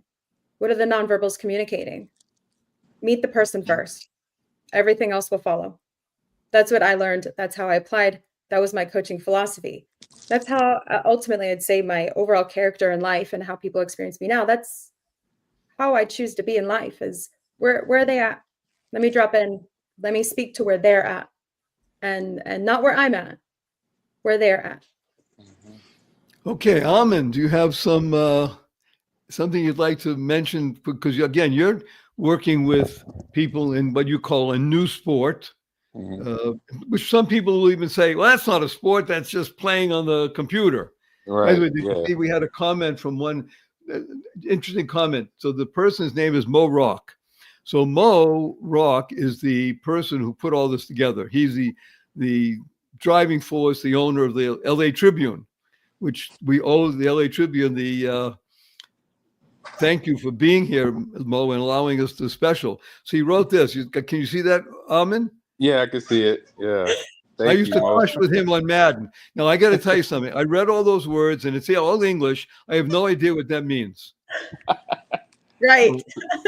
Yeah. I mean, so it must mean something, but I don't know what it means. Yeah, it's in the Madden video game, you can basically get virtual cards, or if you played it when I was playing, you could actually use the team I was on as a football player and control me and run for touchdowns or do whatever I did in the actual football game. Like EA, their little slogan is, "If it's in the game, it's in the game." So you can be me in the game. And so now, even though I'm not playing, they have Madden Ultimate Team, which is MUT, and you can do the same thing. So you get my virtual card and put it into the roster, and then use me as a running back. But you got a fan out there, kid. Yes, it's very for good. sure. Okay, so For what sure. is Armin? How does Armin approach coaching? Because you're working with what, kids that are 18 to 22, 23, 24? Yes, yeah. So college age kids mostly, but I've done kindergarteners as well, which are the best, by the way.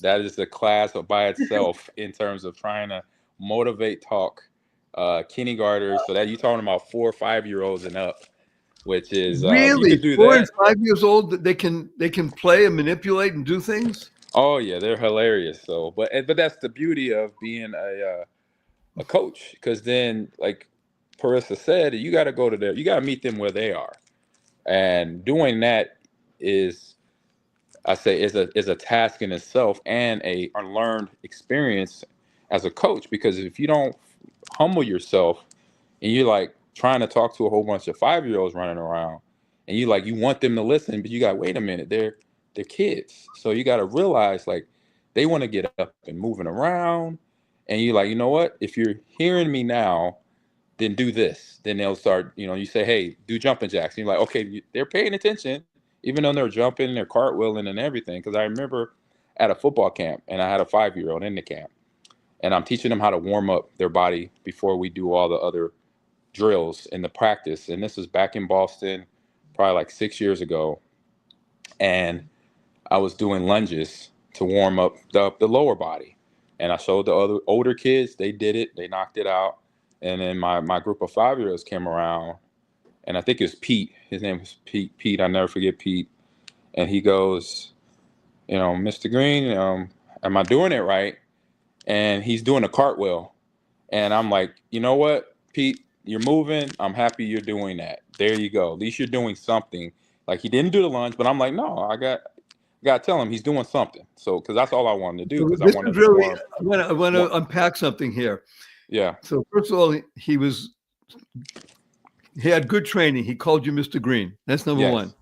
Number two, and you were good enough to say this. Again, this is all about holiday special and talking to people and being with people, right? Yes. Am I doing it right? Well, what does right mean? In other words, am I doing it the way you want me to do it? And you were smart enough, I'm saying in a very wonderful way, as long as you're moving, Pete, that's the key. Now, we have a phrase, because remember, I was a quadriplegic.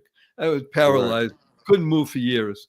And I learned something many, many years ago, actually, when I was much younger, from a guy named Jack LaLanne. Remember? Oh, you don't know Jack LaLanne. Yeah, I remember Jack. I've seen older commercials, yes.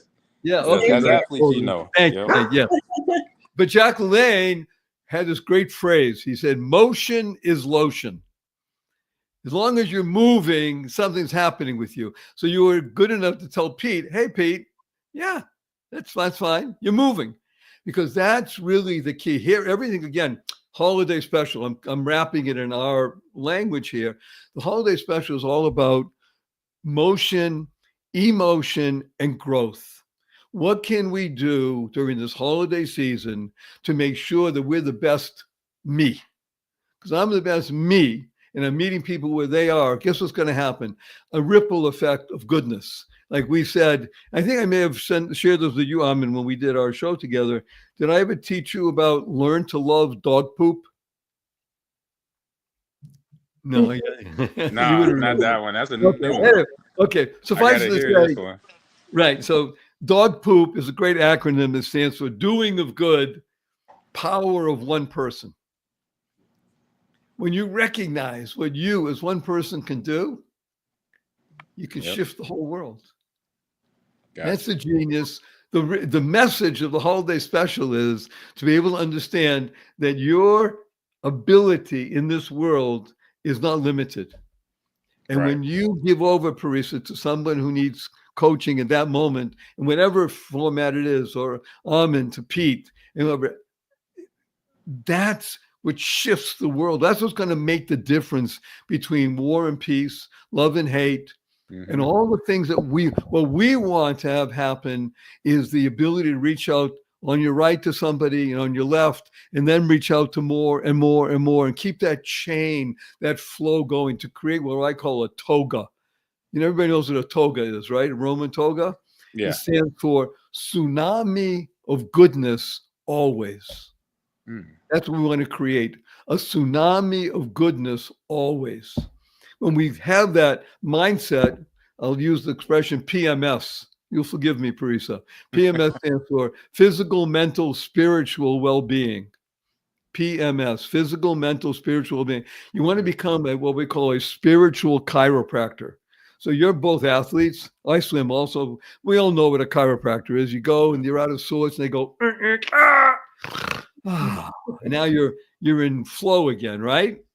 So that's the physical. What we want to do is we want to do the same thing in our spiritual and our mental well-being. We want to have our thoughts in good, our speech good, our actions good. So when everything is in good, guess what happens? You can't have anything but good come out. Hello. Isn't that what the holiday special is all about? Isn't that why we're here? And that's why there's literally hundreds of thousands of people all over the world leaning in and saying, gee, this is a good use of my time, because it's the most valuable asset we have, right? Time. Thinking it's miraculous every day. That's what time stands for. Thinking it's miraculous every day. When we recognize that life is a miracle, and that everybody that we touch, everything that we do, every breath that we take, every mind, something that we have is miraculous. Well, guess what? You can't help but smile. You can't help but have an open heart. You can't help to be what I call a cog. A cog stands for channel of goodness, child of God. That's why we're here. So thank you. I'm so honored and humbled that you're making the time, both of you, to do this. I mean, talk about, tremendous athletes. I mean, I swim. What I do is I move water around. I swim. People love my story because, hey, he was a quadriplegic. He now swims 2 miles a day. Okay, that's a good story, right? I don't hold NCAA records. I couldn't even imagine carrying a football in a football game. Playing on Madden is one thing, but going up against guys who are, 200 and 250 and above. Did you ever play against the refrigerator? No, you didn't play against him, did you? No, I was watching him. I was a kid watching him play. Okay, but I mean, just the thought of it. Yes, I had to deal with guys his size, yes. Yeah, but people even your own size, being able to move with a sidestep in the split second, a fraction of a second, because you're in the zone, you're focused, as we've been talking about. The same focus we want to bring, that's what we bring to our lives now, right? You bring it in your coaching for swimmers, you bring in your coaching for the esports, and you're both emphasizing, as I do as well, that it's not just having fun, which is the essence of it. If you have fun, you can do a lot of things. It's hard work. It's what I call the 3Ds. 3Ds, life is a 3D process. What is it? First is decision, discipline, determination. You make a decision. I'm going to be successful. Amin, didn't you make that decision? I'm going to be a success. You're not going to be mediocre. 100%, I did. Yep. Right. And did you have discipline? Yep.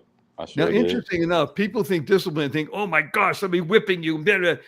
We have a different viewpoint. Discipline is a coach at your side urging you on with encouragement, right? That's true discipline.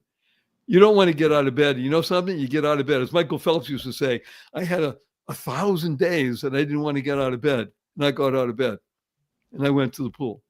Mm-hmm. Right? And then determination, that's the greatest nation around. I usually ask, especially kids, I say, what nation does everybody want to live in? So some people say United States, I want to live here with it. And the two answers that I love the most are imagination and determination. Because if you're in sports, you need to use your imagination. Am I right? You have to visualize winning. If you don't visualize it, it ain't going to happen. Am I correct on that? Absolutely. 100%. Yes, Imagination and determination. That's the real id. You know, we talk about ego and id. The real id is imagination, determination, and the ego is edging God out. You don't want that. You want God in. When God's in your life, guess what happens? You win. Am I right, Amin? Yeah, you're right. Am I right, Yes, Parisa? indeed. Absolutely. And you know, everybody, I like to speak a bit into discipline, where this is not something that I learned or I reflected on while I was an athlete or even while as a coach, but this is afterwards or as a coach of college athletes. This is more later on. That discipline is really an act of self-respect. Because you're showing. wait a minute, I want to repeat that. Discipline is an act of self-respect. And if you have self-respect, then you automatically are experiencing and you walk in self-love. Yes. Okay, you want to hear a great one? Yes, indeed. Amin. Amazing football player. Parissa. Records that have yet to be broken. Barry swims 2 miles a day, is a quadriplegic. We all want to fly, right? Fly stands for first love yourself. You can't fly if you're not going to love yourself. Yep. If you don't like Armin Green, you ain't going to play well.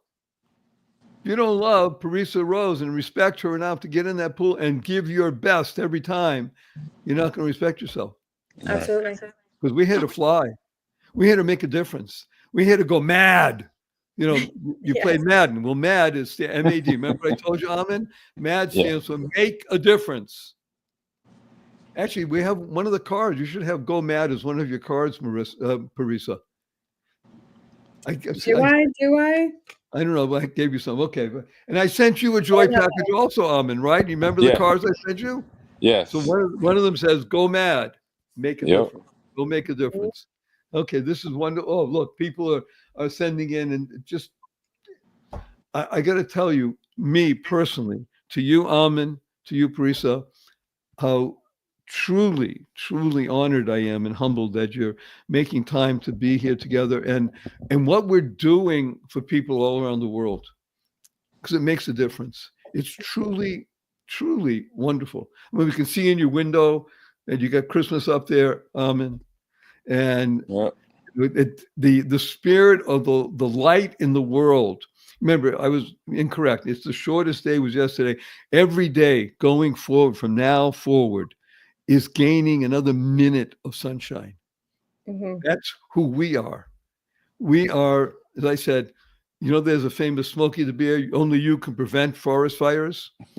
Well, on this show, we've been talking about, I want you to go out and create a forest fire. Spread joy, happiness, peace, and love.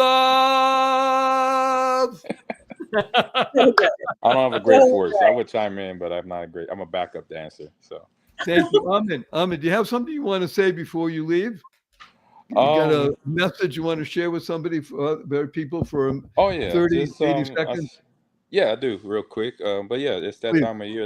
You, like I said, connect back with your family and close friends, and just think about your past year, your ups and downs, and something that you just talked about, Mr. Joy. There, make sure you take care of yourself first, before you help anybody else. Because if you can't take care of yourself, you can't help nobody. So that part is on feeling you're well, doing the things you love to do on a daily basis to make sure you stay balanced in life. Because when I'm imbalanced, that's when I know I'm not doing the things I love to do. Work out, spend time with my family, play video games. Um, I like to take walks around my neighborhood just to kind of meditate, just to get through the day, doing those type of little things for me first before I attend to a friend or a family member that needs my support as well. So make sure you take care of yourself going into, think about yourself a lot more, and not egotistically, but from a healing and making sure you're balanced in your life, balanced standpoint, because then you can be able to focus more and better for yourself and for other people around you that you love and care about. I would like to urge you to consider something wonderful, Amin. When you go out for your walk, let's say, I'll make it up and say you're walking, I don't know, half a mile. I'd like you at some walk and then skip for 3 blocks. Oh, I could do that. Yeah. Skipping. We talked about that previous hour. Skipping. Look at the smile on your face. Just thinking about the word skip, right? Yep. Skipping. Because of my situation now, I can't do it anymore at the moment. God willing, maybe you'll be able to. Skipping creates a harmony in the body that running doesn't do it as well, and walking doesn't do it. Let's skip. And if you can hold on at some point to somebody, especially a kid, just think Pete's right next to you. How old are your grandkids? My granddaughter's 5. Oh, when you go visit your granddaughter, I want you to promise me, Almond Green, that you're going to go outside. What's her name? Melani. Melani, come, let's go outside with Grandpa. We're going to skip. That's it. Deal. Actually, I'm going to see her tomorrow. She's coming in. We have her for the holidays. So. Okay. You're going to skip with Melani, and you're going to send me a text, and you can say, Barry Shore, I love you. Will do. Done. Okay. So before you leave, Parisa, we're going to give Amin his hug. Remember what hug stands for? Heartfelt, unlimited, giving. Here we go. 1, 2, 3.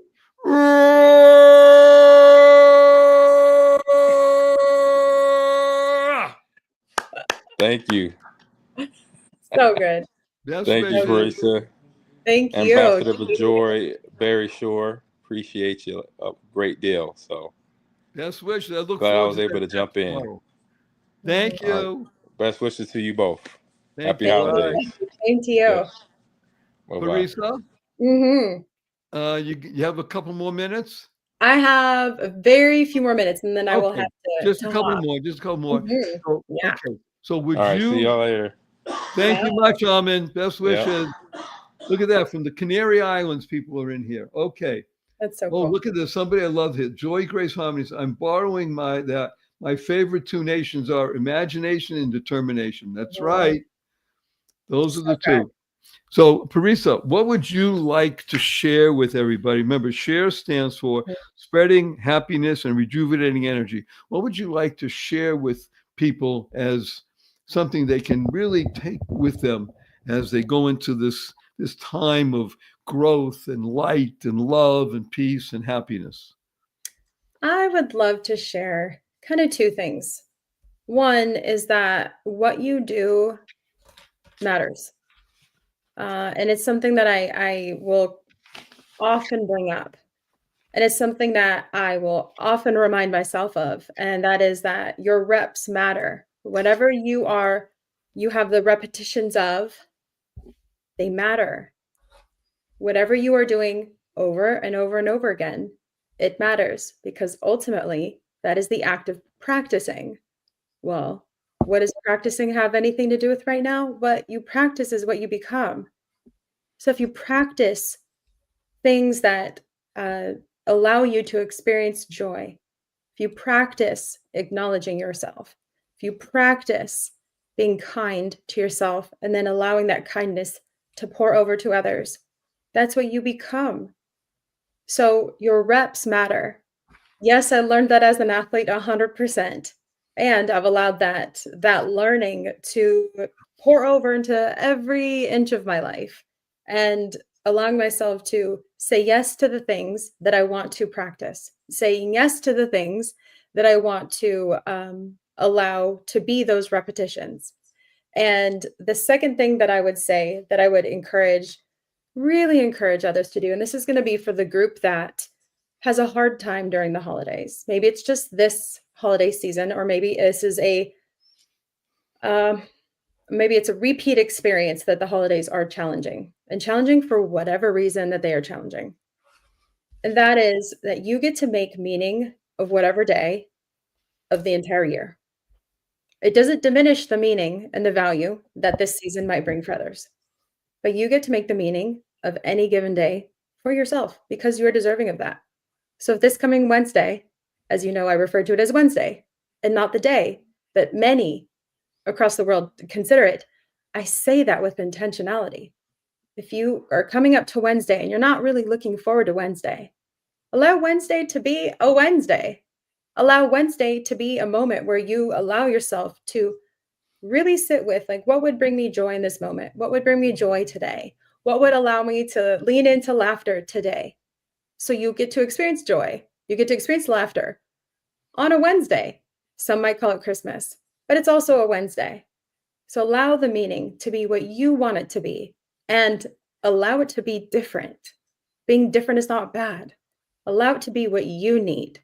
When you allow yourself to be what you need on the simplest little building block level, it pours over to other people because it, number one, that it does is it gives others permission to do the same thing too.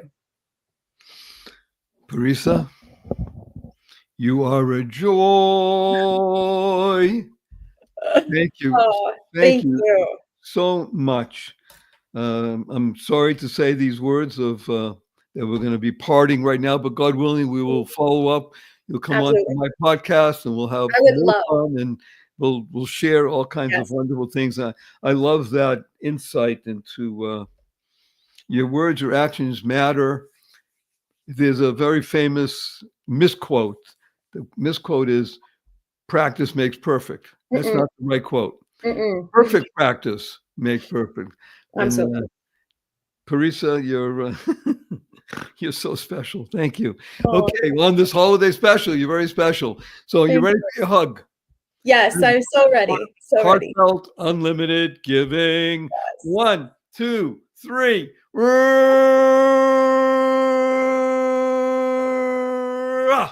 Oh, I felt it. I genuinely felt it. Oh, thank you for Thank that. you much. Best So wishes. good. Thank So you. good. Thank you so much. And Merry Christmas, Happy And Holidays, Happy and, New Year. Happy New Year, and happy wonderful Wednesday to those that Yeah. are needing it to be a wonderful Wednesday. So, see you all soon. Thank you. Best wishes. Wow. I love it. Go skipping on Wednesday. Somebody just wrote. I Yeah. was going to say that and I forgot. So yes, that's the last thing I'm saying. Go skipping on Wednesday and skip until you laugh. Literally. Skip Phew. until you laugh. Yep. Love it. Thank you. Best Bye. wishes. Bye. Oh, okay. Well, everybody, again, I want to say a humbled and honored that you're here for the holiday special. Thank you to Mo Rock and Ava and Alicia for making all this possible. Thank you to the Salvation Army for being with us. Remarkable organization. As I said, I can't imagine there's a person on the planet that doesn't know about the Salvation Army. It's, as I said a number of times, the largest non-governmental social service entity in the world, more than 6,000 centers around the United States. And last year, they helped more than 27 million people.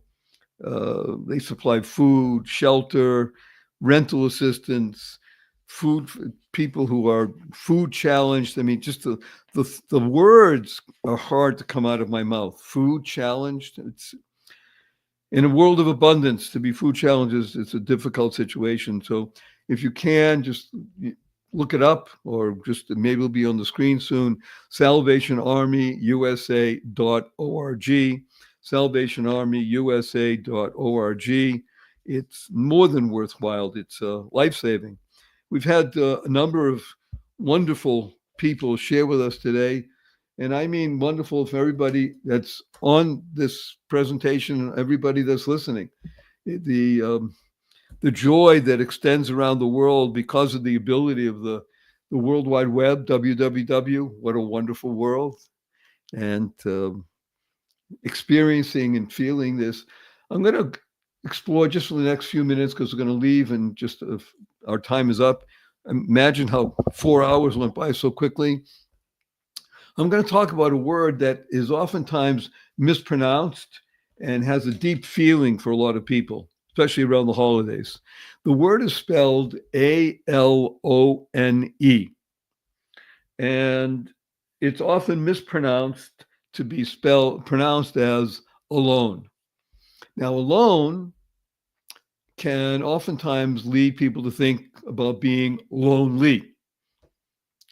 Being alone is a not easy situation for a lot of people, especially when other people are surrounded by family or you're going through a particular crisis and you feel, as it's mispronounced, alone. I'd like to share with everybody and ask to potentially think in a shift way about the word A-L-O-N-E and pronounce it the following: all one. All one. Because that's who we are. Well, you can say, Barry, it's easy for you to say you're rich and famous and handsome and all that's easy for you. Okay, that's all true. Rich, famous, handsome. Not. To have been paralyzed for a number of years was what other people call a lonely experience.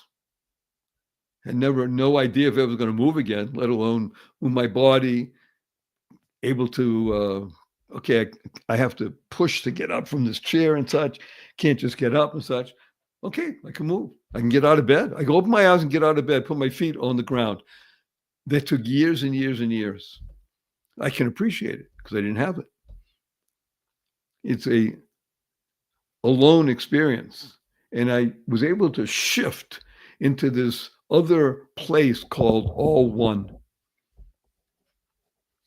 It takes time, takes practice. I wouldn't say it's easy, certainly doable. And when you get into that place where your lips can actually pronounce the word all one, rather than the way you were always taught, you will begin to experience a subtle and real shift in your biology. That's right. Your biology will shift. The more you say all one, your biology will shift. And when your biology shifts, your mindset will shift. And once the mindset is there, all one becomes the reality. Because it is all with the mind. We had great people on throughout the past few hours, as you notice, and two of them were just with us who were remarkably gifted athletes. But they weren't just gifted.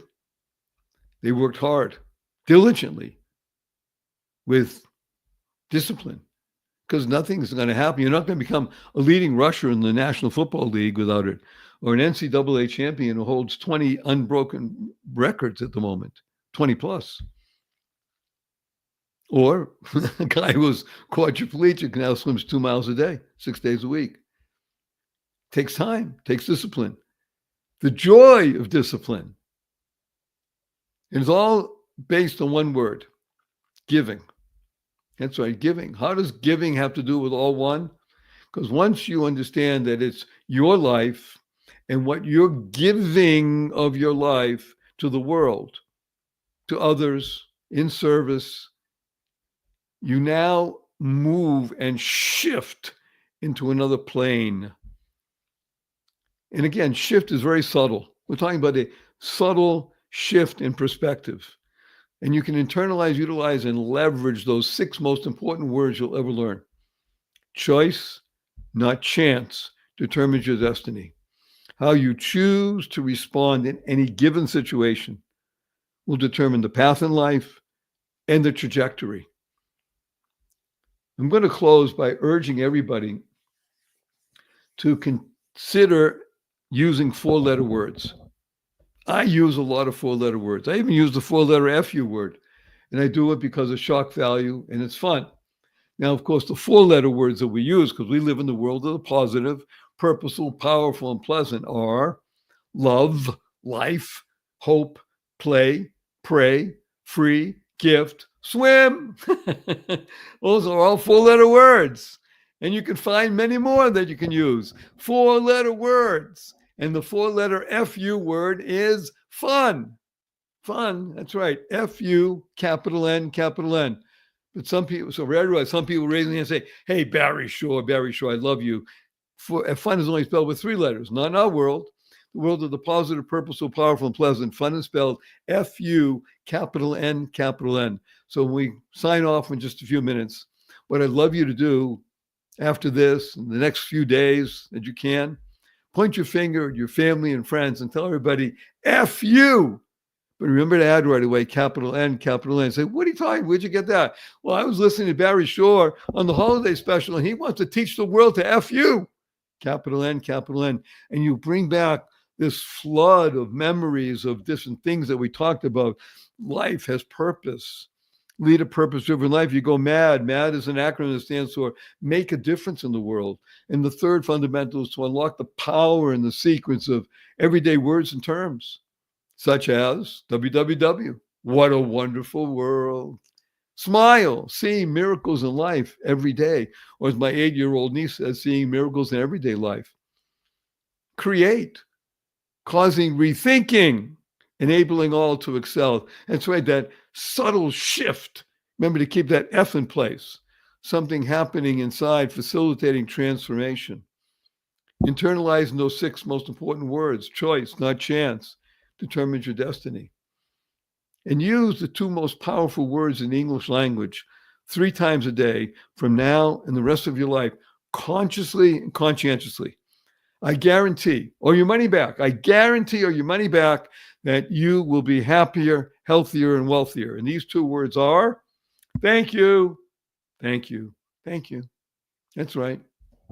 Thanks stands for to harmonize and nurture kindness. To harmonize and nurture kindness. Everyone you meet is fighting a battle you know nothing about. Therefore, be kind always. Kind, keep inspiring noble deeds. That's who you are. Remember, the show's not about Barry Shore, not about all the wonderful people that were here and speaking. It's about you. You becoming the best you, because when you're the best you make the world a better place. You build more bridges of harmony. You create more joy, happiness, peace, and love in the world. Love, living on vibrant energy.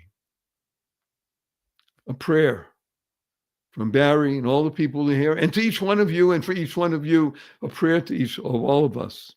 I urge you all, go forth. Live exuberantly.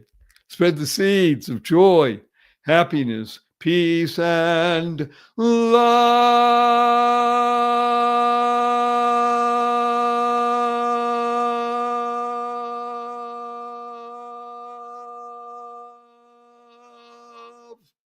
Go mad.